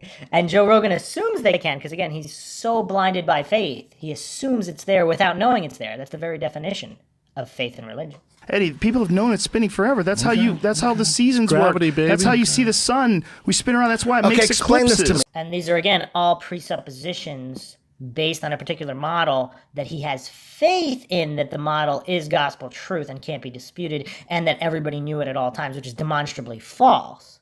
Many different groups of people thought many different things. Some of them scientists and physicists, some of them. I mean, there's still geocentrists today. There's hundreds of physics professors, allegedly. This has been reported in certain sources. Maybe it's not true, but supposedly there's something around 200 physics professors that are geocentrists. Obviously, they don't make that position publicly known, because that would be, they'd probably be fired. But they talk in private about it. Some of them not completely in private. There's a couple that have been public geocentrists. And I guess Joe Rogan thinks he knows. I mean, if he's going to appeal to authority fallacies here, they're physics professors. They know more than him, right? So if they think it's geocentrism is the correct model, what does that mean, Joe Rogan? That's why That's why you age, can too. track time zones. That's why you can put a piece of stick in the ground. You're saying all the correct shit. It acts as a sundial. What the heck? How would putting a stick in the ground acting as a sundial prove any model of the universe? That might be the silliest thing Joe Rogan has ever said. I mean, pretty much you could come up with a million different models. You can go concave Earth, and you could still get a sundial from the sun. I mean, how does that prove what you're on? That just proves that whatever above you is moving, or you're moving around it. That just proves there's movement on one side, whatever, or both sides, whatever that may be. It doesn't. So I mean, I guess it's possible. Is it possible that Joe Rogan is just extremely mentally deficient and a shill? So he doesn't understand anything, but he's just also pushing an agenda? Is that the most likely explanation here? And we'll be continuing this episode because there's just so many more fallacies than even I thought there would be. So this is actually going to end up being a series.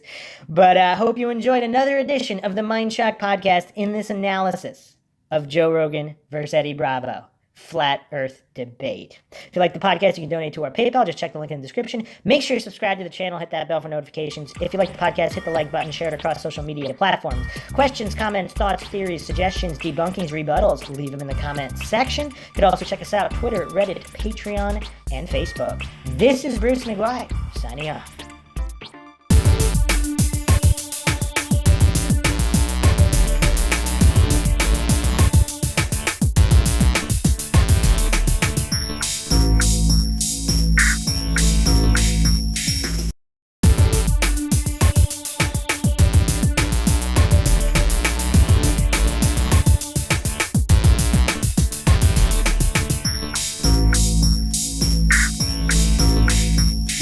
If you like audiobooks or audio shows, check out a free trial of Audible. Just click the link in the description.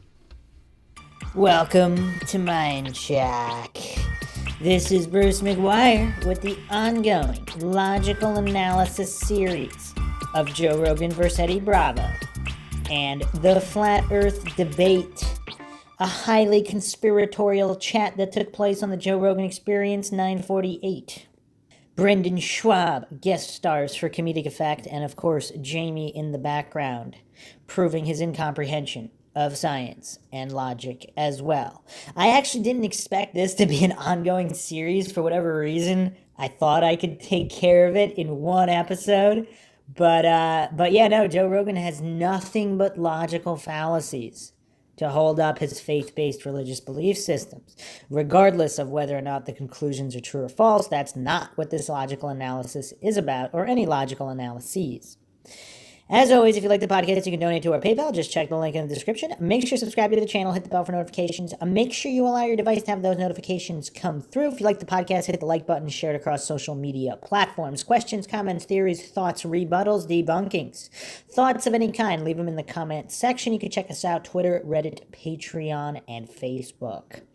All right, so let's jump in right here. We just left off in the previous episode where Joe Rogan and Jamie didn't understand anything about the Michelson-Morley experiment, and they were, due to their incomprehension and just complete lack of understanding or education, their sheer ignorance on the Michelson-Morley experiment, they were kind of pretending that it not only could it not be replicated, but that proof invalidates it, which, of course, this is just a stack of logical fallacies. Make sure you listen to part 1 and part 2 of the logical analyses before continuing on here. But we're picking up right where we left off. Joe Rogan spewing nothing but faith-based religious ignorance.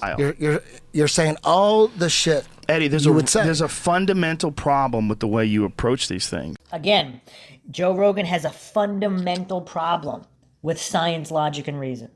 He has a fundamental problem with it. He accuses Eddie of it because Eddie is actually scientific and logical, regardless of whether his conclusions are true or false.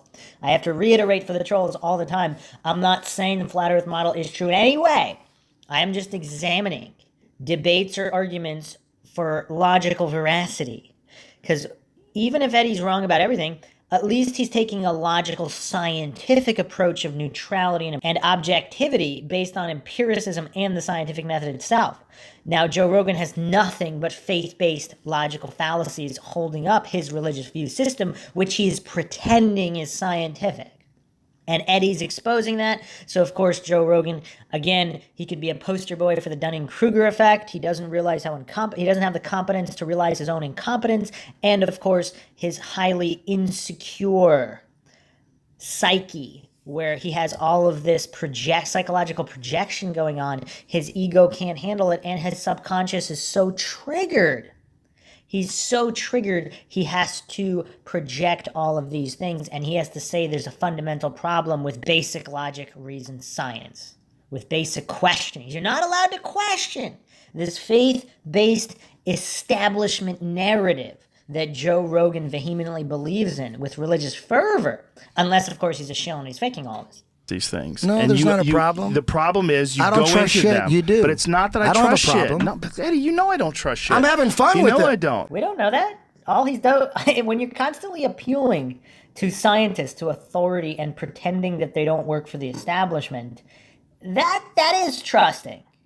Joe Rogan is either a gullible fool who doesn't understand anything about basic logic and science, or he's a shill, or maybe a combination of both. I floated that theory on the previous episode, where if he really is just a complete buffoon and a goof who doesn't understand basic English comprehension, basic logic, the scientific method, if he doesn't understand any of it, plus he's a shill, that might possibly be the best fitting explanation. I don't know. It doesn't matter if it's flat or round. It doesn't matter. I'm having fun with it. Fallback. You keep saying that. It's a bad fallback because what we're saying is there are conspiracies. The problem is when you think everything is conspiracy, you act as a psyop guy and you fuck people over that want to look at real conspiracies. So, okay, that's a pretty wow.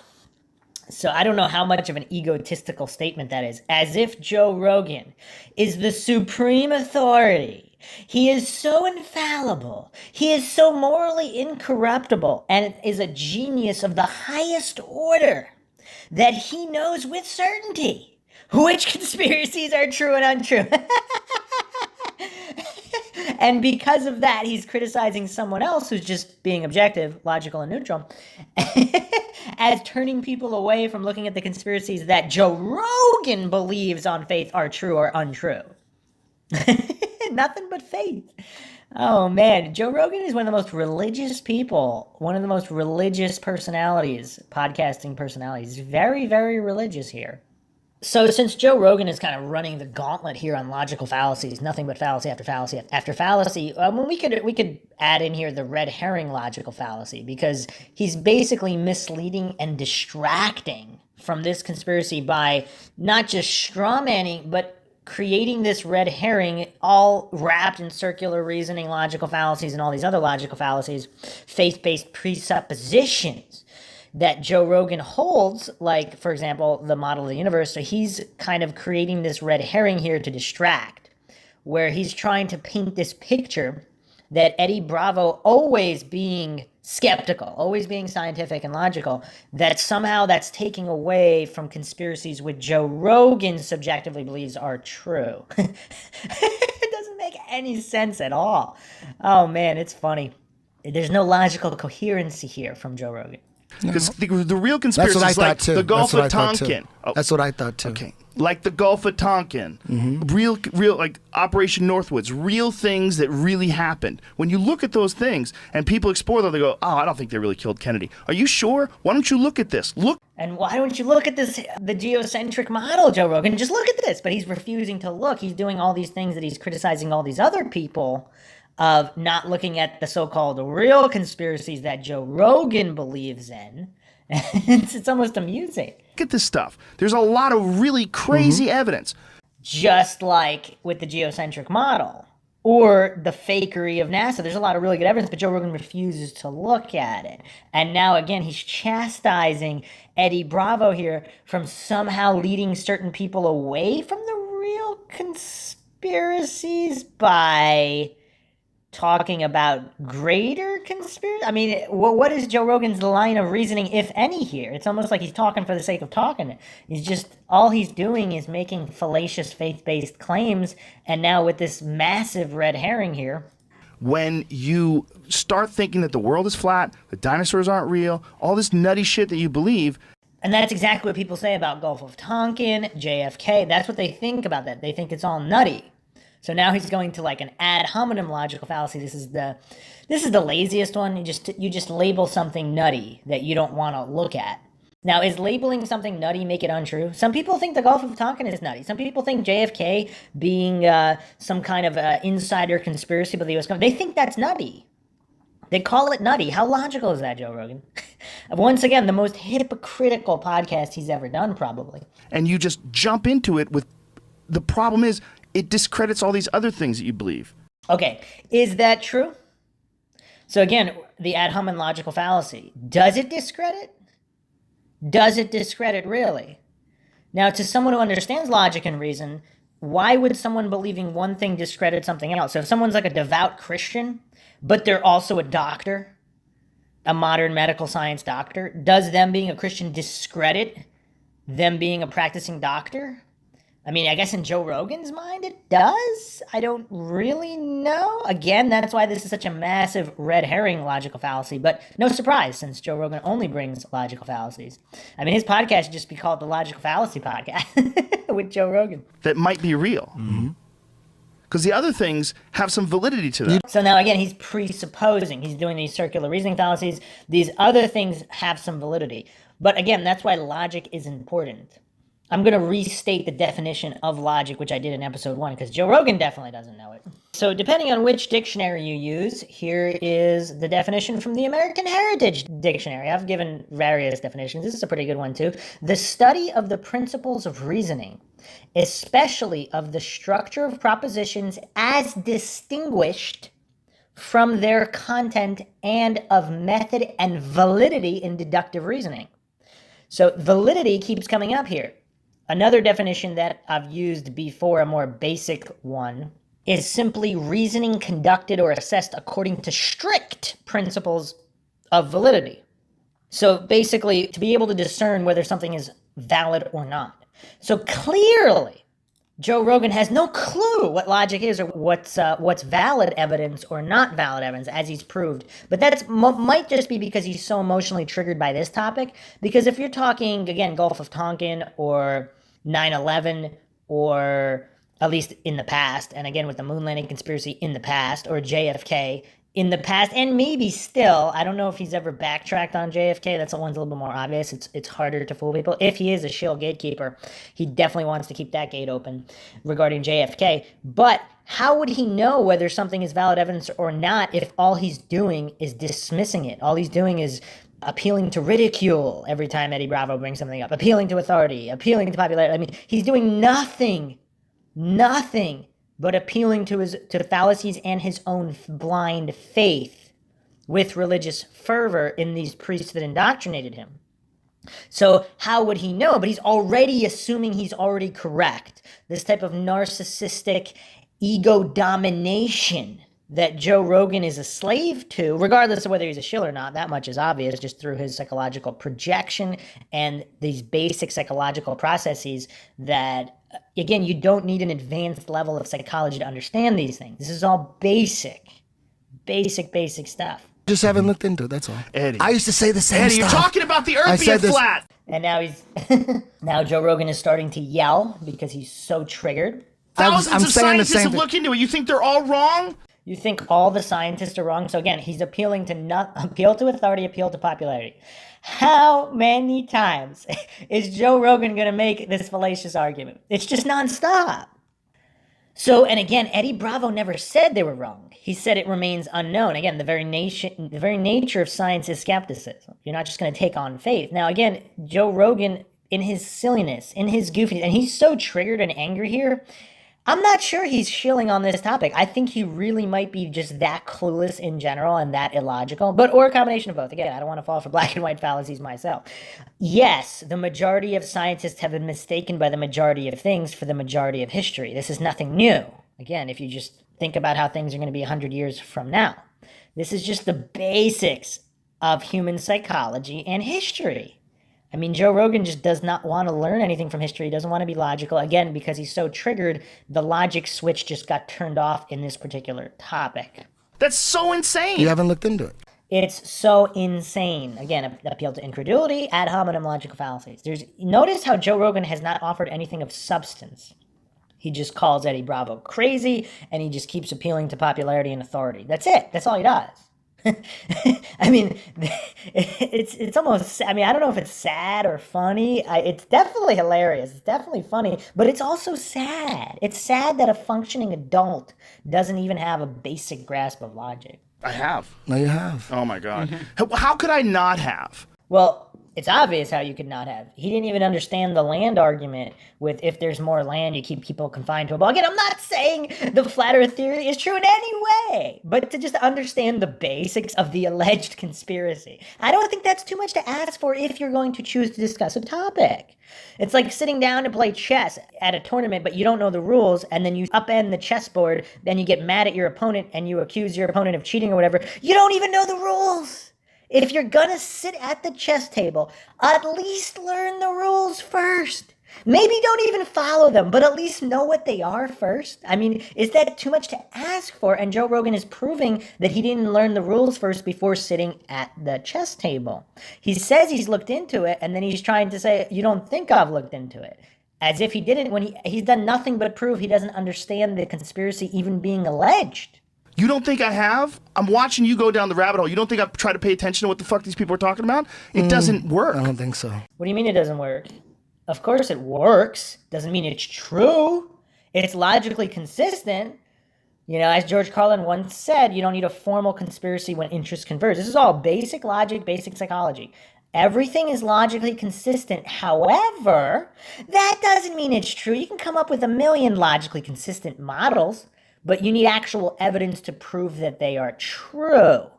Again, so same thing with flat earth. You can make a flat earth, a logically consistent model of flat earth. That's not going to make it true, is it? It's something the flat earther side doesn't understand. But the heliocentric globe believers, those that believe on blind faith, and unfortunately these are the vocal mouthpieces. For some reason, logical, scientific, heliocentric globe believers are not publicly defending their model, at least not yet. I think it's going to get to the point where they're going to have to come out and defend it. Otherwise, you get Joe Rogan looking like a buffoon here, making one of the most poorly argued defenses of the heliocentric globe. It's sad here. Eddie, there's websites dedicated to debunking it. And then there's websites dedicated to debunking the debunking. What does that mean, Joe Rogan? Is dedicated to showing you the science, On the showing internet. you the math. Just like with the ether and the Michelson-Morley experiment, there's websites dedicated to showing the difference. And again, with this ludic logical fallacy that I brought up, how unknown variables factor into assumptions or subjective conclusions made by fallible scientists, by fallible humans, using fallible technology in their fallible experiments. Now, again, that we don't need to jump to true or untrue, but again, in the world of science, which, again, Joe Rogan doesn't know the difference between science and scientism. Joe Rogan is a devout scientism follower. He worships at the altar of NASA, the CDC, academia. He worships at their altars, thinking that it's science, but it's really scientism. Now, again, that doesn't mean it's wrong. Again, all the trolls always jump on me for that one. I'm not saying that they're wrong about anything. I'm just looking at the methodology, and I believe strict adherence to not only the scientific method, but the principles of logic is important if you're going to have non-faith-based beliefs. If it's all faith-based, it's not scientific. That's all the purpose of this logical examination is. That you can do. How come when you check the internet, it's valid, but when I'm on the internet, it's not? You're not talking about the internet. You're talking about a guy's YouTube video. No, it's not. Well, actually, no, he's not. So again, not only strawmanning, but that was a valid expose on Eddie Bravo's part of Joe Rogan's cherry-picking logical fallacy. Because he's cherry-picking, he's saying YouTube's not valid or whatever, when everything that Joe Rogan believes in can be found on YouTube. And if Eddie Bravo watched, let's say, a YouTube video of a debunking of a flat earth video, Joe Rogan would think that it's valid. So that's how silly Joe Rogan is. Guys, there's a lot of guys. There's a lot of people. Okay. But they're just YouTube videos. It's huge. Eddie. No. The science behind them It's huge. is not verified by peer-reviewed journals. So again, now Joe Rogan is again exposing his own blind faith in peer-reviewed journals. Because what is a peer-reviewed journal? Is that part of the establishment? Is there a certain dependency on the maintenance of status quo enforcement? There's a certain status quo enforcement, of course, because I will repeat Upton St. Clair as well. It is very difficult to get a man to understand something which his salary depends on him not understanding. So if you have a whole house of cards built on something, like, for example, tobacco science or something of that nature, or so-called sugar science, which Joe Rogan himself admits was fraudulent. He actually brought up this example. So again, there's the hypocrisy and this on and off switch that takes place in logic in whatever's left of Joe Rogan's brain here. When you have corrupt institutions, of course the members of those institutions will maintain status quo. Again, that doesn't mean they're in on it. It doesn't mean they're lying.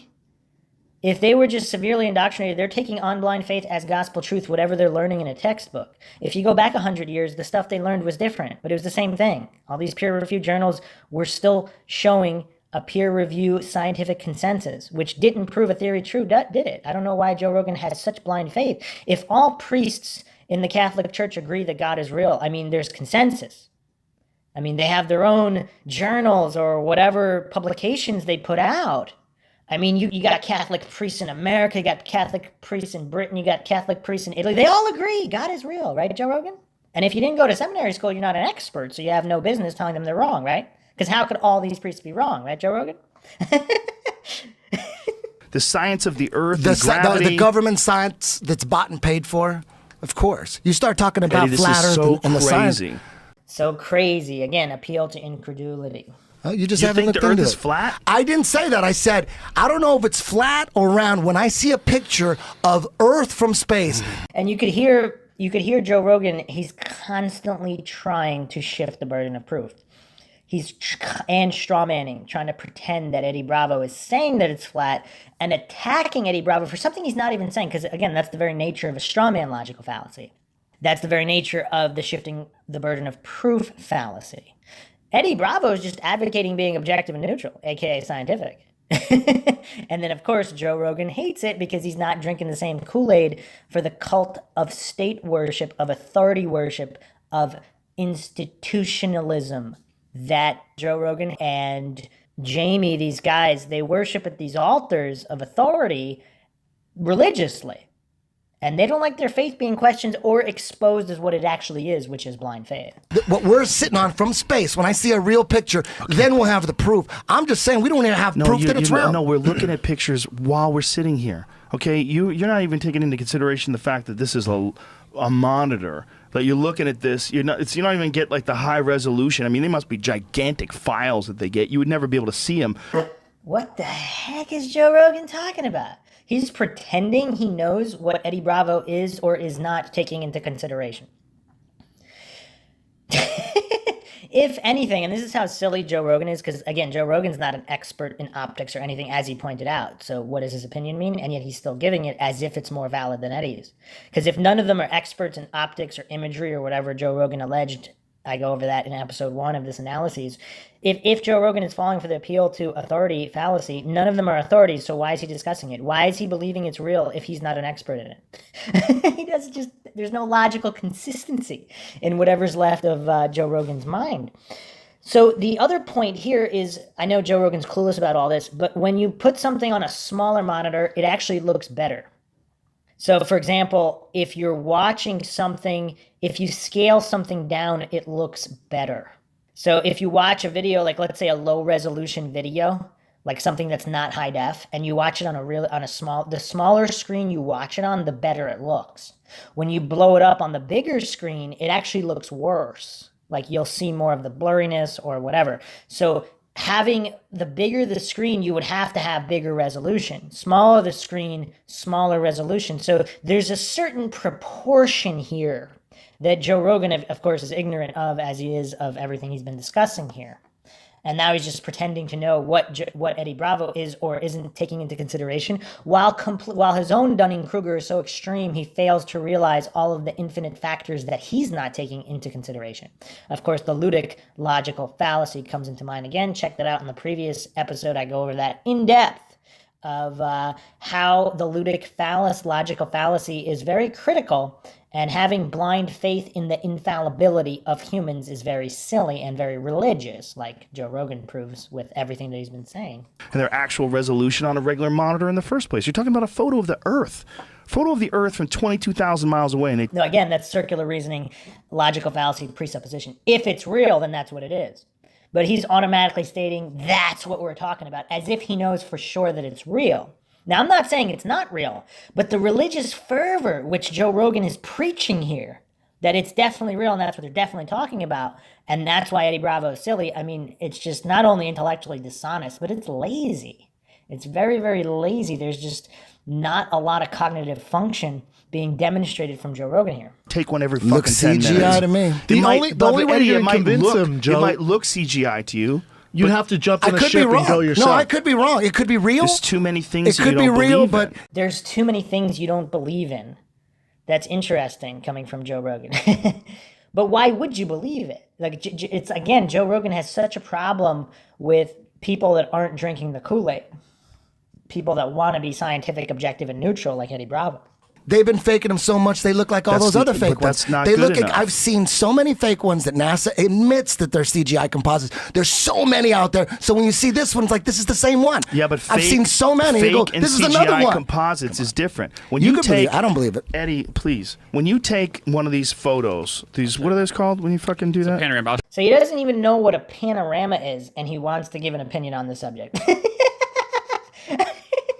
Panorama. When you do that, you know what that is? That's a composite. You're taking a bunch of photographs and they piece them all together. It makes one enormous photo.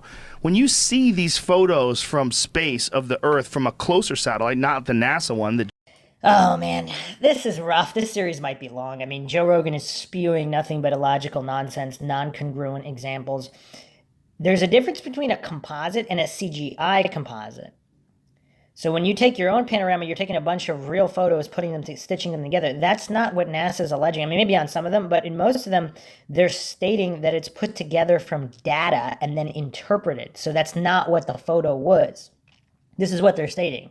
So whether true or untrue, Joe Rogan doesn't even understand what these CGI composites are or how they were made, and he's criticizing Eddie Bravo. I mean, the hypocrisy, the silliness. I mean, has Joe ever appeared dumber than in this podcast here? I don't know. Jamie just pulled up, which does show a full-size image of the Earth. What you're seeing is they take a photo, they take another photo, and they piece them all together. There's no seams. Just a composite photo. No, there's I an took. actual Yeah. CGI This is 3 artist. photos. There's They a put them CGI. together. And now here's, now Jamie's jumping in, showing his incomprehension, where they're using actual composites without data that has been interpreted. So the satellite data comes in, allegedly. I'm not saying it's real or not real. This is NASA's story, but Joe Rogan and Jamie, they don't even understand what NASA is alleging that this image is. They don't even understand that, but they're immediately jumping on Eddie. They're creating all these straw man arguments. They're showing they don't understand anything, and then using these non-congruent examples to try to prove Eddie wrong. It's just silliness beyond silliness. And then they can't be surprised why the flat earthers, they just keep growing in numbers, because this illogical, silly defense of people with not a lot of cognitive function just preaching their religion and taking offense to people who don't drink the Kool-Aid because of their own misunderstanding of basic logic, reason, and science. I know, No, but they fit together. The colors everything Eddie, in. Eddie, is this CGI? No. Question for you: is this CGI because it was made in a computer and it fits the definition of computer-generated image? Because that's a composite. This one could easily be. I made this. This one. I'll this, show you how I this made could it. be. No. I'm just saying. But this could be easily a real picture. But it is Easily. a real picture. Well, But yeah, it it's could like not. that's not a hard picture. Where I was- picture of Earth from space. That's a hard picture. Where I physically was on the ground in New York City to take that with the camera I was using, Mm-hmm. that building would not fit in my lens. I wasn't far enough away. But that's not what they're saying they're doing. They're saying they take strips. That's but- what no, they're saying they do. No. So again, Jamie and Joe Rogan are arguing something that wasn't even presented, and they don't understand that's what that is. Eddie's trying to correct them but they're too cognitive dissonant, they're too ego dominated, their Dunning-Kruger is so extreme, they're not even processing Eddie Bravo's words, which he's saying in a quite simple fashion, but they're so triggered, their logic has been turned off. They don't even understand how silly it is to use an example of someone taking a building on a street in a city, which millions, if not tens, if not hundreds of millions, if not billions of people have visited and taken pictures of.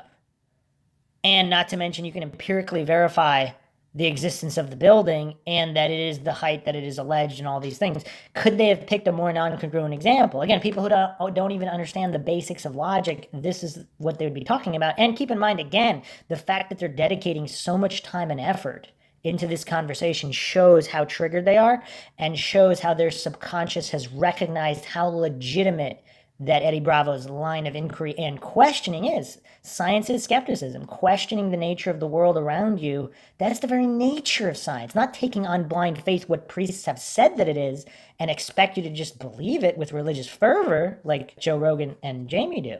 They're saying, I'm going to show you a video of the artist who actually did the latest one. They go, oh, NASA, here's the guy who did the latest tell picture. Us what to look at. Tell us what to look at. Let's watch the video. Just put NASA, artist, CGI picture of Earth, and you're going to hear him talk. All right, this is the first brownie point that Joe Rogan can receive here. He was willing to actually look at a piece of evidence. So it's been now almost a half an hour into the portion of the podcast where they're discussing flat Earth and conspiracy. So Joe Rogan went off the rails almost a half an hour straight with nothing but fallacies. I have to give him this brownie point where he's at least willing to look at something. But again, if this was all a silly conspiracy that didn't mean anything to him, he probably would have just dismissed it and not spent any time on it at all. And he says it is Photoshop. It is Photoshop, but it has to be Photoshop. He says that word for word. It's so big. It's a NASA video. Well, that's what I was just mean? asking you to. I was asking you to clarify that. I'm trying to tell you. That's what I literally had to do. I had to have been farther away to get the photo in one photo of that giant building, but that. In order to get that distance away, did you color it in with CGI? There were buildings in the way. So you're saying I put it in Photoshop. Yes, I put it in Photoshop. He's going through the video, going, I got it. Sometimes I put green shades here, and I'm not an astronaut. I've never been to space, so I have to kind of use my imagination to get. Are they taking black and white photos? Latest picture. It's the latest picture that NASA releases of Earth. Here's the latest one. Real life didn't look like this that day. It's a little exaggerated. The darks weren't that dark in real life. The brights aren't that bright in real life. So yes, I added color to it. I did some artistry to it, but that's bullshit. That's what that fucking building looks like. Okay, now find the CGI NASA artist. Eddie, do you buy into anything? Do you believe anything? I believe shit that I could prove for myself. Like I believe the science in like a skyscraper. Why? Because I see the skyscraper, it's standing there. That's truth. Right, but how much? I believe in that. How much science. have you looked into like the science of space travel? How much have you looked into how much work was done to try to put satellites into orbit?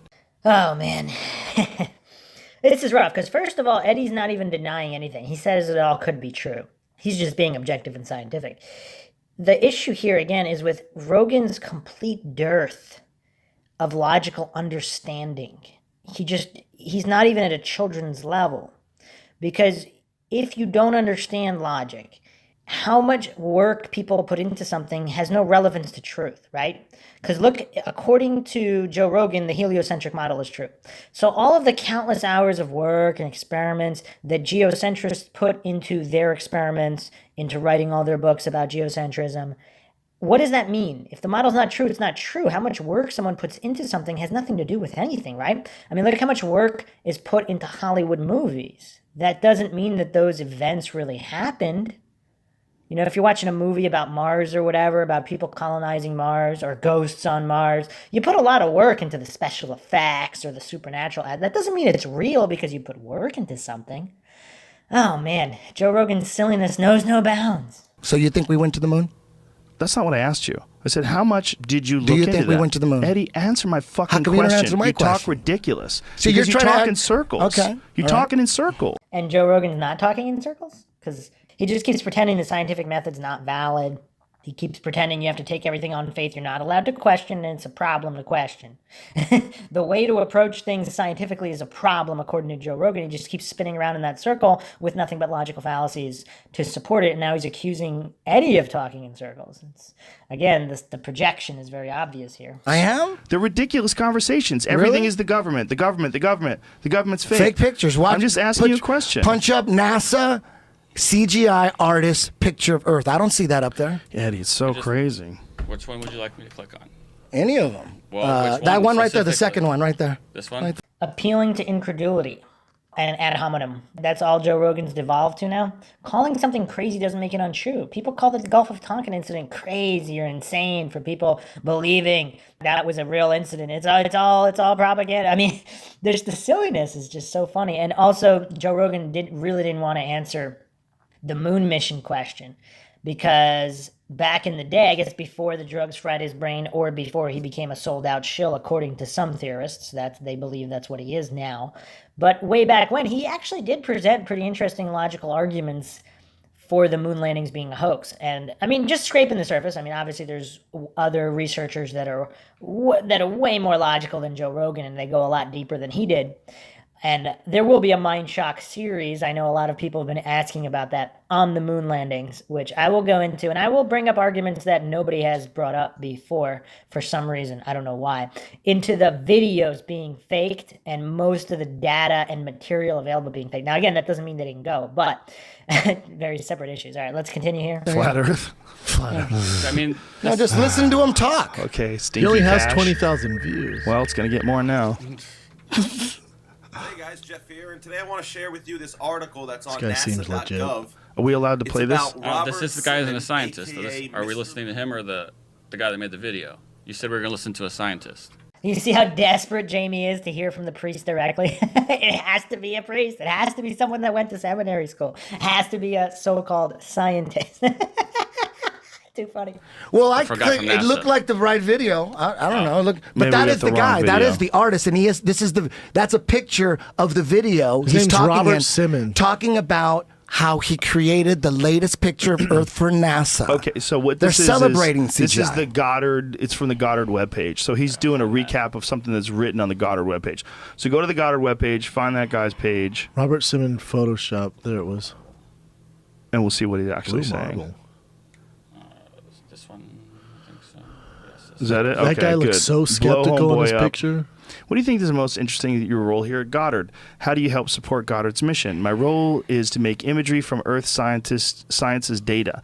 I turn data into pictures. So that just proved that Joe Rogan and Jamie had no clue what was being talked about before.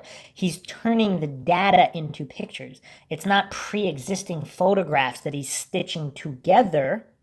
That's what Joe Rogan illogically assumed based on his own misunderstanding, and so did Jamie. And then Jamie even brought up a photo he took of, or someone took of a skyscraper that had to be two pictures stitched together, and he did a little bit of color correction, and he equated that to interpreting data from satellites. If that's what was done, but it's just hilarious. I look for new interesting events that NASA satellites have seen or that are hidden in the latest data to find anything interesting that shows off NASA's unique capabilities. Finding things is the fun part. I rely on engineers and scientists to produce the data. Their reliable real-time stream of 1.7 terabytes a day, holy shit, is incredible. Terabytes. The same as producing 3,000 CDs a day. Yeah, that's really the same thing as just taking photos of a building, taking a couple photos and putting them together in a panorama. We know where to look for the interesting stuff because each instrument provides a very specialized type of information. So if I'm looking for something specific, I know where to look. For example, recently there was a volcanic eruption in the Red Sea. The only reliable imagery of this was from NASA satellites. We basically confirmed the existence of a new island. Yeah, that's not propaganda at all. There are no other satellites other than NASA satellites. There are no high-altitude planes other than belonging to NASA. There are no hot air balloons. There's no other photographic equipment from any other country or institution other than NASA. That's not propaganda, right? Okay. So let's get to some Photoshop You got to shit. find the one where he's talking. Okay, but this guy's talking about science here. Like some of the science has to be real, right, Eddie? Like there has to be some satellites, like DirecTV. DirecTV's not fake, right? I don't know. I don't know, but Is that Brendan Schwab laughing in the background? That's so funny. So Joe Rogan's kind of appealing, like, some of the religion has to be true, right? Some of the faith-based religious principles, like, some of them have to be true. Who cares about proving? You gotta assume that some of them are true. You could do all that with landline stuff. You don't need to go bounce anything from space. You could do all that with landline. Why wouldn't you? You could just put it in space and it just broadcasts and you shoot it up there. And of course, why wouldn't you? Joe Rogan's default is never to the scientific method or proving something true. Why wouldn't? Or what would be the motive? I can't understand it. I mean, can you get more anti-science than Joe Rogan while using the word science and not even understanding what it means? Joe Rogan should just swap out science for scientism because that's what he believes in. He doesn't actually have any irrefutable scientific proof of anything. It's all religious, faith-based. Shoot it back. Why would you lie about that? I mean, there's a ton of fucking space junk. So if Joe Rogan's sitting on like a jury and a previously convicted serial killer, or at least suspected, said he's innocent of the crime, why would he lie? Let him go. Satellite's easy. Satellite's easy. Every time you know who pays for satellites? You know who pays for satellites? The taxpayer. They get bills. We need a new telecommunications satellite. We got to throw it up there. So we need $35 million. You don't think and they go, yeah, okay, we're going to sign it. They get the money. God. It's a tax scam. You don't think satellites are real? I don't think so. Oh, Jesus Christ. I don't think so. Well, what's happening? Appeal to incredulity. Let's get some blasphemy in on this. What are those things up there that you can watch from the ground? Have you ever seen the space station fly overhead? You can see it. They can I've never time seen it. it. I have pictures of it. They timed it. They told me it was going to be overhead. I took a picture of it. How do There you it know it was. wasn't a high altitude plane? What's the difference? Why would they do that? Why would they lie? Again, why would humans lie? I mean, let's throw out everything that is known about human psychology. Let's pretend humans aren't humans. Why would they lie? Is Joe Rogan alleging that humans wouldn't lie for money, profit, or to maintain a status quo regardless of whether they believe the status quo is true or not, just to keep things running smoothly? Again, I mean, a child can understand the conspiracy. Again, doesn't mean it's true in any way. Maybe they're not lying. But to not even understand the basic reasoning why a human would lie. And not to mention the word lie already there, that's intellectually dishonest. Because if they think they're telling the truth, they're not lying, are they? First of all. Second, if they really think it's the ISS up there, and I'm not saying it's not, again, before the illogical cognitive dissonant trolls jump on this, I'm not saying the ISS is not up there.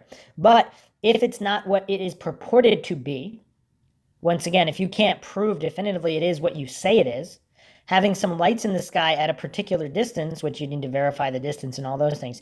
If you do not verify those with strict adherence to the scientific method, then you're just using faith and your religion.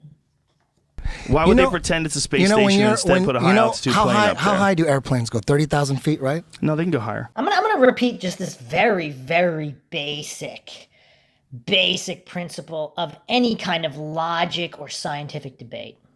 And Joe Rogan uses, again, the shifting the burden of proof fallacy. One is not called upon to prove a negative.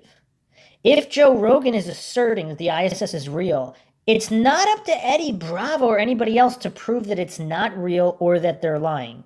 If Joe Rogan wants to defend his faith-based religious position, he's pretending it's not religious and faith-based. Now, if he wants to defend it, it's up to him to prove his assertion. It's not up to someone else to prove a negative. Otherwise, we all have to believe that some invisible flying spaghetti monster rules the world and lives in the sky because no one has proved it false yet. What kind of silliness is this, Joe Rogan? No, They but go 50, no. 50 plus. Commercial airplanes, on average, I go think about they're somewhere in the 30,000. 30s, yeah. 30, 35,000. Right. When you're on the ground, you can barely see them. When they're at 30,000 feet, you can barely fucking... And when you're in 30,000 feet and you look down, you wouldn't be able to see a goddamn bus or a plane. Now, those satellites are supposed to be like 100 miles up. Think about that. Yeah, How are you going to see them? Because they're in space and they're a light. They're a very small pinprick of light that moves across the sky. You can see them with optics. Okay, I've never seen them. Okay, but you really haven't looked, and you definitely haven't looked with optics. If you look with like a big spotting scope, these people get these telescopes and they look up and they know exactly where it's going to be. You can actually program it into the telescope. There's things that you can download where you can find the coordinates of each individual planet. The way these really super powerful telescopes use that amateur astronomers like to use, you punch in the key numbers and it'll move specifically to a spot in the sky where you can tune into the moon or tune into Saturn. Whoa, I think Joe Rogan just said something that was true. We had to wait more than a half an hour into this discussion on conspiracy theories for him to say something true. Yes, you can track heavenly bodies and what is alleged to be the ISS. Now, these lights in the sky, does that prove that it is what you say it is? So if you put up some kind of a high altitude balloon with lights on it or whatever, and give its exact location, does that prove it is what you said it is? Or it just proves that there's a light that's there? Is anybody disputing the light is there? So again, this kind of straw man where Joe Rogan is pretending that Eddie Bravo's argument is that it isn't, that something isn't there. Nobody's denying the moon or Mars or these heavenly bodies. I haven't seen, and maybe there are some flat earthers that deny their existence. I haven't seen those from what I've seen, because there's so many different flat earth theories, but the majority of flat earth theories do not deny the existence of the heavenly bodies. They do not deny these lights that can be tracked. So what Joe Rogan is saying here for the first time, it's actually true. You can track these heavenly bodies and it can be programmed. Or into very specific areas of the cosmos that change all the time. Because of the fact that the Earth is spinning, we're catching... Whoa, because it's spinning or because the cosmos is because these heavenly bodies are moving. All these presuppositions and religious assumptions, Joe Rogan. I'm not saying which is which. I'm just saying, how would you know? And of course, Joe Rogan doesn't know. If he could prove it, he would state the proof instead of just using these fallacies. All sorts of different shit, all sorts of different times, especially no matter where you are. If you're on the equator, you're looking at a totally different image, you know, at one moment in the sky than you are the next moment. Which would be the exact same thing on any model. If you're looking at a flat earth model, just like, again, the simple example, again, I'm not saying the flat earth theory is true in any way, but it's not that hard to understand the theory. And that's the problem here. Certain people like Joe Rogan, they're so illogical, they're so silly and bereft of cognitive function, they can't understand that if you go into a giant warehouse and you put different color lights and different combinations in the ceiling, if you move around the warehouse, they will appear in different positions. The lights will be in different position. There'll be different distances and different places in the ceiling depending on where you are on the floor. That doesn't mean the Earth is a globe. Now, there are other proofs that you could use for the globe Earth. He's not using them here. That's where the silliness is. But this is not one of the reasons. So it can tell you exactly where the space station's going to be, where the moon's going to be, where Mars is going to be, and they punch these coordinates into these little computers, and they all move to this thing. I mean, you believe the Mars rover is real?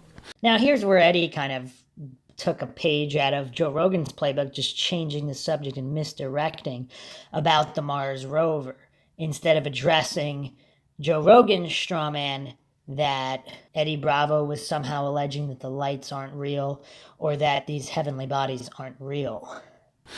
Man, Eddie, I don't think I can do this anymore. Throw in the towel, Joe Rogan. You've embarrassed yourself enough. Logical, objective, scientific discourse is obviously not possible for Joe Rogan here, at least not in this subject he's emotionally triggered about. Having his religious faith-based views exposed as such, he can't handle it. He can't do it anymore. Because it's just like, I don't see why. First of all, I don't see You were where just the telling money before is. the- I don't see. Hold on a second. I don't see where the money is to have all these hoaxes. He doesn't see? Well, you can find the NASA budget in like 30 seconds. Have Jamie pull it up. They get somewhere between $40 and $60 million a day, averaged for how many decades? Even if it's only like 10 to 60 million a day average for how many decades? You don't see where the money is, first of all. Second of all, again, a child could probably understand.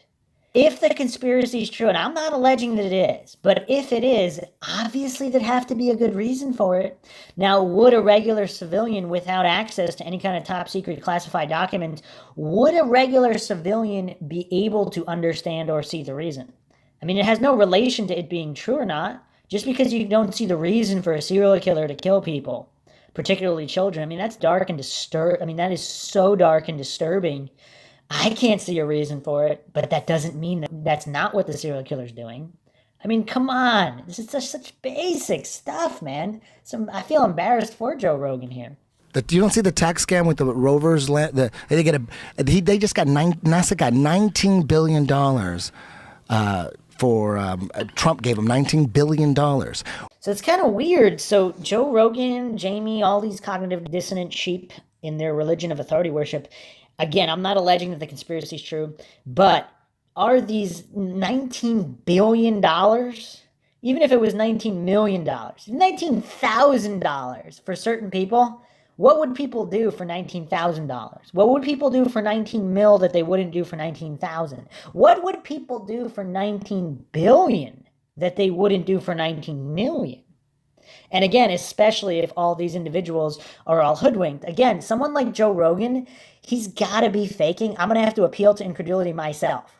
It's very difficult to believe that Joe Rogan is this brain dead, because does he not understand the compartmentalization of any aspect of any conspiracy theory? I mean, intelligence agencies and military institutions are quite open about certain practices, including compartmentalization. Why would you have everybody in the know unnecessarily? Need to know. Everything's need to know. For your eyes only. Top secret. Classified. These are the basics. I mean, people that aren't even interested in conspiracy theories know this information, and Joe Rogan's either that brain dead or he's playing this level of stupid.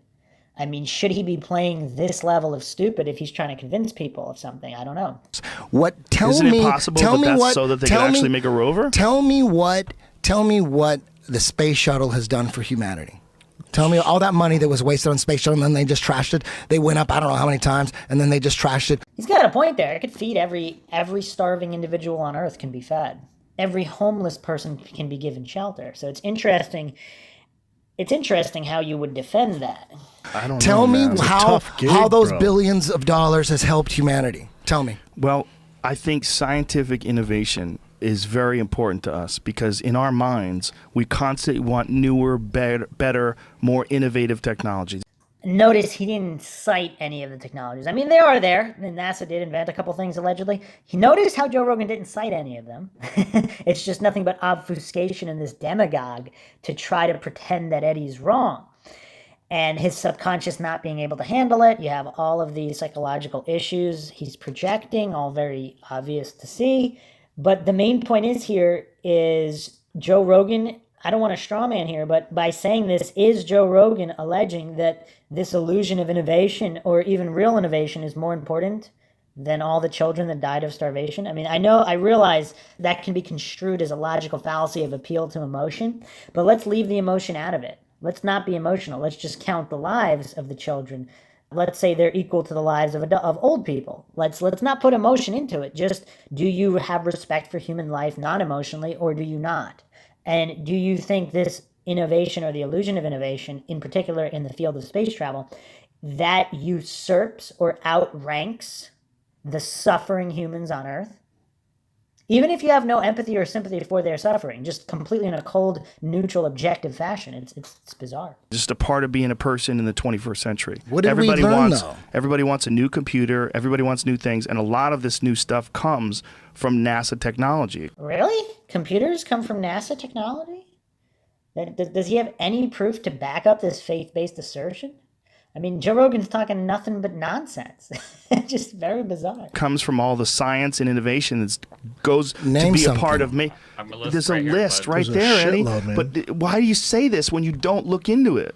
Tell me how highway safety. How can we couldn't do that down tires. here? And you can even hear in his voice the inflection of what he's talking about. Improved tires, like, Joe Rogan is clueless about all this. He doesn't know about any of it. He's just citing on faith. He's taking on blind faith as gospel truth that these technologies really were made or innovated by NASA and somehow could not have been innovated or created for much less money without NASA.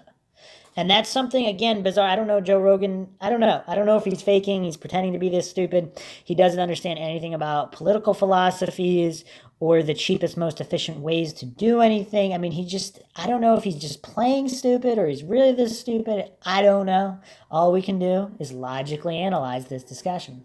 How come we couldn't do that down here? Eddie, but the massive requirements that you have on the gear, when you're talking about going through fucking space, the insane stress of re-entry. They've figured out all kinds of crazy shit, the speed in which you land. Is that why they kept going to the moon? Because they figured out all this stuff to do it easier and faster? Wait a second. I mean, Joe Rogan just takes all of it on blind faith, and it's just nonstop presuppositions, all faith-based. They figured out a bunch of crazy shit. Enriched baby food. I mean, portable cordless vacuums, freeze-drying technology. All this comes from space. There's a shitload of things that they figured out. Harnessing solar energy. And notice how he's taking it all on faith without actually looking into it, without actually verifying any of these claims on NASA's own website. Obviously nothing to do with propaganda. I mean, does Joe Rogan just really not understand what conflict of interest is? Children can understand this, and yet Joe Rogan is just reciting this, just with religious fervor. You could hear it in his voice. There's a lot of innovation that comes from the development of either the space station or the shuttles or a bunch of different things that they've invented, and they continue to innovate these things. These new satellites that they're shooting out into space are way better than the Hubble. They keep doing more and more, better and better, and it's this constant rush to see who can get to the furthest point of technology in whatever field they're in. Is that why they're visiting the moon, they're visiting Mars, Jupiter, they're visiting all the planets now because they're getting bigger, better, faster, more efficient. Technology is just that much better, right, Joe? I mean, he's just talking nonsense here, all presupposition and faith-based religious preaching. Whether it's the field of rocketry, whether it's the field of satellites, there's this massive amount of competition between the top scientists in the world. And to think that that's all fake doesn't make any sense, because there are some things that are fake. And again, the Dunning-Kruger on full display here, because Joe Rogan's too incompetent to realize his own incompetence, because only he knows what's real and fake, right? He hasn't even looked into it as what he's saying, what he's hypocritically accusing Eddie of verifying these claims. He hasn't verified any of them for himself as well. He's just taking it all on blind faith. So why assume that all this technology is fake when you really could see the Challenger? You saw the Challenger explode in the sky. Wow, another massive straw man, possibly attached to an appeal to emotion logical fallacy. How does nobody's disputing that they're launching any rockets. I mean, what, is Joe Rogan really this silly? Is he strawmanning to these extreme lengths that are so, again, obvious to just a children's level of logical understanding? It's very bizarre how silly of an argument. I mean, it's almost like this is a competition to see if Joe Rogan can make a sillier argument than anybody else. It's just really bizarre. If it's fake, no one was there to engineer the shit that failed. Who said that was fake? Well, any of it, any space travel. The space shuttle's going up. It's a high altitude Did you know plane. the space shuttle goes up and they use work on fucking satellites? So again, that's a compositional logical fallacy. Joe Rogan's assuming, like, let's say you go on a road trip. If somebody saw you start your car in your driveway, that means you arrived at your destination, right? If there's no proof of that. You don't need proof of the arrival if you saw the departure, right? These are the depths that these certain individuals, these personalities that are making a mockery of themselves publicly in the way they defend the heliocentric model and their religious, faith-based indoctrination into the cult of state worship and authority worship. It's really, really bizarre, and he probably doesn't even realize how silly he is. Again, doesn't mean he's wrong about any of the conclusions. I have to keep repeating that because the trolls really come out in full force pretending that I'm advocating for a particular theory when all I am doing is advocating for real science and for real logic. Do you know they dock with the space station? I need to see video of that. Oh, okay. Show me video of that. That's what spacewalks are usually about. Jamie hit it. They do. There's a lot. The problem is there's a lot of these things that you just automatically want. Dude, they faked 6 moon missions, dude. Of course I don't trust shit coming from NASA. Even if that was true, those are people in 1969. So if Prohibition era mobsters lied about a bunch of stuff, that means modern mobsters are trustworthy, right, Joe? Because there were different people within the organization. If Joe Rogan understood the conspiracy being alleged, then he wouldn't come back with this level of silliness. I mean, there's so many legitimate, logical, scientific arguments that can be made, and Joe Rogan doesn't make a single one. It's endlessly amusing. They're not the same humans. Those people they're not the same human beings. That's just like saying... No, that's just like saying the priests of the Catholic Church today are different priests than before. So God must be real? Like, what is Joe Rogan smoking? I mean, I guess we do know what he's smoking. He smokes a lot of stuff. And that the people who made the movies in 1969 are the same people that made Fast and Furious 8. Well, not at all. But if they're using movie magic, of course, movie magic would evolve. So if they were using Hollywood movie magic decades and decades ago, and they were faking stuff, again, for the newer Hollywood movies, the Hollywood movie magic has evolved, and I don't think Joe Rogan realized that he just supported Eddie Bravo's position there. It's the people that make the movies. They're not the same people. They're totally different humans. It's like saying the stand-up comedians from 1969 were the same as the one. That's not like saying that at all. That was NASA in 1969. They faked 6 moon missions. How am I supposed to believe anything from that? Those are not the same people. How? Even if that was true, those are not the same people. Ooh, second brownie point for Joe Rogan. He actually phrased something correctly. Even if that was true.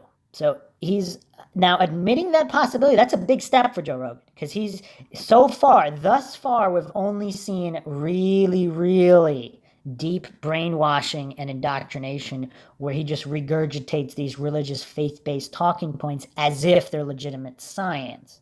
This is the first time where he's shown any kind of modicum of logic, where he understands that it might not be that simple in knowing whether something was true or not. Richard Nixon isn't alive anymore. So you just write them all off, though, Eddie? Just off that You got to one prove exception? it to me. I don't need to believe it. But I don't need to believe it. it's It's not not. gonna. How is it gonna? I don't believe it. But if it's true, I don't give a shit. Okay, it's true. Oh, that's true. Oh, okay, but you got to prove it to me. Otherwise, the problem isn't. The problem is Joe Rogan doesn't want anybody using science. In science, you actually have to prove things, but Joe Rogan doesn't agree with that. He wants everybody drinking the Kool-Aid. I don't care. No The problem is there's no proving it, and Whoa, what do you mean there's no proving it? Is Joe Rogan denying all science and the scientific method? There's a lot of things that you can prove. So he's saying you have to take it on faith because you can't prove it. So is that kind of like a priest saying you can't prove the existence of God, you just have to take it on blind faith? you want to always assume that it's fake. You don't have like this empty prove it to me. Like, I'm not assuming either way. Actually, he does, to a certain degree. And Joe Rogan's doing some serious projection here because he just called all of it crazy and ridiculous and just appealed to incredulity and appealed to ridicule. And now he's telling Eddie Bravo he should be open, prove it either way. Eddie Bravo has stated how many times that he doesn't know if it's true or not. That's called being open, Joe Rogan.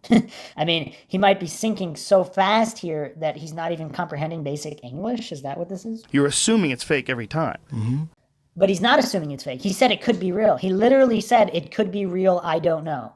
How many more times does he have to say that for someone of Joe Rogan's level of mentality to understand it?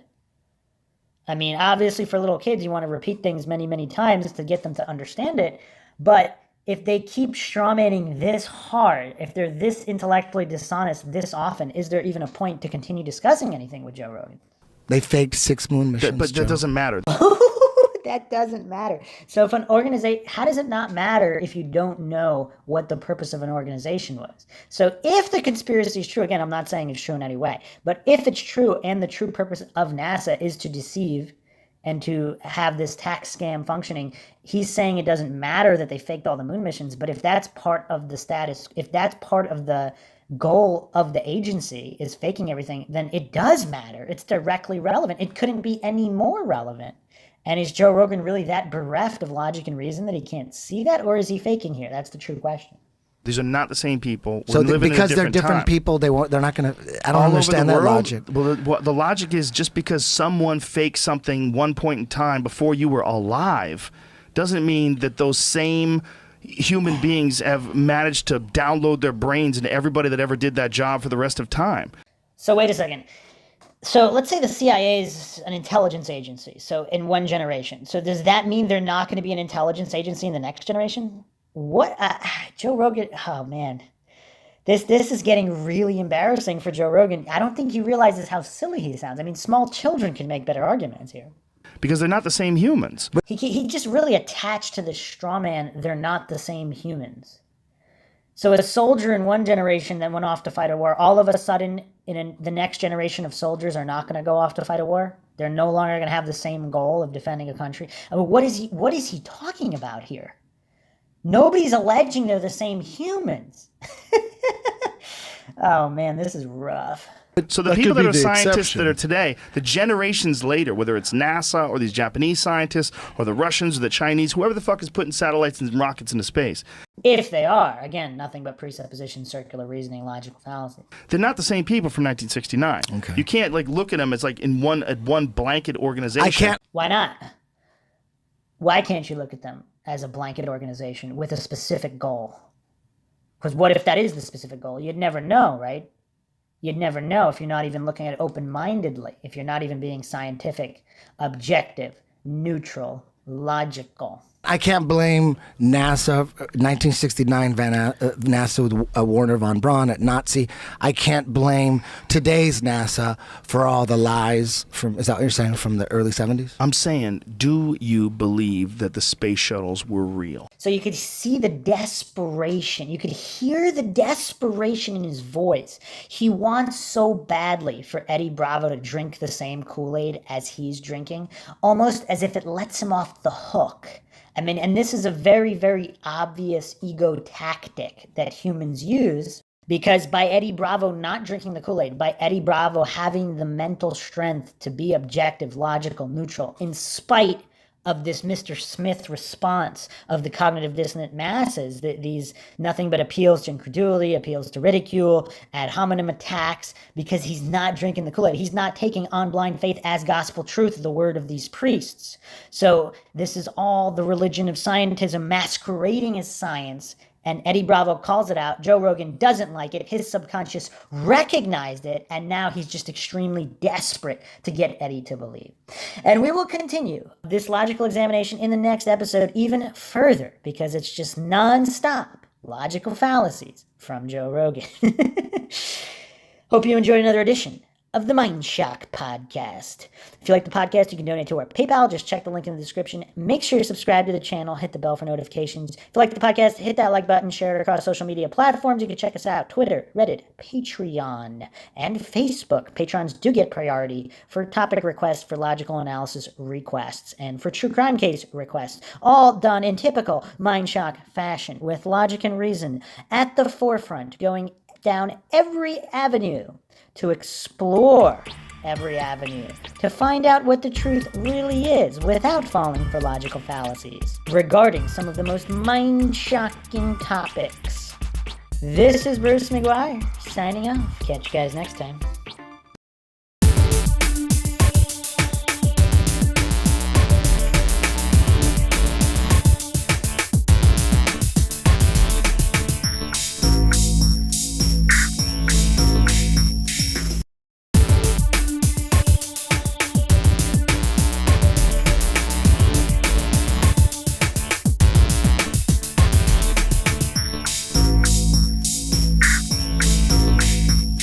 If you like audiobooks or audio shows, check out a free trial of Audible. Just click the link in the description. You are listening to the Mindshock podcast. This is part 4 of the Joe Rogan versus Eddie Bravo debate on Flat Earth on the Joe Rogan Experience, episode number 948. A very long discussion on Flat Earth conspiracy and the nature of conspiracy itself, and exposing Joe Rogan's lack of critical thinking ability or logic and reason of any kind, as he only backs up his faith-based religious belief system, which is mostly just worshiping at the altar of authorities, whether it be NASA, the CDC, or other government institutions, and his failure to understand the basic premise of the conspiracy being alleged against the establishment and the house of cards that supports various aspects of the establishment. I am Bruce McGuire, and as always, I will examine this debate or discussion with logic and reason at the forefront, exposing logical fallacies and the anti-science rhetoric spewed by Joe Rogan. I actually thought I'd be able to get this done in one episode. This is now episode 4, so if you haven't listened to the previous episodes in this analysis, check those out. It's a pretty lengthy, exhaustive, and comprehensive expose on Joe Rogan's lack of cognitive function in supporting his belief system. Now, again, that doesn't mean his final conclusion that he believes in religiously isn't true, that's not what the purpose of logical analysis is. As always, if you like the podcast, you can donate to our PayPal. Just check the link in the description. Make sure you subscribe to the channel, hit the bell for notifications. If you like the podcast, hit that like button. Feel free to share it across social media platforms. You can check us out on Twitter, Reddit, Patreon, and Facebook. Patrons do get priority for case or topic requests or logical analyses, requests of debates or interviews. Any questions, comments, theories, debunkings, rebuttals, leave them in the comment section. All right. So where we left off in the previous episodes was just Joe Rogan proving his incomprehension and his extreme Dunning-Kruger and psychological projection in accusing Eddie Bravo of not understanding certain things, when he's the one that doesn't understand what's even being alleged. No, I do believe the space shuttle is real. Why just that? Why because I've saw plenty of video of them, like So do you landing think and they shit, just made and the then they space take shuttle off. and that's it? Everything else is bullshit? So Joe Rogan, again, with the compositional logical fallacies. He's desperate, very, very desperate to get Eddie Bravo to drink the same Kool-Aid he's been drinking, but Eddie Bravo is sticking steadfast to logic, reason, the scientific method. Science is skepticism. Eddie Bravo is steadfastly sticking to objective and neutral logic and reason. Joe Rogan, of course, hates that. He calls it a problem every 2 seconds. And you can hear the desperation and cognitive dissonance in his voice. No, they made the Saturn V rockets and they launched them. Okay, so do you I think don't know that where they people went went. into orbit? I don't know. People went into orbit or I don't no? know how high people are going. I don't know. I'm not sure. you don't I don't know. know. I know they're going high, but I don't know how high. So why would you assume that any of it is fake? Why would you assume it's fake? So every Hollywood movie you watch, everything you see on TV. I mean, one of the funniest arguments Joe Rogan made of people who believe in the moon landing as advertised. The argument was, I saw it on TV. And then Joe Rogan was like, oh, you saw it on TV, you're a genius. Joe Rogan's default position is to take on blind faith as gospel truth, to maintain the religion of authority worship, the cult of state worship. Questioning it, not allowed. Remaining objective, not allowed. Demanding evidence, not allowed, according to Joe Rogan. You have to take it on faith. Why would you question? Why would you assume any of it is fake? So he's failing to comprehend Eddie's basic premise. It's not about assuming true or fake. It's about sticking objectively to science, to what can be proven, not using logical fallacies to keep the faith. They faked 6 moon missions. Okay, you keep saying that. No, but that's why. Yeah, but we're not talking about the same people, Eddie. And again, Joe Rogan goes back to this straw man of pretending Eddie is talking about the same specific humans. If you're talking about some kind of intelligence agency, from one generation to another, they're still going to have the goal of an intelligence agency, right? Unless they change that. But being exact specific humans, the level of silliness that Rogan is bringing forth here. I mean, if a certain ruling king and queen of a country, if they're duping or exploiting their populace, we could talk about serfdom in the Middle Ages, the alleged Middle Ages, whatever. The prince and princesses, they might keep up certain scams throughout the generation if they want to maintain ruling the kingdom. I mean, it's not that difficult to understand. And children can understand this, but I guess Joe Rogan here is proving that he can't. Or he's faking. Or he's just playing stupid. But it doesn't matter. It's the same organization. The problem is they're worse today. You've turned them into they. As soon as you say they. So as soon as you say they, the mafia, and that the mafia is engaged in crimes, that's a problem to say they, and they would continue engaging in crime, according to Joe Rogan. Or like if you're talking about religion, the Catholic Church, they. According to Joe Rogan, it's a problem to assume that the Catholic Church would continue to preach Catholicism. I mean, come on, Joe Rogan. You can summon some kind of brain function, can't you? But now let me ask you something. Let me ask you, Brendan.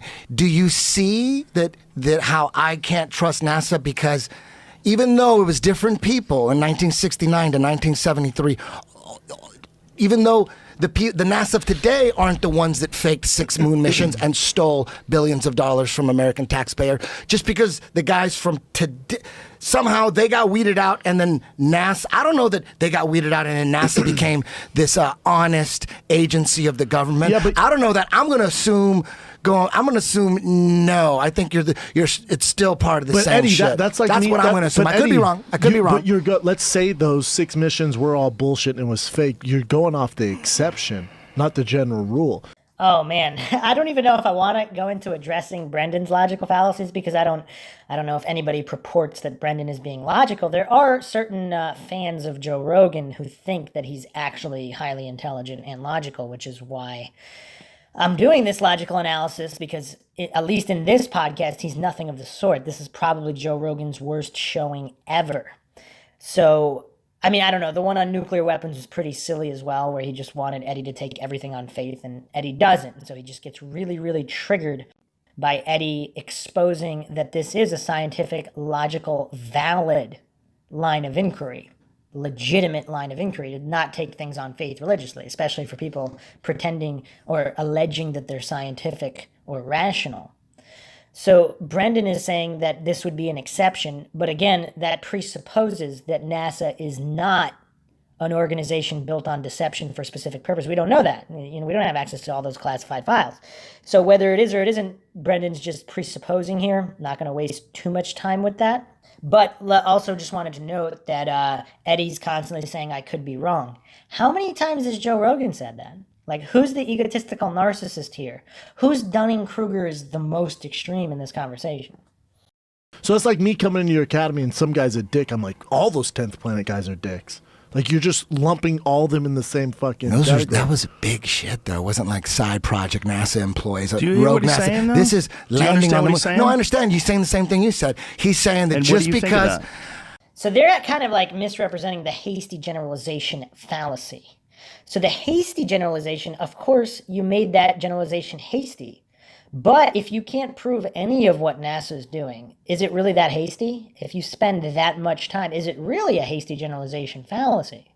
So again, the mental gymnastics here that Brendan and Joe Rogan and Jamie go through, it's actually quite silly because if you want to make an honest comparative example, like Eddie Bravo brings this up all the time, it's like a trial. If you want to prove beyond a reasonable doubt, which again, that might not necessarily be a scientific line in the sand beyond a reasonable doubt, but in general, if a serial killer is either suspected of committing many, many crimes, you're not going to take on blind faith his word as gospel truth that he's no longer shady. You're just not going to do it. And Joe Rogan and even Brendan here refusing to understand that, or playing stupid, or whatever. If they're being genuine, they're being genuine, just that bereft of logic and reason, who knows?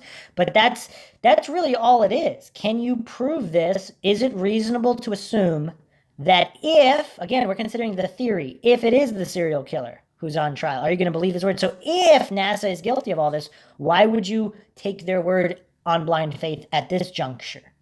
Dude, that was don't the think moon there's some landings were legit? so gigantic and so global and the greatest achievement beat of Russia. mankind, and they don't even have the records anymore. Joe, you know what I'm talking about. We were talking about this earlier, man. He would have made We were talking about this earlier. You know all that moon. You know, and- Telemetry data's missing. yeah. So All you know what the head of original NASA on videos. video says? He says, "Yeah, we don't have it. It's missing, or maybe it's stolen. But even if we did, the head of NASA, even if we did have the tapes, we don't have the machines to play them anymore. So it really doesn't matter. Come on, man. Come on, man. The dumbest retard detective on the planet would be suspicious."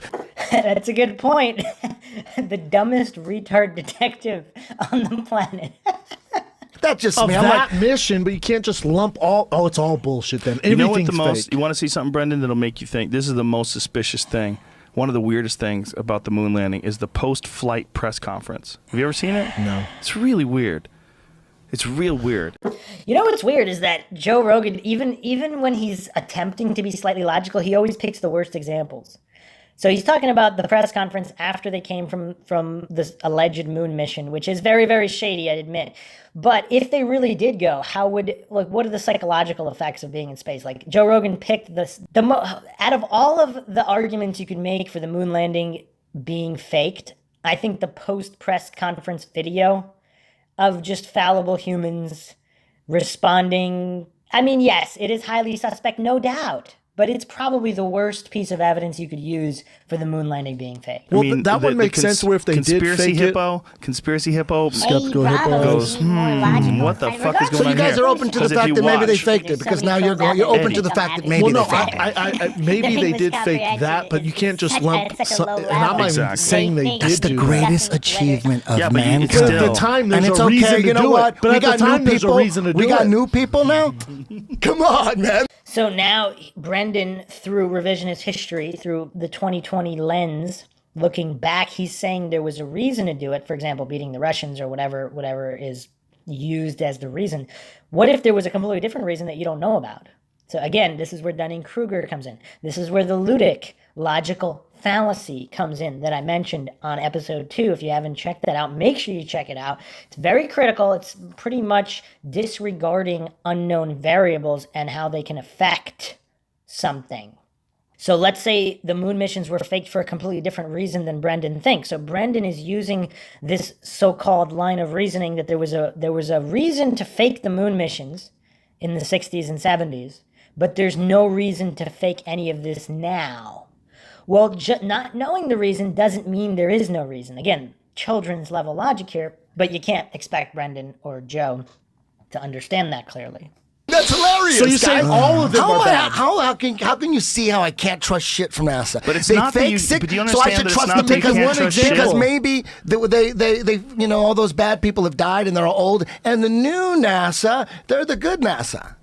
They can't all You're gonna be believe bad. that? Well, But no, how do we know what's, they're bad? what's better? There was an Believe in agenda. that or believe in a guy on YouTube that says the world's flat and dinosaurs aren't real? What's So again, appeal to incredulity, appeal to ridicule,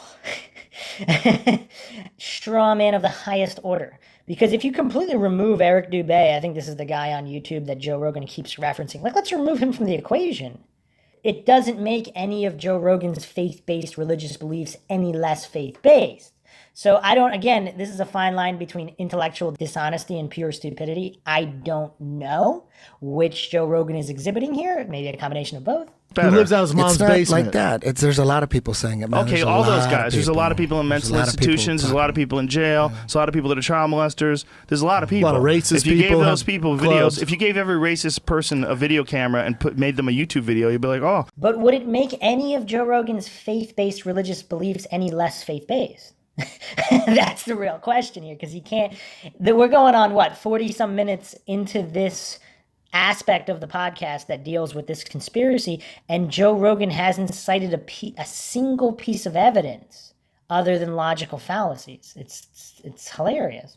Have you YouTube's watched? all filled with racists. Have you watched History of Flat Earth by Eric Dubay? Have you seen that? I sure have it. How long is it? Watch it. No, It's how an hour. long? It's an hour. no. I don't have an hour for that. There you That's go. so You haven't ridiculous. looked into it. You're asking for a job. Let's decide. You got to listen. What is their side? So they don't have an hour. So they'll make fun of Eddie for hours and hours on end, not even understanding the conspiracy that he's alleging and that he admits might not be true because he doesn't know if it's fake or not or any of this stuff. He's admitting he can be wrong.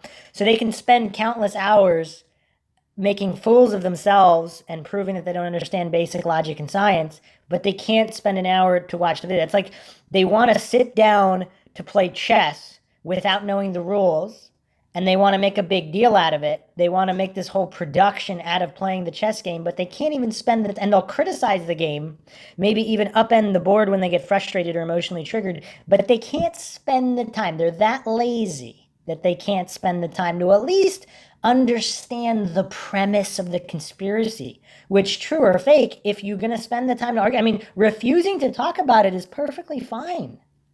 It's perfectly fine if they recognize, if they're that cognitive dissonant, mentally weak, if they're not chills, then they just don't want to talk about it. Like if Eddie just said iPhones aren't real, they would laugh for a second and move on. I don't think they would spend countless hours making fun of Eddie thinking iPhones aren't real, because they know it's ridiculous, because they know the scientific evidence is there, can be proven, so they don't need to spend the time to do it. Whereas here, they're just so triggered because their subconscious, at least, recognize the legitimacy of the scientific inquiry, the objectivism, the empiricism that Eddie is coming at this with is legitimate, and at least their subconscious recognizes that, and we're seeing the psychological effects of that in their projection and their triggering.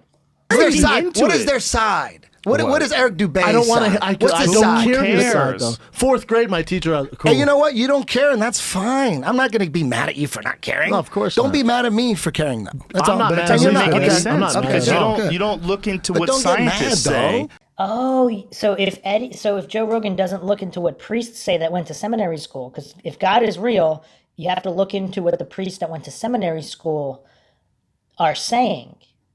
And again, Joe Rogan's completely ignoring. There are scientists and mathematicians now who are flat earthers. Now, again, this is why I appeal to authority's logical fallacy. Just because you have a degree from some indoctrination facility, which may or may not be teaching the truth, I'm not saying any of it's not true. I'm just saying, again, did you come to a conclusion logically, using logic, reason, or science, or are you believing in a religion based on faith? So far, Joe's only brought faith and fallacies to the table. Why are you getting mad? Because you don't look into what scientists say. How does he know that, by the way?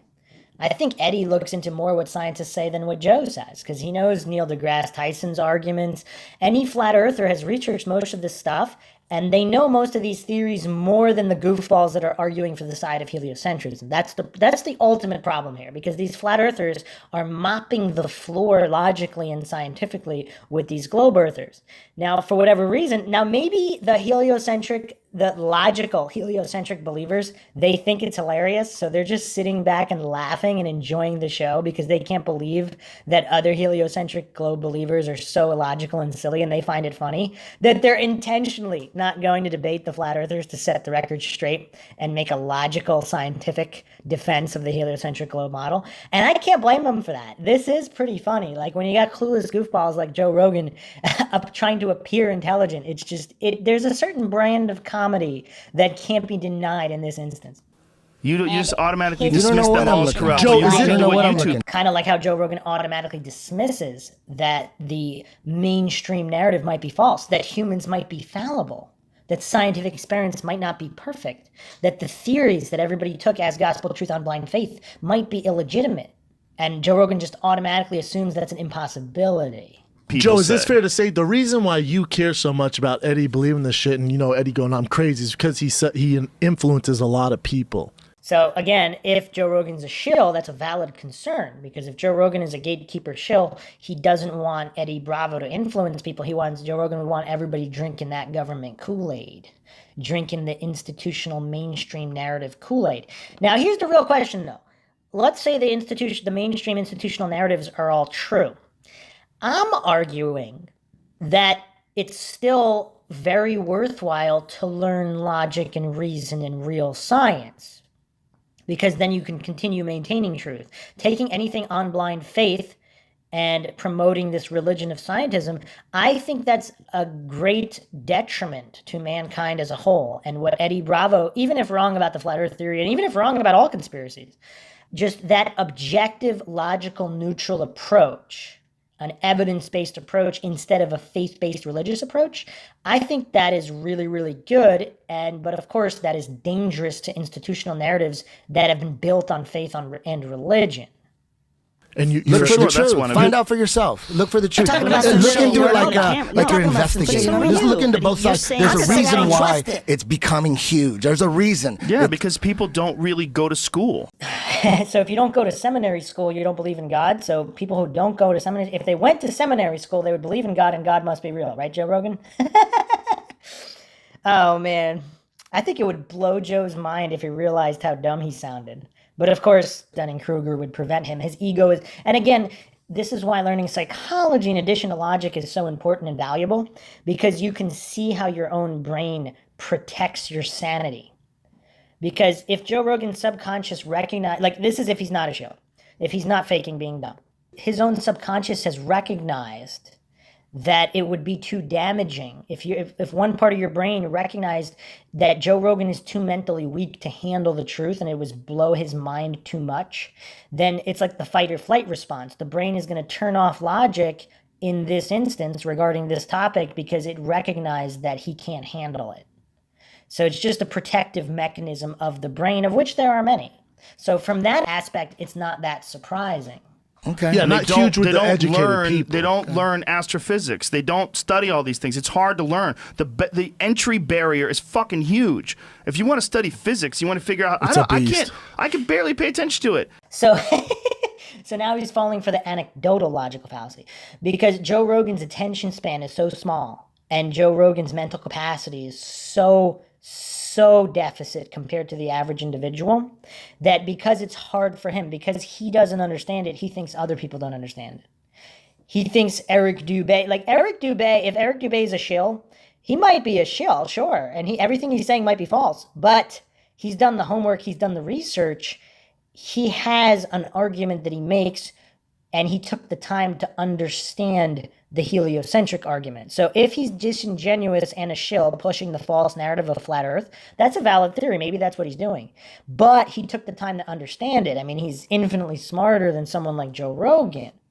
And just so Joe Rogan, again, confusing. He's so bereft of basic logic and reason. He thinks that because something is difficult for him, it's difficult for other people. The entry-level barrier for physics is not as extreme as he's alleging. And again, if you learn logic, basically the language of truth, the language of validity, you can see whether all of this rhetoric you're memorizing in a government text is religious and faith-based, or if it's rooted in the scientific method and real science. So that's the critical point here. Joe Rogan doesn't really understand the difference between science or scientism if he's not faking being this silly. I listen to these books on tape, and I have to go back over them 3-4 times just to understand a paragraph.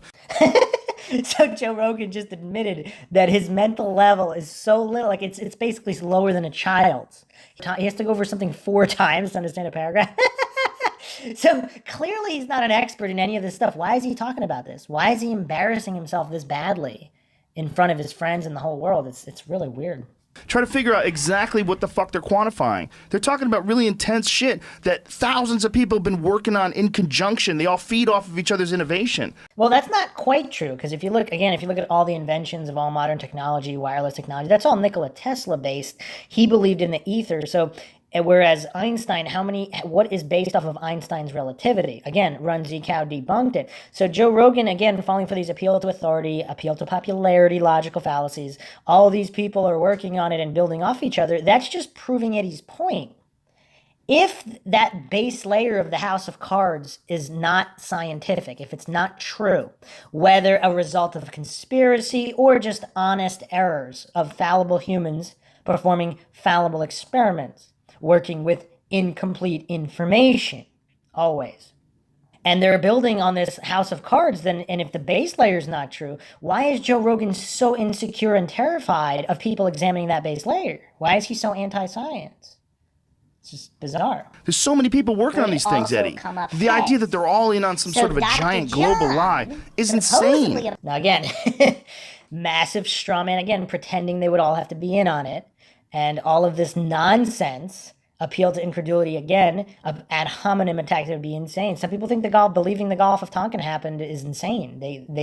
Or believing that this many people would keep the JFK assassination quiet. It's insane. I mean, the illogicality of Joe Rogan, once I mentioned this so many times, it just knows no bounds here. Yeah. To be less than 1 in 6.33. There's no winning here. No, there's no winning. History of flat Earth. Look into it. No. Definitely not. No, definitely not. Joe Rogan is refusing to examine the evidence. He wants to continue sitting at the chess table without learning the rules. Too funny. Sir, Look into it. Can't. Why not? Eddie? For Look entertainment. into it. You It's watch not Game of look into Thrones. it. That's not real. I don't watch Game of Thrones. You watch Game of Thrones. I'm anti You don't watch Game of Thrones? No, there's dragons in it. What do you watch? Breaking Bad? I don't watch Breaking Bad. Better Call Saul? Nope. What do you watch? I watch real shit like First 48 and. But Eddie, you're not talking about. Is that a show? But if you Is that watch his fiction? Game of Thrones, he Real knows it's shit. fake. Yeah. You're But watching approach it like Flat this, like it's Earth, fake. and you It's start- entertaining. But Approach you it like don't. it's fake. But you don't. I'm just having fun. What do you think? Is the Earth flat or round? I don't know if it's flat around until we see a picture from space. Okay, so again, how many times does Eddie Bravo have to repeat, I don't know? How many times for Joe Rogan to understand? It's almost like Joe Rogan wants to trap him to make him say something that seems that more extreme, because he knows the line of inquiry is legitimate. Again, his subconscious triggered him for a reason. He knows it's all legitimate. He takes offense that Eddie Bravo is not being lazy. not going with the crowd and just selling out and drinking the Kool-Aid in this faith-based religion of authority worship, this cult. And how do people respond when their own cult or belief systems are questioned? This is just a natural psychological response, regardless of what the real truth is. You're saying this bitch could be square. I don't know what it is. It could be round. It could be way. It could be round. But iPhone way HD bigger. camera with fish-eyed lens. You guys are fooled by the fish-eyed lens. Come on, man. Come on. There's plenty of pictures without the fish-eyed lens that you could find. This fish-eyed lens, you guys are getting fooled by some basic. He just asked Eddie Bravo if he understood the perspective. If Joe Rogan doesn't even know what a fisheye lens is and he's asking Eddie Bravo, Joe Rogan doesn't even know what a panorama is called. He had to ask Jamie. So he wanted, and he's saying Eddie Bravo is not an expert in optics and all of these things and imagery. So what basis does he have to believe or disbelieve? Well, what about Joe Rogan? If he's not an expert in this, what basis does he have? How much is his opinion worth? Again, nothing but fallacies from Joe Rogan. Gas, kindergarten. Do you understand perspective? Do you know that if that high, if you didn't have a fisheye lens, you're looking at this tiny fraction of the surface. The reason why fisheye lens off. Eddie, they do. This is from 1946. How do you know that's real? Could be fake. Because it's a picture? I read it on the internet. That's why I know it's real. I don't know. How do you know it's real? You're a photographer. If you could show How do you know it's real? I'm going hard I on could it do now. a selfie from space like this, and would you? Eddie, that's that real. shit's Would you? fake. That's real. Yes. Would you Okay. be open? Okay, that's real to you. Eddie, would you be open to talking to I don't an care if you actual- believe that's real. I don't care. Would you be into talking to an actual astrophysicist? So would Joe Rogan be interested in talking to an actual priest that went to seminary school? Because if Joe Rogan doesn't believe in God, I mean, because he didn't go to seminary school. So Joe Rogan's not trained in God or the Bible. But would Joe Rogan be open to talking to a Bible expert or a priest, someone who's been trained? Yes, I would love to. Like, what would you do if Neil deGrasse Tyson was here? Would I you would have- keep I would these have questions same, for these him. same arguments? I would have some questions. But would you listen to him? Like, if he told you some shit that actually made sense?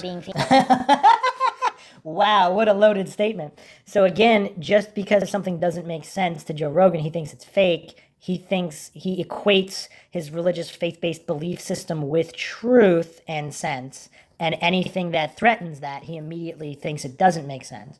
Or he doesn't have the mental capacity to examine it logically, reasonably, using the scientific method itself, using objective, neutral, skeptical science. So I guess he's asking if Eddie Bravo would take on faith a priest of scientism, because Joe Rogan himself is not a priest. He's just a blind follower worshiper.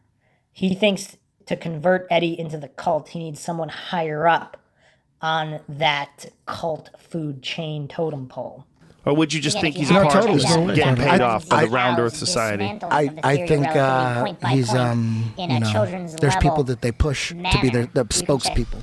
And there's really brilliant people that are good at talking, and they're educators like him, and then they get on television and people love it, and so he comes back and then he does a hit show called Cosmos. So somebody who is a high-rated evangelist or something like that, a televangelist, someone who's on TV preaching, that makes it true, Joe Rogan?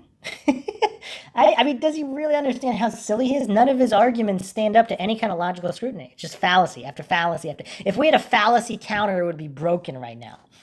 Reenacts the Carl Sagan show, and everybody loves it, and more people understand science now than ever before. Because he breaks it It's down. hard, Eddie. You know, it's hard because you didn't go to school for this. Didn't go to seminary school. It's hard. Nothing but appeals to authority. I'm not mad, but look, I love you, man. I love you. Good. You know, I just don't want. I'm just Eddie. trying to. I want to be able to talk about flat Earth and have fun. Okay, but it's not fun for me because I think there's some 16-year-old kids out there that are listening to this and they think you make sense. And that's kind of dangerous because everybody's got to be indoctrinated into the cult of state and authority worship. Everybody's got to keep up that faith. And Eddie Bravo here promoting logic, reason, objectivity, the actual scientific method, the real science. Science is skepticism. That's dangerous when you're running a cult. And Joe Rogan clearly states that here. And the problem is, What's wrong with that? Who cares about that? because those poor What's kids are happening gonna, to me? What's happening to me? My life is going to wasting shit. time. No, it's having. I think it's wasting time. Dude, you fucking. If you're come on. watching Come on, a Eddie. You do a lot No. of shit I do waste time. that you would You still- consider a waste of time if you Some didn't do people it. would. If someone was all into Sure. pool and he was obsessed with pool, you would say you're wasting your time. What are you getting Right, out of but that? when I hit those it's okay balls, for you I to know waste they're time. real. They're real. Okay. I hit those balls, they go into the hole. It takes skill and concentration, and it gives me something to occupy my mind. It's a game. So he's basically, again, he doesn't realize that he's propping up Eddie's point in empiricism here. When someone's playing pool, you can verify that the pool cue is real, you're holding it, and you can verify that the billiard balls are all real, the table's real. You can verify the physics of the interaction between the pool cue and the billiard balls. So does Joe Rogan not realize that he's proving Eddie's point here? Because Eddie only believes things and he can verify empiricism, real science. This has nothing to do with faith. It's a mind game. It's a body game. When you're watching a fake video the guy made about You think it's fake. Nuclear bombs not being you real. think it's fake. Okay. That's what you think. Okay. I mean, I just feel like all the people that study it at all the universities In have come to a Japan, December conclusion. 14th, 19... Again, appeal to popularity and appeal to authority. So he completely ignores the historical context. I mean, it's like a broken record now. Joe Rogan has his go-to fallacies. Now, I got to admit, he did spice it up a little bit. He went with the ludic logical fallacies. He went to the no true Scotsman logical fallacies. Appeal to ridicule. I mean, he spiced it up a little bit. The ad nauseum, just repeating things ad nauseum. And here, even his inflection, all this, like, again, he doesn't understand basic logic, children's level logic. He doesn't get it, or he's faking, and he's just playing stupid that he doesn't understand it. But again, obviously, that's why science has nothing to do with consensus. If everybody believed, or even math, let's say everybody got tricked into thinking 1 + 1 is 5, and that's what they taught in school, and that's what all the textbooks said, would it make it true? According to Joe Rogan, it would make it true. According to someone being actually scientific, the amount of people that believe something that's not true, even if they're being honest to propagate those beliefs, they're not in on a conspiracy. Again, just anyone who's not bereft of logic and reason would understand how conflict of interest, how basic conspiracies, how compartmentalization, how classifications work. Because there's no reason to let more people in on the secret than need be in any kind of conspiracy. These are all basics. Why do they even need to be explained? This is a very embarrassing podcast from Joe Rogan. And then one guy makes a YouTube video, or 20 guys. There's a bunch of guys. Let's say there's 1,000. Santos Bonacci. Why would you listen to them versus what credibility all the do people they have? And here's another, like, he thinks that because he falls for nothing but logical fallacies that Eddie would. What he's failing to realize is that Eddie Bravo and other conspiracy theorists, they are examining the merit of information being presented. They're not falling for ad hominem logical fallacies. This person is a particular type of person. They're not falling for appeal to authority logical fallacies. They're examining arguments for their own merit. I mean, that's what real science is. The truth is the truth, regardless of who's saying it. So can we examine arguments for their own merit and logically scrutinize those arguments to examine if they have scientific merit or not? Joe Rogan's so obsessed with these fallacies, he can't understand how real science works. For generations after generations of studying the science behind it. And the same could be said if you believe that the ancients all believed flat Earth, the generations upon generations, all their scientists, all their research, all the people, they all believed. That made it true, Joe Rogan? Come on, man. I think his kids must be smarter than him. You gotta listen to it. There's a lot of shit. Repeatable science. Right, but you just told us about this one test, and you parroted it out as some sort of a theory that we should look up. And when we did, it turns out it didn't even work. Again, Joe Rogan's own Dunning-Kruger and misunderstanding of the Michelson-Morley experiment, where ether was assumed to exist, therefore there's no motion. And even that wasn't necessarily true with the null result. But what Joe Rogan in his feeble mind and Jamie, they looked up one piece of propaganda and that's it. They didn't really learn about it, which they're accusing Eddie of doing. That's why this is so hypocritically hilarious. Joe Rogan is such a hypocritical goofball, he can't even see that he didn't understand it. His own Dunning-Kruger, his narcissism and ego prevents him from understanding that he's the one who didn't understand. Now, Eddie might have not understood either. Okay, we're not defending Eddie Bravo here in this instance. I'm just focusing on the fact that Joe Rogan himself did not understand the experiment. If you assume ether, you can replicate it 1,000,000 times. If you assume ether is not true, you can never replicate it. Is it really that hard to understand? And again, we're not even saying that experiment is a perfect, flawless experiment anyway. We have to keep in mind, of course, the ludic logical fallacy. There's unknown variables that can count for different results. So we're not even pretending that experiment is flawless in the first place. Just Joe Rogan is asinine here. It wasn't repeatable. You okay, whatever. Eddie, I love you, but I don't like the way you approach these things sometimes. He doesn't like science. He doesn't like anyone approaching anything objectively, neutrally, scientifically, or logically. He's making that perfectly clear in this podcast. He just repeated it ad nauseum. He thinks it's a problem to approach things scientifically. He would prefer everybody take on blind faith as gospel truth, these tenets of his own religion of scientism, of authority worship. He wants Eddie to drink the Kool-Aid, and he thinks it's a problem that Eddie's not drinking the Kool-Aid. Because I think it confuses the fuck out of people like I was when I was young. I was super gullible. I believed all kinds of stupid shit, and I wasted a ton of time. Like what? Especially with successful guys all saying those certain stuff. Goddamn UFO people, man. All those UFO stories I bought and all that shit. And how does he know those UFO stories weren't true? And just because Joe Rogan himself dogmatically needs to cling to something on the basis of faith and religion, that doesn't mean other people are doing that. You can consider something as being true without believing in it. Now, just because Joe Rogan is so silly and bereft of logic and reason and understanding of science, that doesn't mean other people are. So if he's being genuine here and not faking being this silly, then that makes sense. It makes sense. If he's on that low level of cognitive function, he could see this as a problem. Eddie, have you ever heard of the law of perspective? Yes, I know exactly. Do you know that's not real? It's not a law. What about it? They're giving the definition of what perspective is. You know what the law of perspective is? Yeah, I know what it is. I'm trying to tell you though, real quick. There are laws of conservation of energy and such in physics. There are actual laws that they can be translated without even speaking language. It's math. The law of perspective is not one of those. Okay, so Jamie's jumping in here with this etymological logical fallacy, basically arguing semantics. Is it a law of physics? So did Eddie Bravo say it was a law of physics or just a generic scientific law, which could apply to physics, chemistry, biology, whatever? So in terms of optics and how the eye sees, these are empirically verifiable. So what exactly is a scientific law? So basically, the generic explanation, you could look this up on Wikipedia, scientific laws or laws of science are statements based on repeated experiments or observations that describe or predict a range of natural phenomena. The term law has diverse usage in many cases across all fields of natural science. If you want to look at the law of physics, the laws of physics are defined by nature. Laws of physics are stated facts which have been deduced and derived based on empirical observations. Okay? Simply put, the world around us works in a certain way, and physical laws are a way of classifying that working. Okay, so for example, vanishing point. Convergence. If you look in the distance, the train tracks appear to touch. They don't actually touch, but they appear to touch. So in general, the law of perspective, loosely used.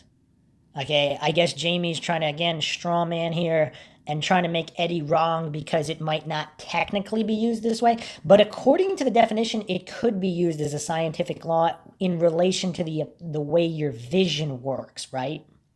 Because there is a vanishing point on the horizon. Now, the exact mechanics of the working of it, I mean, that's up to interpretation, but you cannot see forever.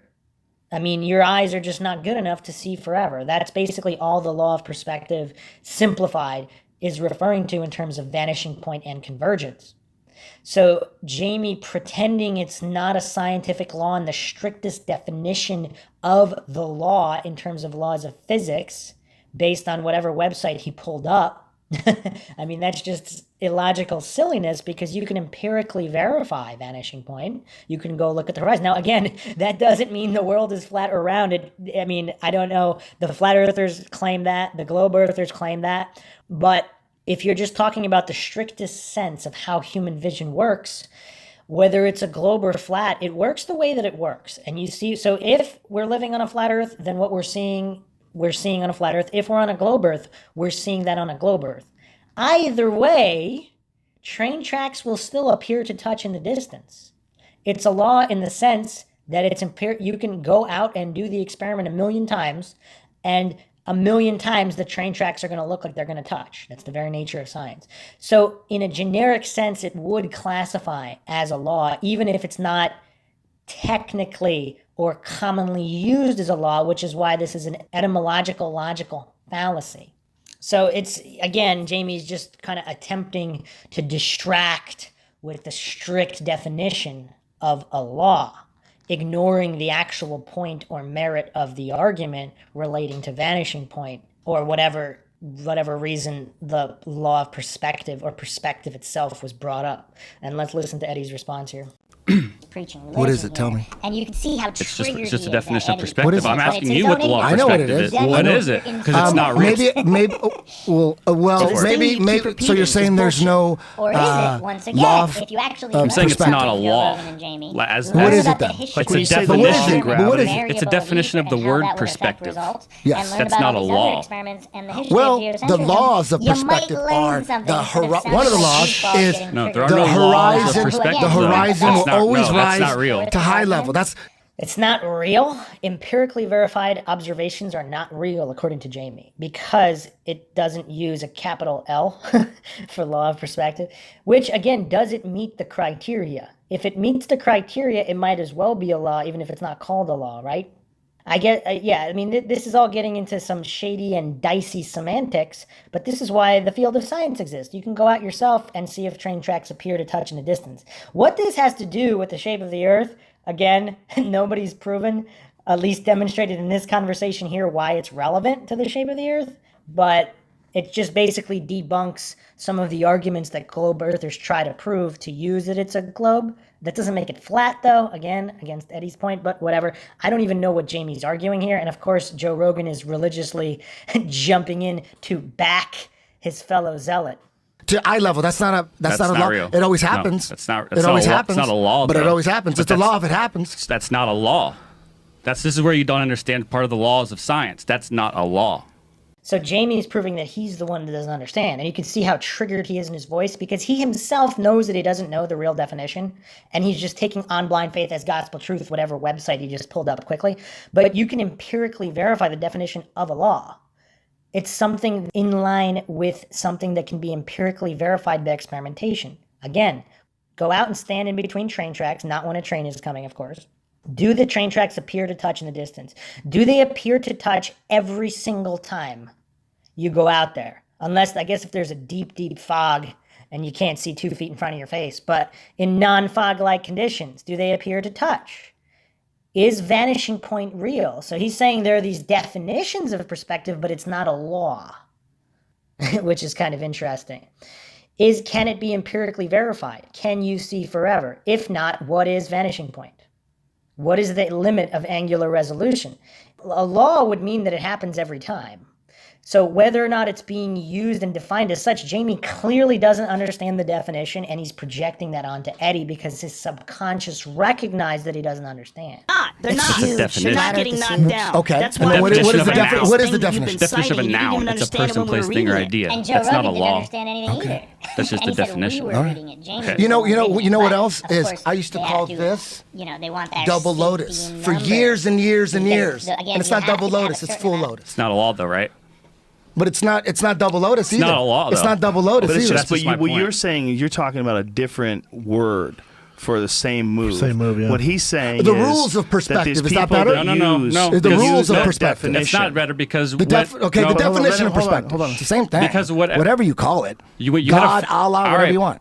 Well, when you look up this stuff online, I try to type in the law of perspective because I want to see what you and Eric Dubé believe that is. Mm-hmm. The only thing I ever find with the law of perspective is the word flat Earth with it, or maybe there's actually the Urban Dictionary has a definition And for the now law let of me ask you something. perspective. What does it matter if it's law of, But it's not a of- law. of Because it's not a perspective law. or It's saying definition? But they say It matters but they're because it's using science. But So they keep using the word science without understanding what it means. They should look up the definition of a scientific law and see if that conforms to vanishing point, to convergence, to however human perspective works. If you just look at the basic definition of perspective, the angle or direction in which a person looks at an object. Okay, so if you're looking at an object, you can go out and perform experiments. You can go see how perspective works. So whether you call it, the reason it's not called a law is probably because it's not relating to one specific thing. So most of these things are used in either graphical projections or with artists. So it's basically just observing geometry. So there's a lot that goes into it. So in general, most of this has to do with perspective, art, how the human eye works, which just because you're seeing something with your eye, that doesn't necessarily mean that it's true, right? So if you can't see whether the Earth is flat or not, I mean, there's precipitation. You're not going to see forever. So on a foggy day, let's say you don't see something, does that mean that something is not there? Just because you can't see it. So it's a little bit dicey in that territory, which is probably why they don't call a lot of these things laws, but technically they are laws in art or geometrical projection on how intersecting line works and how things appear to your vision, and you can empirically verify this with experimentation, which would classify as a law in a generic sense, which again, Joe Rogan and Jamie don't understand any of the basics here, and they're projecting that onto Eddie. But if the horizon always rises to eye level, that's not a law, you can though, consider my that what would you call it then? You don't believe in gravity, though, we'll call it either. a thing of perspective. You don't believe in gravity either. That falls at a constant of 9.82 meters per second. That's a law of gravity. Gravity's a theory. No. Nikola You guys have a Tesla. theory of what gravity is. Yeah. Density. But that's another scientific word. Oh, wow. This is painful to listen to. These guys don't know what they're talking about. The law of gravity and the theory of gravity are two completely different things. Now, the measure of a force, the law states that the force is there, and the force can be measured and it's always there. What that force is due to might not be the gravitation of a smaller object to a greater object in mass. That's what the theory of gravity. That's the theory to explain the law. Why the law occurs, for example, it could be all due to electromagnetism, in which case the law does conform to nature, but you can call it whatever you want. You can call it the law of E instead of the law of G, the law of electromagnetism. And that wouldn't change the reality. And again, we go back to the ludic logical fallacy, unknown variables. But none of these guys know any of these definitions. I mean, Joe Rogan and Jamie are probably the last people in the world that should be having this conversation, because all they're doing is making heliocentrists look bad. Because there are smart heliocentrists out there, but these goofballs are they're giving legitimacy to the flat earth movement. And I'm not saying the flat earth theory is wrong, but if it's wrong and legitimacy should not be given, then why are Jamie and Joe Rogan the ones talking about this? It's bizarre. You guys said that if it's more dense, it falls, but why does it fall? Why would it fall lower if it's denser? Because it's heavier than... Why is it heavier? Do you know what? Because it's denser. We're only it's heavy denser because than the of oxygen, gravity. so it falls. We're only but heavy. Helium, how come a helium? Because it's a gas. Helium is a gas. We're only heavy. It's lighter than it's the a oxygen. Gas because That's of why we're in the it's atmosphere. lighter. It's lighter. And you could hear the triggering in Jamie's voice. Someone questioned his faith-based religious belief system, and he knows he can't explain it simply because he doesn't understand it well enough. Again, these are Einstein's words. And Eddie is not really triggered. He's just saying what he's saying. He admits it could all be wrong. He doesn't know for sure. And he's just giving generic concepts which seem to make sense. Again, everybody would be subject to the ludic logical fallacy. There could be other reasons why all these things are happening, regardless of whether it's a flat or globe model. Lighter. It's less dense. Jamie, I'll I'm explain. sure you can find It's some lighter evidence because the we're in Earth the is spinning. atmosphere of Earth. Isn't it less dense, though? If we were in space, there is no atmosphere. And so what Jamie, again, failing to realize, I don't know if his comprehension is even lower than Joe Rogan's. I don't know. It's almost like a competition on who's sillier here. Because he doesn't understand what a presupposition is. He doesn't understand what a circular reasoning logical fallacy is. Because he's assuming the atmosphere is what has been proposed. He's assuming space is what has been proposed. He's using this house of cards. Now, if you can prove it, then you prove it. You don't presuppose it. You make that statement in your proof. You don't just accept people to take that presupposition on blind faith as gospel truth. That's why everything floats. Gases and us. We're dense too, but we would float in space just like gas. If you do float in If space. we got into space, you're correct. If we got out there. If you believe that. Can we not go to space? I don't know how far we can go up. I But don't know. Eddie, you know the space station. I'm not sure. You said the space shuttle went into orbit. I don't know how far it went You up. say It went don't up know- pretty you say high. I don't don't know know how high. I don't know Okay, where it went. but you know- I knew it. I know it took off. Saw Right. that. Okay. And then I see it landing. You see that? Right. You know I don't it know went- where it went. You know it went way don't higher know than a where. plane, right? For sure. Are you not confused on what laws and stuff science are, though? Do you not see that? Okay, we'll call it definition. But of- it's- but you what do can't- what do we call it? But that's not- What do we call it? We'll call it whatever you want. In science, I we used to call call things it laws. double- We don't call them Time? definitions. In science, there are So laws. why does- so the- because So what is that? that law, which is most the in most horizon always Eddie, you rises can't to eye talk level. over him. In You most- can't What talk is that over him. called? in Let most him- cases I'll it's agree with you. math. Hold on a In second. most cases it's math, the law. Okay. So that math then, that formulaic equation. Oh man, this is painful. And you could hear in Jamie's voice too that just the sheer insecurity of what he's saying. Now, he might fully well believe that it's true, but he knows he can't prove it. He knows he doesn't understand any of these definitions, but he's pretending to further his point. Well, that's what his subconscious is recognizing. His Dunning-Kruger is preventing him from actually realizing this. His main conscious is not able to realize this because of his severe Dunning-Kruger narcissism, ego issues.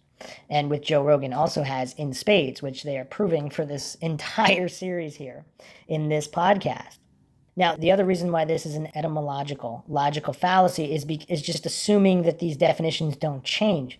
So all law, everything that became a scientific law at one point was not a law. So does that mean it wasn't a law when it wasn't called a law? So there's a certain way that human perspective works, regardless of what you call it, and you can empirically verify this. And if Jamie understood that, he wouldn't be making this silly argument.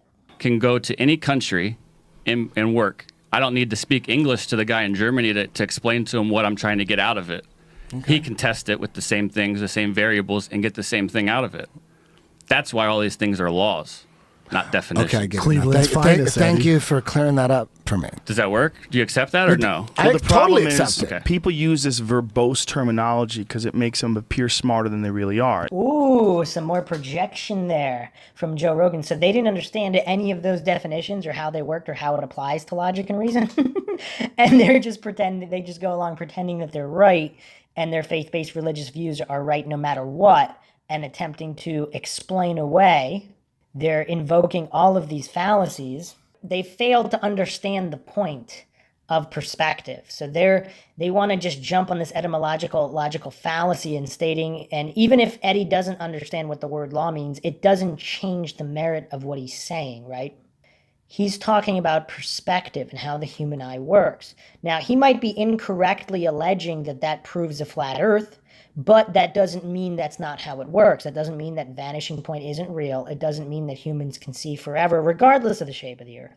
And these guys are just trying to make him wrong about something. They're desperate. They're frantic here, so they pick that. It's hilarious. They are. Trying to It makes get a them point say, across. No, Eddie. And they're trying to say it in a fancier way because they really didn't go to school for this shit. If you didn't go to seminary school, you're not allowed to discuss God. And again, he completely ignores, if you actually watched any of Dubé's videos, Dubé has a very good understanding of all of these physics. Now, if he's intentionally a disinfo shill, whatever, he's manipulating this information, but he's actually presenting a real case. If it's not true, it's not true. If he's intentionally deceiving, but his understanding is there. And that's what Joe Rogan's not understand either, or pretending they're just playing stupid. He doesn't have any understanding about any of these things, so he's accusing Eddie of not this just extreme projection. So they say a bunch of shit that's not real, like the law of perspective, and it's not a law, and it belies the real problem. They don't have an education in this stuff, and they're just talking out of their ass. And they get That's other people who disrespectful. follow. Yeah. Disrespectful to the fucking generations of people that have been studying that their whole lives. Around the record we go. Appeal to authority. Appeal to popularity. So in the past, is it disrespectful to all the people in the past who had outdated or incorrect models? Is it disrespectful to actually follow logic, objective logic and reason and science, real science, instead of just preaching the faith and going along with all of these previous people, just mounting on, continuing to pile on the house of cards without re-examining the base layers? It would be disrespectful not to do that, because any true scientist would want their work to be critiqued, to make sure we're working with the right information and the right theories. But of course, Joe Rogan, too silly to understand even the basics. And by the way, what these goofballs fail to mention, because they're so ignorant and uneducated about all these different theories, is the law of perspective that Robotham originally mentioned in his flat earth books that Eric Dubay parroted is referring to the law of perspective taught in art school. So it was the law of perspective within art, not necessarily physics. Again, these goofballs don't understand what's even being alleged, and they're projecting that onto Eddie Bravo. That one guy can figure out all these different things, that dinosaurs aren't real, nuclear bombs aren't real. And of course, again, Joe Rogan is strawmanning and pretending that Eddie Bravo is taking Eric Dubay as a priest or whatever. Eric Dubay is not really that original, actually. If you look at most of his claims, I mean, I don't know if he made those graphics himself, but he's taking other people's information. The whole dinosaur conspiracy, that's actually been around for a while. The flat earth's been around for a while. And some of these flat earthers, they were real scientists in the past 100 years doing real experiments. Now, whether they're wrong or right is a separate matter, but it's so hilarious at how bereft Joe Rogan is of logic and reason that he can't even understand the theory being proposed. He can't even understand the proponents. He doesn't know the history of all the experiments for or against, and he just misunderstands all the information presented here. I mean, he just went complete goofball mode here. Just nothing but fallacies, projecting his own misunderstanding and insecurity. Just a real poster boy for the Dunning-Kruger effect. The earth is flat. It's ridiculous. It's ridiculous. Again, appeal to ridicule, calling something ridiculous. Some people think the JFK conspiracy theory is ridiculous. If you have proof, cite the proof, Joe Rogan. Joe Rogan has nothing of substance, nothing logical or scientific to support his position. Satellites aren't real. It's ridiculous. Okay, so now he's going ad nauseum. He's just going to repeat it's ridiculous, hoping people will believe that it's ridiculous. How ridiculous is that? How illogical is that? His one guy is It's he not must one be the guy. smartest It person in isn't the one world. guy. Well, that one It's a guy. lot of guys. That one guy that you're pals with. And again here, Joe Rogan is failing to realize. So Tesla, who built the modern world, like, what are the chances that he's right? He's one guy. One guy. All these other people that have been doing all this science and Tesla proved them wrong or is that far ahead of him. Tesla's wireless technology must not work. All of his inventions must not. I mean, he's only one guy. All these other scientists, let's continue to appeal to popularity. There's no way Tesla invented or created anything new or revolutionary. He's only one guy. He's one guy. He's one guy. That's all Rogan has to support his position. This is beyond silly.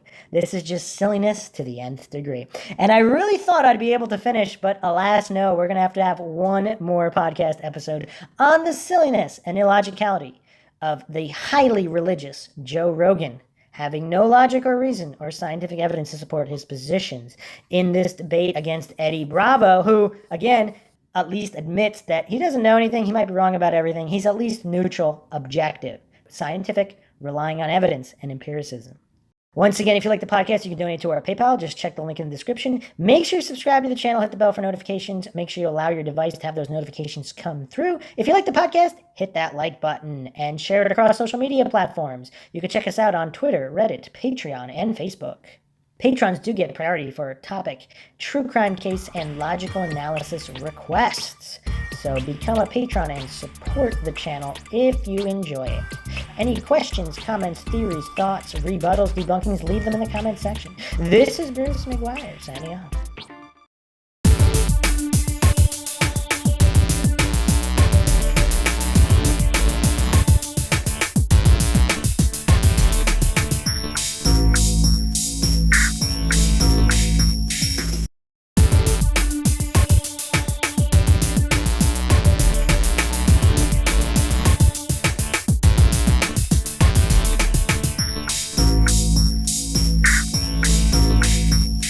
If you like audiobooks or audio shows, check out a free trial of Audible. Just click the link in the description.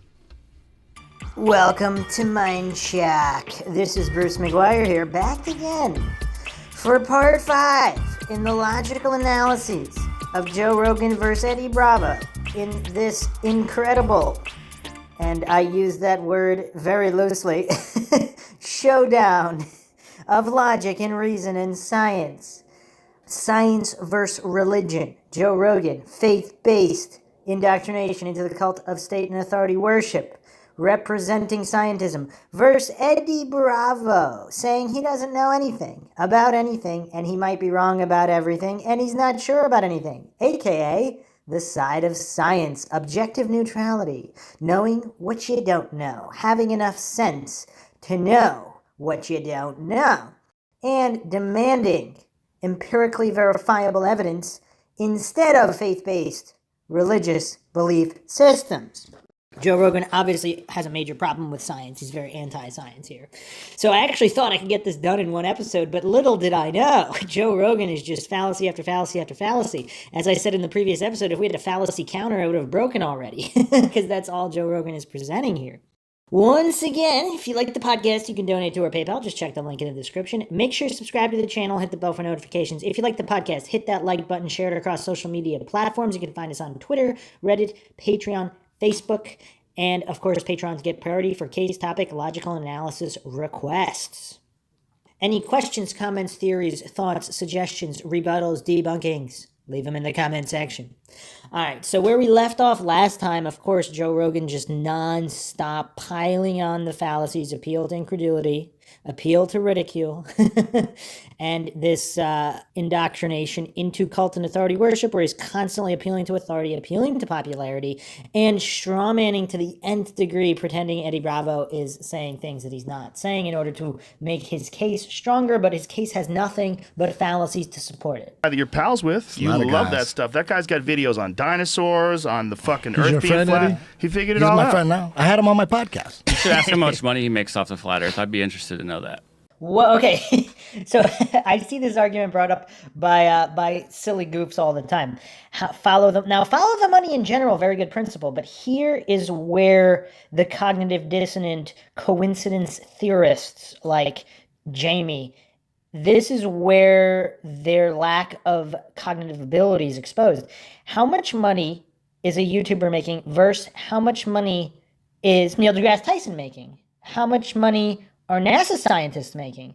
They think, so if we're using the metric of making money equals lying, so NASA's raking in $40 to $60 million a day, but that's okay, nothing to see there. Nobody's going to question the money there. But some random guy on YouTube making whatever amount of money he's making, and I think didn't Eric Dubay, at least back in the day, I don't think he even had his channel monetized, which again, that doesn't mean he's not making money. If he's a shill or a CIA disinfo agent, I mean, he might be paid very well, but if his online material's not even monetized, maybe it's monetized now, I don't know if somebody else is managing it or whatnot, but this nonsense from Jamie that if he's making money, it's not true. By that logic, if we're going by that reasoning, why are they shilling for the establishment, which is cycling trillions of dollars through all of its institutions?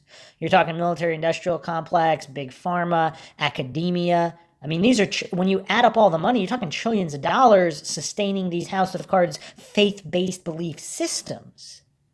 And there's no motivation to maintain those systems? I mean, what are these guys smoking? I mean, I know Joe Rogan's probably smoked so much his brain doesn't work, but what about Jamie? No cognitive function at all? He's writing a lot of books off in a lot of YouTube videos. I don't know. Isn't everybody making money? I don't know. Well, Isn't NASA making billions? Well, he's not Listen, NASA. the bottom line He's is a guy with a YouTube account. NASA lied 6 times about the moon missions. Okay. I don't believe We shit keep going coming back from to that. them. That's it, but that's the root of it all. So don't be mad. That's why That's I don't not the believe you should root of it all. understand that. That's Oh, one but event. they're different now. Those guys so are because dead. of Come that, on. the Come most on. preposterous idea available, that every photo of the Earth is fake. And there's no NASA photos. tells you that. There's no NASA photos. tells you that. There's no They make photos. videos of the composites. Eddie, They have special videos. You don't, They're you don't telling find you. a problem that there's no photos of the Earth being flat? Except, now this might be Rogan's worst point ever, which is saying a lot. It's saying a lot. We're getting through this discussion, this podcast, this so-called debate where Rogan's just piling on fallacy after fallacy. Again, this appeal to incredulity, but it's not even honest. If the Earth is flat, that means all the photos and videos from hot air balloons are evidence of the flatness if it's flat, because they're not showing curve. So Joe Rogan here, he's, again, in his appeal to incredulity and his just lack of fundamental understanding of logic itself, or how science works, how logic works, and even English comprehension to a great extent. The Dunning-Kruger is so extreme. So if the Earth is flat, is hot air balloon footage proof of that? Are any of these high altitude cameras showing no curvature proof of that? So If it's flat, it would be showing it's flat as it does, but that still doesn't mean it's flat. So again, it doesn't prove round or flat, but he's kind of denying all high altitude footage, because if the Earth is flat and it would show it to be flat in that manner, then you have infinite pieces of evidence, and Joe Rogan is pretending that none of it exists to try to make to kind of like, this mental gymnastics is just, it's terrible. I mean, you would think even a cognitive dissonant coincidence theorist lemming with you would think he'd be able to come up with something better than this, but alas, no. It's just Joe Rogan can only make a mockery of himself here, attempting to defend this model using nothing but logical fallacies, these faith-based religious appeals, and these nonsensical points. They don't make any sense regardless of which side of the argument you're on. It's just bizarre. Not one. There's no photos of the Earth being round either. There's plenty. No, there's not NASA even will any fake tell photos. you. NASA will tell you they have a CGI artist. How do we skip over that? I think we can't get anywhere NASA with can't this. even get a picture. That doesn't mean They anything. never keep going in proved circles, that CGI dude. artist was never proved. It always goes back to that for me. Jamie, It's like, you they didn't see faked anything 6 in there moon about landings. the CGI, that article. He just said he puts together data and makes photos out of it. He puts together data because it has to be interpreted, because you're talking about 1.7 You got to play the terabytes. video. Exactly, 1.7 terabytes. We're not talking about a photo connected to another photo like a panorama. You're talking about all that data, which is digital data. It's digital data that needs to be interpreted. Therefore, by NASA's, I guess he's not understanding what's being interpreted or how. These are CGI composites. They are not analog photo film composites. You're not just putting together existing images. They're creating the images from ones and zeros. So again, that doesn't mean they're fake, but again, Joe Rogan's not even understanding what they're doing, but he's still arguing for his religion here. He's still preaching. Play the video of him talking. The video you told me to play wasn't No, him talking. that was the wrong Isn't it one, terabytes obviously. or terabytes? There's It's a terabyte. a bunch where he's talking. Terabytes like 1,000 gigabytes. It says it word for word. He goes, well, it is Photoshopped. It is Photoshop. It has to be. That's exactly what he Not says, word meaning for it's word. fake, though. It has to be. He's I saying don't know. Photoshop. He didn't say it in that article. But he did say it coming out of his mouth. You just got to find the video. Okay, but when you're talking, You gotta dig deeper. Photoshop doesn't mean that they're distorting the image. It also can mean that they're connecting a bunch of different images to make a But when composite. So again, Rogan's not understanding what that means. The information, it's digitally stored information. It's putting together ones and zeros, interpreting that plus the artist rendition. Obviously, that doesn't mean they were fake per se. If the Earth is a globe, the heliocentric model is true, and the satellite is up there doing what it's purported to be doing, fine, that's perfectly fine. But Rogan's still either pretending or intentionally misconstruing, or he's just that silly and that mentally deficient that he can't understand what NASA is saying they're doing to make these artists' renderings. These are not photographs, Joe Rogan.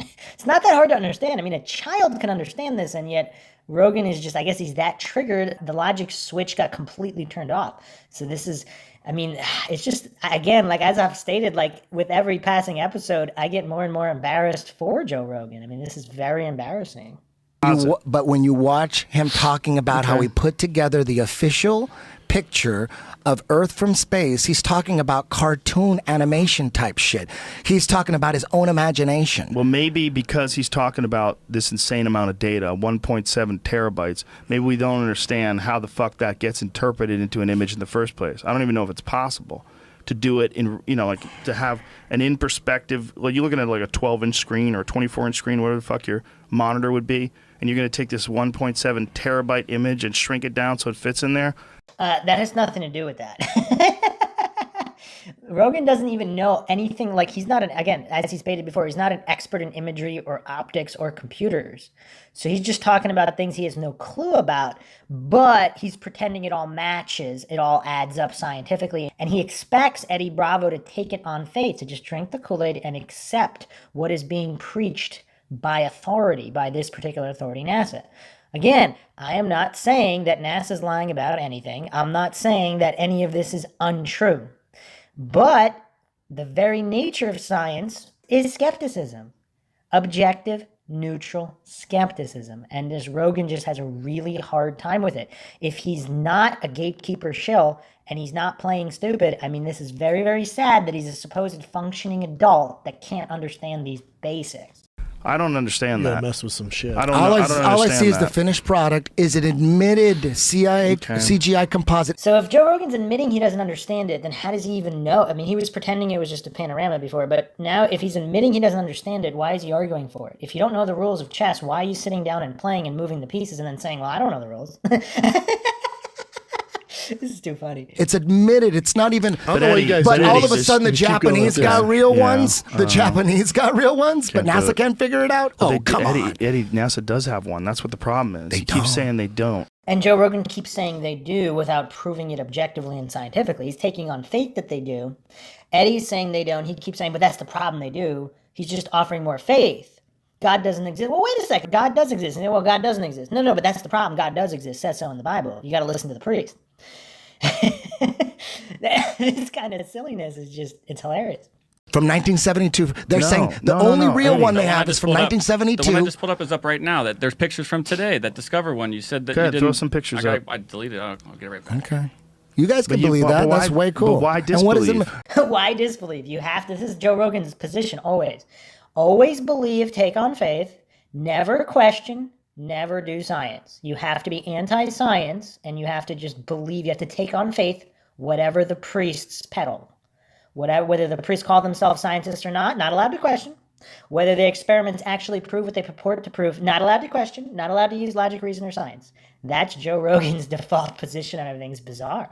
And So because you believe in a they space lied shuttle. 6 You times. believe in the space shuttle, but you don't believe in anything else. That's where it ends. No, I So believe in the these space photos, shuttle satellites, goes up and flies around. DirecTV. I don't know what it does. Dinosaurs. I don't know. Joe Rogan needs to look up the definition of empiricism because he just seems so clueless about anything related to science or physics, the scientific method. Just very, very clueless here. With a lot of insecure projections due to his narcissism and ego issues. Which is also quite telling because in other topics where he's not emotionally triggered, he freely says he's an idiot, he doesn't know anything. But in topics where he is triggered, now all of a sudden he's an expert and he knows which conspiracies are true and untrue. All of a sudden he's an expert in everything and his opinion holds a lot of weight, whereas Eddie Bravo's doesn't. Even though Eddie Bravo's opinion is way more informed and educated. And all Joe Rogan can do is just spout his usual fallacies, his go-tos, appeal to authority, appeal to popularity. Just so silly. Here it goes. This This is it. That looks fake as fuck. April 16th, 2017. Anything you guys toss up, he's gonna say I know, fake that's news. why- looks I don't know fake. why- Oh, Brendan Schwab there. Nice observation. Eddie's going to say it's fake. Obviously. Again, the basics of any kind of logical reasoning, the burden of proof is on the one making the claim. You're not called upon to prove a negative. So if anybody's talking, if you want to move away from this religious faith-based conversation and talk about logic, reason, science, you're not going to be called to prove a negative. It's not just believe anything until proven fake. If Eddie Bravo said he went to Jupiter yesterday for vacation, why would you doubt it? Why would you doubt Joe Rogan? Why question? Joe Rogan would just believe him? And if he had some CGI footage proving it true, Joe Rogan would just take it on faith as true? Or is Eddie Bravo not a priest belonging to the church that Joe Rogan worships at? Which is why he wouldn't believe Eddie Bravo, but he'll believe whatever priest belongs to whichever congregation of whichever church that Joe Rogan worships at the altar of course, Church of NASA, Church of CDC, of the various churches of the government and institutions. Those are the churches that Joe Rogan worships at. So he believes anything coming from them. And he correctly his subconscious does accurately project these cognitive biases and these confirmation biases. So I don't know, he's not completely brain dead. I mean, that much is for sure. But whether or not he's a shill or he's just grossly incompetent and lower than children's level understanding of science, logic, reason, even basic English, that remains to be seen. That's debatable, or a combination of both. I'm being do you have- honest. But you know, They don't know why fake you them do all the it. time. I Do you- see the fake ones. do you have the admitted evidence fake that you ones, would and accept it looks, as real It looks, to it looks disprove yourself? just like the ones that were admitted that were fake. Let's say that. Let's turn I don't this know off. if it's fake, Let's turn that but they off. look Let's turn that exactly off. like the ones that were admitted fakes. Will you They say- accept they look anything? So they're all fake. If they were Or is there- real, if will it you want- was real, Can I send you to space? And like, would you need a what I'm videographer saying. with you to? I just want to see shoot something the that's video real, too? man. I just want to Elon see something Musk that's sent real. his ass up there. Okay, let's I seen try a, to, a bunch of let's try fake to ones, stick and then you this show me that landing. one. I go, that looks like all the Okay, CGI ones I okay, see. okay. I don't believe it. Let's try to stick this landing. God damn, this is a motherfucker of a podcast. It sure is. Joe Rogan hasn't brought up a single logic or scientific point. All he's brought is logical fallacies. Probably his worst showing in any kind of debate ever. I mean, very, very pathetic from Joe Rogan. I don't know whether to laugh or cry. I mean, this is just quite a blow when people are pretending to be scientific when they're just being very, very devoutly religious, and then just getting incredibly triggered when other people won't drink the Kool-Aid of their religion, regardless of what the real truth is. I mean, I really have to constantly repeat myself because there's so many trolls out there that are immediately going to straw man and think that I am supporting flat Earth in any way. No, I'm supporting logic and reason, logical argumentation, logical scientific debate, not religious debate. That's more Joe Rogan, Jamie territory. Jesus. I worry about you, Eddie. I really do. You don't need to, man. I'm fucking better than ever. I know dude. You you're have doing no great, idea. but I worry about you going down these rabbit holes of thought. The worry about him being objective, scientific, worrying about not drinking the Kool-Aid, not taking on blind faith as gospel truth, as Joe Rogan has. Again, he's so narcissistic and his ego is so out of control. So that's why his Dunning-Kruger is so extreme as well. He thinks that if it were true, he would have figured it out himself, and he doesn't like other people that are not as mentally lazy, other people who can apply basic logical concepts, such as not falling for circular reasoning fallacies or these appeal to authority, appeal to popularity fallacies. He just can't handle it that Eddie Bravo is that much ahead of him logically. Even if Eddie Bravo is wrong about everything, at least, the inquiry, the line of inquiry is legitimate. Joe Rogan's subconscious has identified that, and now we're seeing how his brain has manifested that in this conversation, and it's quite embarrassing. What's the big deal? Who cares if the Earth is round or flat? It's entertaining to me. I understand. That's all. What's the big deal? I think you're very influential. Who cares if kids start looking into flat Earth? Good. Start questioning shit. If you look into it and you have proof that it is round, instead of going, oh, some scientist figured it out. Somebody figured it out. But Wow, Joe Rogan roasted right there. If you have actual proof, and notice how Joe Rogan or Jamie have not presented a single piece of non-faith-based religious evidence. And now Eddie Bravo's calling him out on them. It's pretty hilarious. You figure it out. You try to figure it out. Okay. You know the one thing that all we know, that we don't need scientists to figure out, is we know a couple things. A compass. A compass points to north. It doesn't need a battery. There's this You know why? force. No, I know. Let me explain. This is all we know. This is all we know.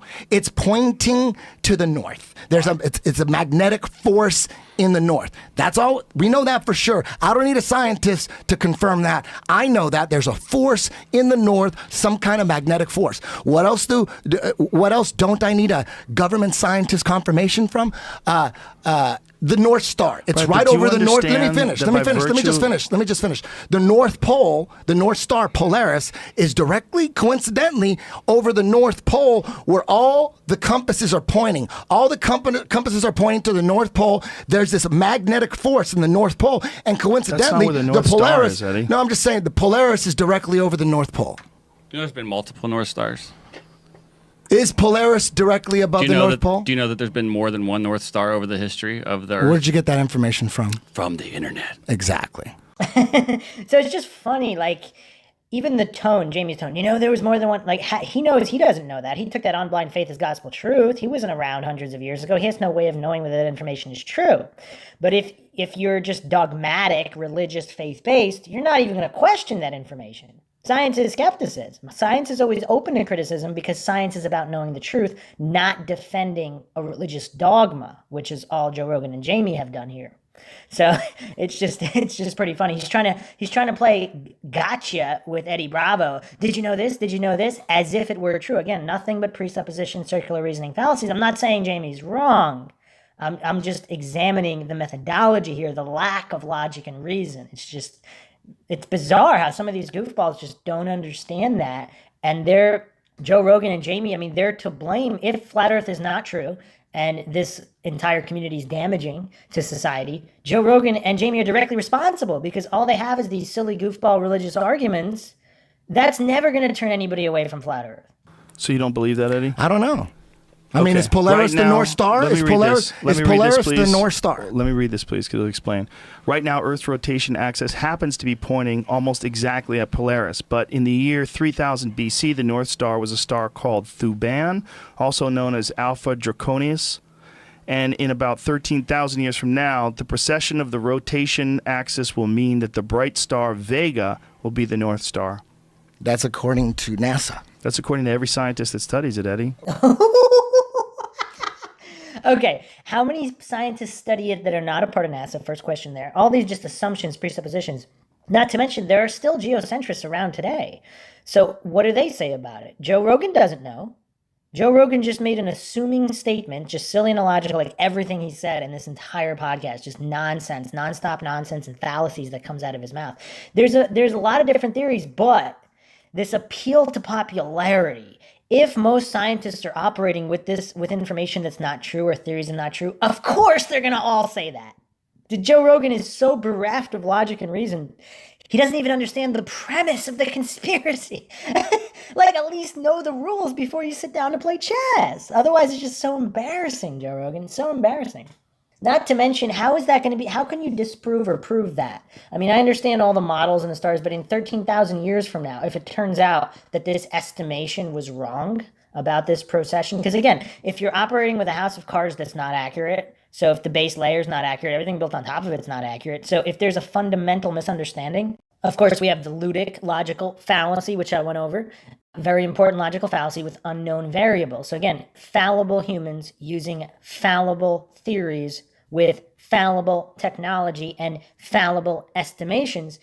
That might not be true, but Joe Rogan, Jamie, you could hear in their tone, they're reading it as this is some kind of gospel truth. They're reading this like this is their Bible. These NASA texts are their Bible. They don't like it being questioned. All priests agree. All the priests that study the Bible agree on certain things. That must mean it's true, right, Joe Rogan? How do you know that? Because that's why it's still up. How do you know How do you know that? You just said some stuff you don't know. Every scientist. I don't know. Listen, there's no dispute about this. Whoa. There's plenty of dispute. What does he mean there's no dispute? The whole reason they're having this conversation is because there's a dispute. Now, the dispute doesn't prove one side or another, but pretending there's no dispute. I mean, I don't know what's going on with Joe Rogan. He really didn't have a lot of cognitive function at the beginning here, but he is fading fast. I mean, he's fading really, really fast here. This is all just an exhaustive religious faith-based defense of his beliefs, of his religious belief systems, of scientism. I bet Jamie could pull up 100 different fucking things that'll show you the same thing. On the internet. Appeal to authority, appeal to popularity. But it's not just on the internet, Eddie. It's okay if you get information on the internet, but it's not okay if I get information. It's an information war. That's what it is. It's you get your information. There's information on both sides. But it's Eddie, okay. Internet's okay when you guys look at it, but now when I look at it, North Star changes over time. University of what is that? Michigan. It's only okay if you guys look at it. Okay. Does that make sense? That doesn't make any sense. That's not science. Why does that not make sense? No, I said it doesn't make sense that the internet only works for you and not for me. No. It's hilarious. Works when you keep looking at it over and over and over again from all these multiple sources. Wouldn't you just assume you that said all over and these over and over? universities- You didn't say. You said over and over and over and over, and then you Eddie, didn't. why are you playing games? This is like you're playing tic-tac-toe. You're not looking at the truth. Oh, whoa. Again, another circular reasoning fallacy from Joe Rogan. So he's presupposing that Eddie's too incompetent to look at multiple sources. He's presupposing that all of the information is false when Joe Rogan himself has done no research into the history of geocentrism. He doesn't understand anything. He doesn't even understand the basic elementary definitions of science, the scientific method. He probably doesn't even know what faith or religion is. He probably doesn't even realize that he's just being a devout scientism extremist here because he has no actual logic or reason to defend his faith-based positions. Again, he could be right about the model of the universe, but he's offered nothing of substance in defense of that. and he's done nothing but be triggered and project onto Eddie here. I wonder if You're that's playing like a little Podajowski's jujitsu game real here. Hey, if number. you want to believe NASA after, you This know isn't they NASA. faked six. It's This isn't all NASA. it's all government science. Okay, why it's does all why government you science. tell me then? Why does that compass point towards the north? I don't know. We know it. There's a magnetic force Magnetic in the pole. north in the North Pole, right? And we know the Polaris is right over the North Pole, and the constellations rotate around Polaris. Polaris is a fixed star, and the constellations rotate around that, and it's right over the North How much time Pole. have you spent going How over does that- astronomy? How much time have you actually spent Is that not going true? over astronomy? Is that not true? No. Explain Yeah, what did I say wrong? You guys, you and Eric Bay repeat that over and over again, like the sky doesn't change at night. No, I didn't. No, what I said, I never said that. I You said said the does stars the don't North move Star, and yeah, et does cetera, the et cetera. Polaris star stay ahead of the over the North Pole? Yes or no? And do the Don't think so. constellations rotate around Polaris?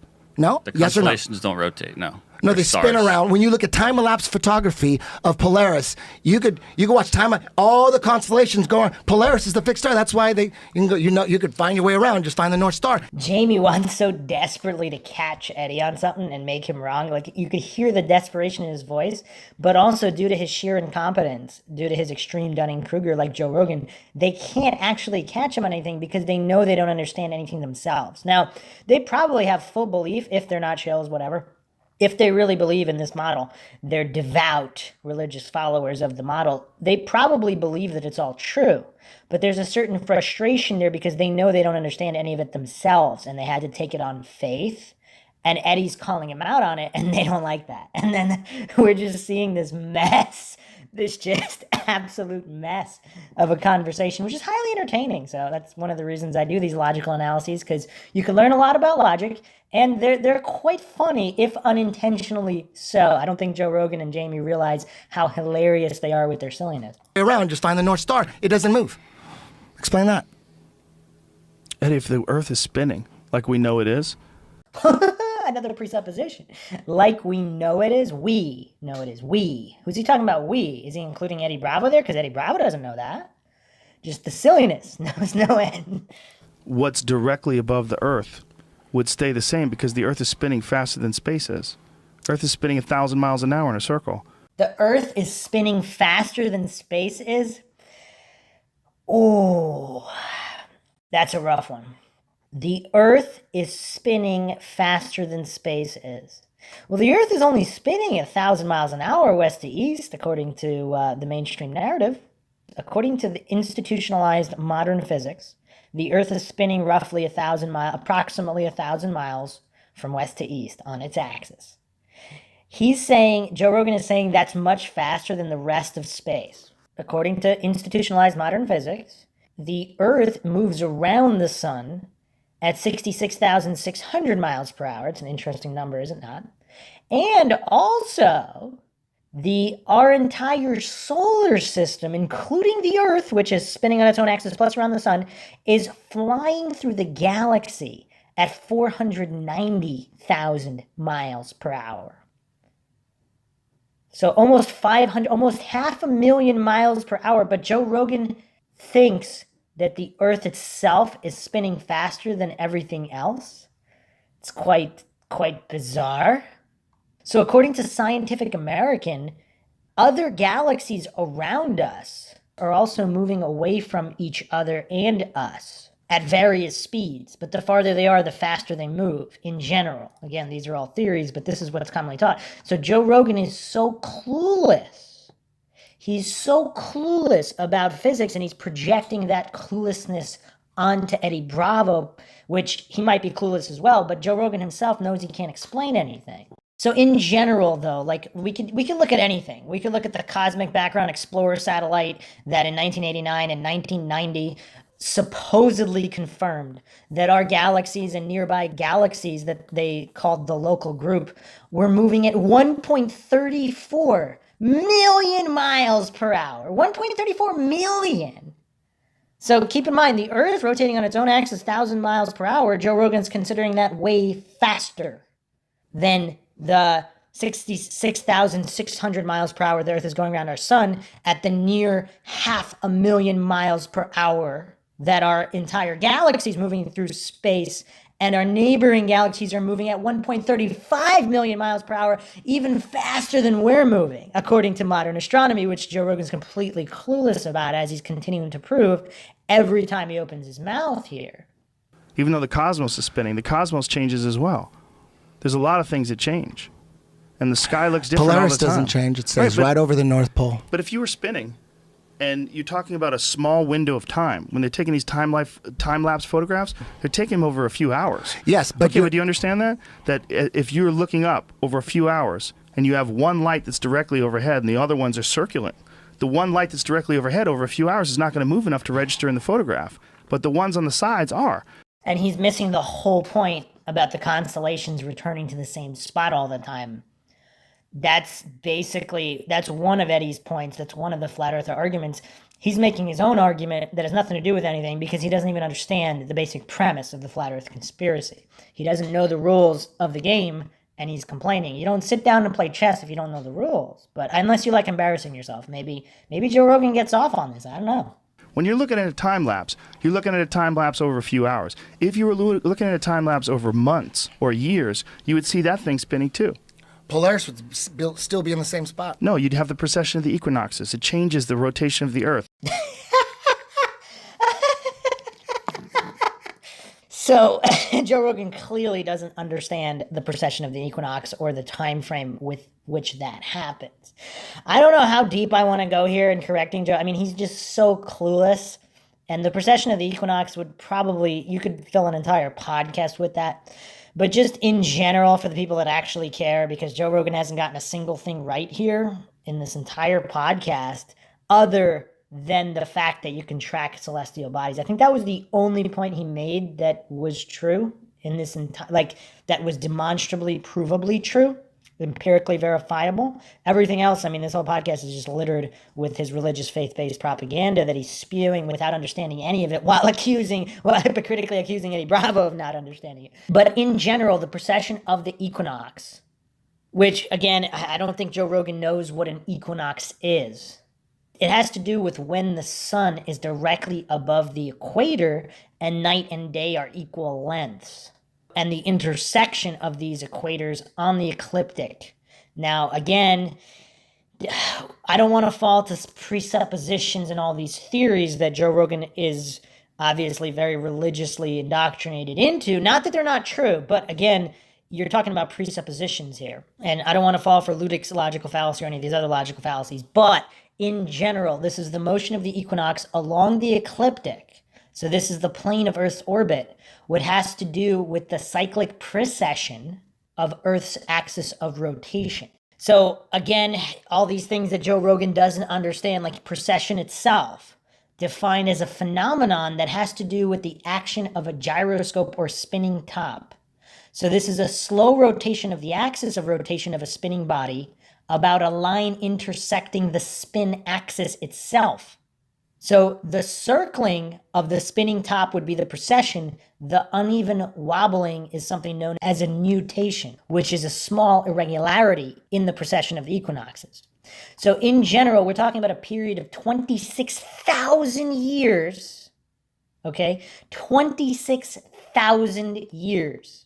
And Rogan's saying you can see that over the course of a year or whatever he was saying. 25,772 years is one of the numbers that's floated where this precession would consist of a wobbling in the orientation of Earth's axis of rotation. So the estimation is that in 12,000 years, there will be an angle difference of a couple of degrees, okay? So how you can verify this in terms of in a year of a time lapse, I mean, Joe Rogan just really doesn't have any cognitive function if he thinks this has some kind of provable relation. And again, these are all stacked presuppositions and theories which may or may not be true. I'm not saying they're not true, but Joe Rogan doesn't even understand the very basis of these things. The Earth, it wobbles on its axis. They've been tracking that forever. They've been tracking that forever. So the Babylonians with their satellites were verifying this information. And they compared notes with the Victorian era people. You'd have to have accurate translations of all this data. You'd have to pretend that humans are infallible in translating the data and comparing the data.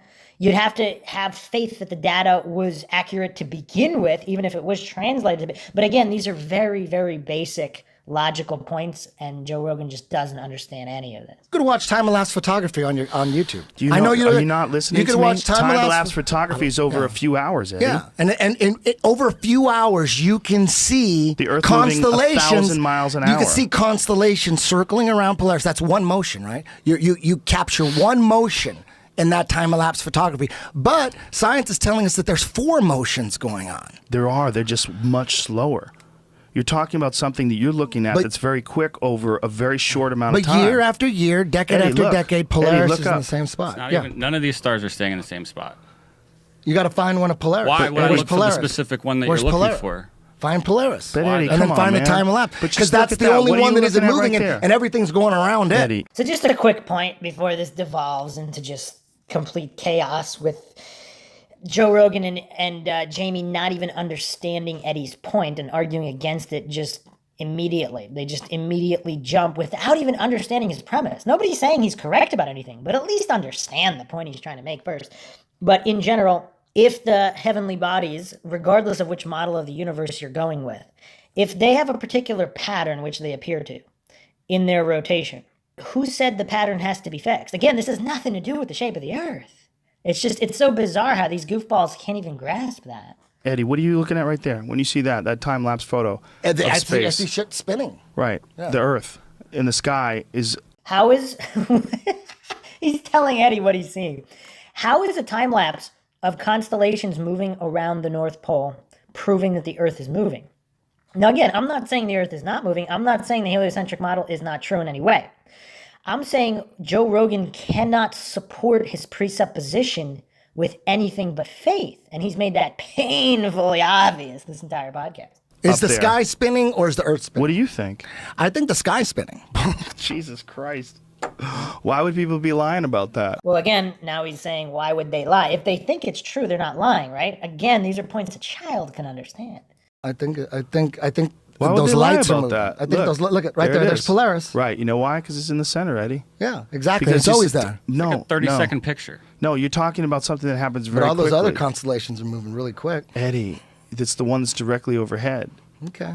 If you have a ball and you spin it on your finger like Michael Jordan, the outside equator of the ball is going to spin like fucking crazy in this big, long, wide loop. But the tip of the ball is going to spin in a very short, tight circle. Okay. Right?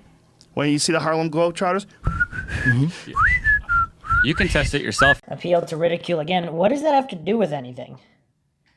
We're not even discussing the spin of the Earth right now.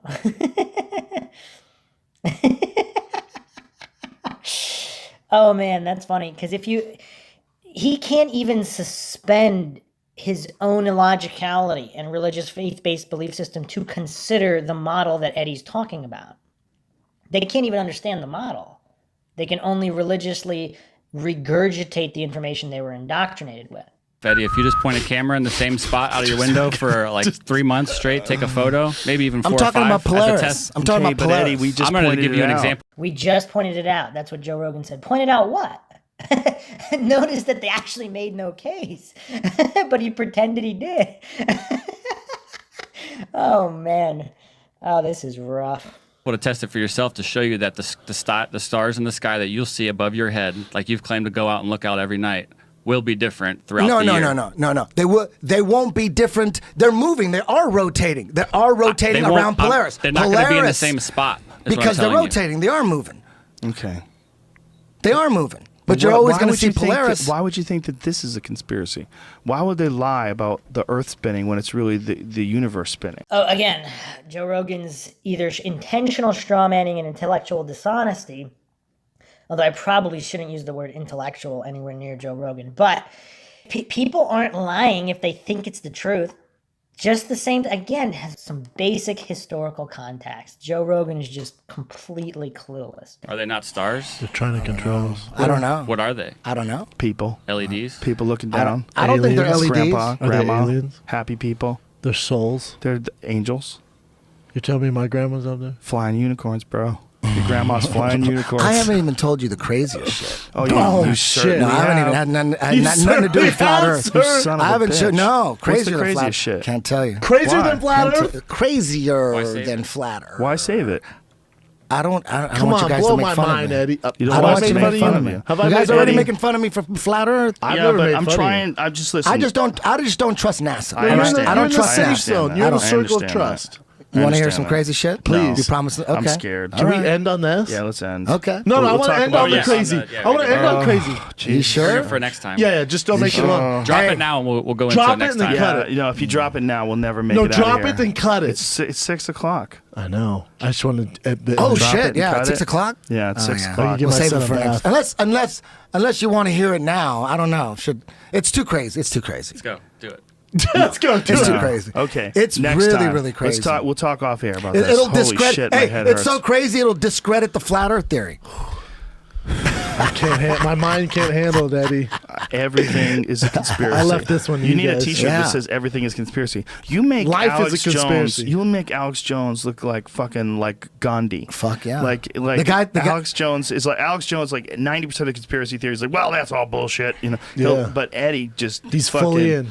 You You would gotta have appreciate the hustle by Eddie. You'd have the Alex Jones ultimate is like a blue belt show. conspiracy theorist. You'd have the wow. I can't believe you said that. Let's end on that.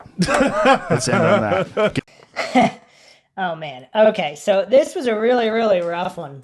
Probably Joe Rogan's poorest showing, just completely bereft and devoid of logic or reason, any kind of anything, and there's just no inkling of anything related to science here. All he did was preach his faith and get frustrated that Eddie wasn't drinking the Kool-Aid. And then very, very bizarre. But yeah, there's other Joe Rogan podcasts that were requested to do a logical analysis on. None of them were as in-depth as this one. I think this was their longest conversation on Flat Earth. But it's interesting to see how some of these goofballs that become mouthpieces for the heliocentric model, if you don't know the rules, don't play. Because the Flat Earth movement would probably be a lot smaller if these goofballs like Joe Rogan and Jamie, like these guys who are just clueless about everything, and they're just extreme Dunning-Kruger poster boys, they're just making flat earthers look more legitimate. Now, again, if flat earth is not true, then that would be a bad thing. I don't know. I only advocate for logic and reason, not jumping to assumptions, not clinging dogmatically to a faith-based belief system, because some flat earthers do that as well, not trading one faith-based belief system for another, but just objective, neutral logic and reason. Science is skepticism. You don't just take on faith. Like, why question? Why question? Joe Rogan is very anti-science. He made that very clear in this podcast. Hope you enjoyed another edition of the Mindshock podcast. If you like the podcast, you can donate to our PayPal. Just check the link in the description. And make sure you subscribe to the channel. Hit that bell for notifications. If you like the podcast, hit that like button and share it across social media platforms. You can check us out on Twitter, Reddit, Patreon, and Facebook. Questions, comments, theories, thoughts, debunkings, rebuttals, leave them in the comments section. This is Bruce McGuire signing off. Catch you guys next time.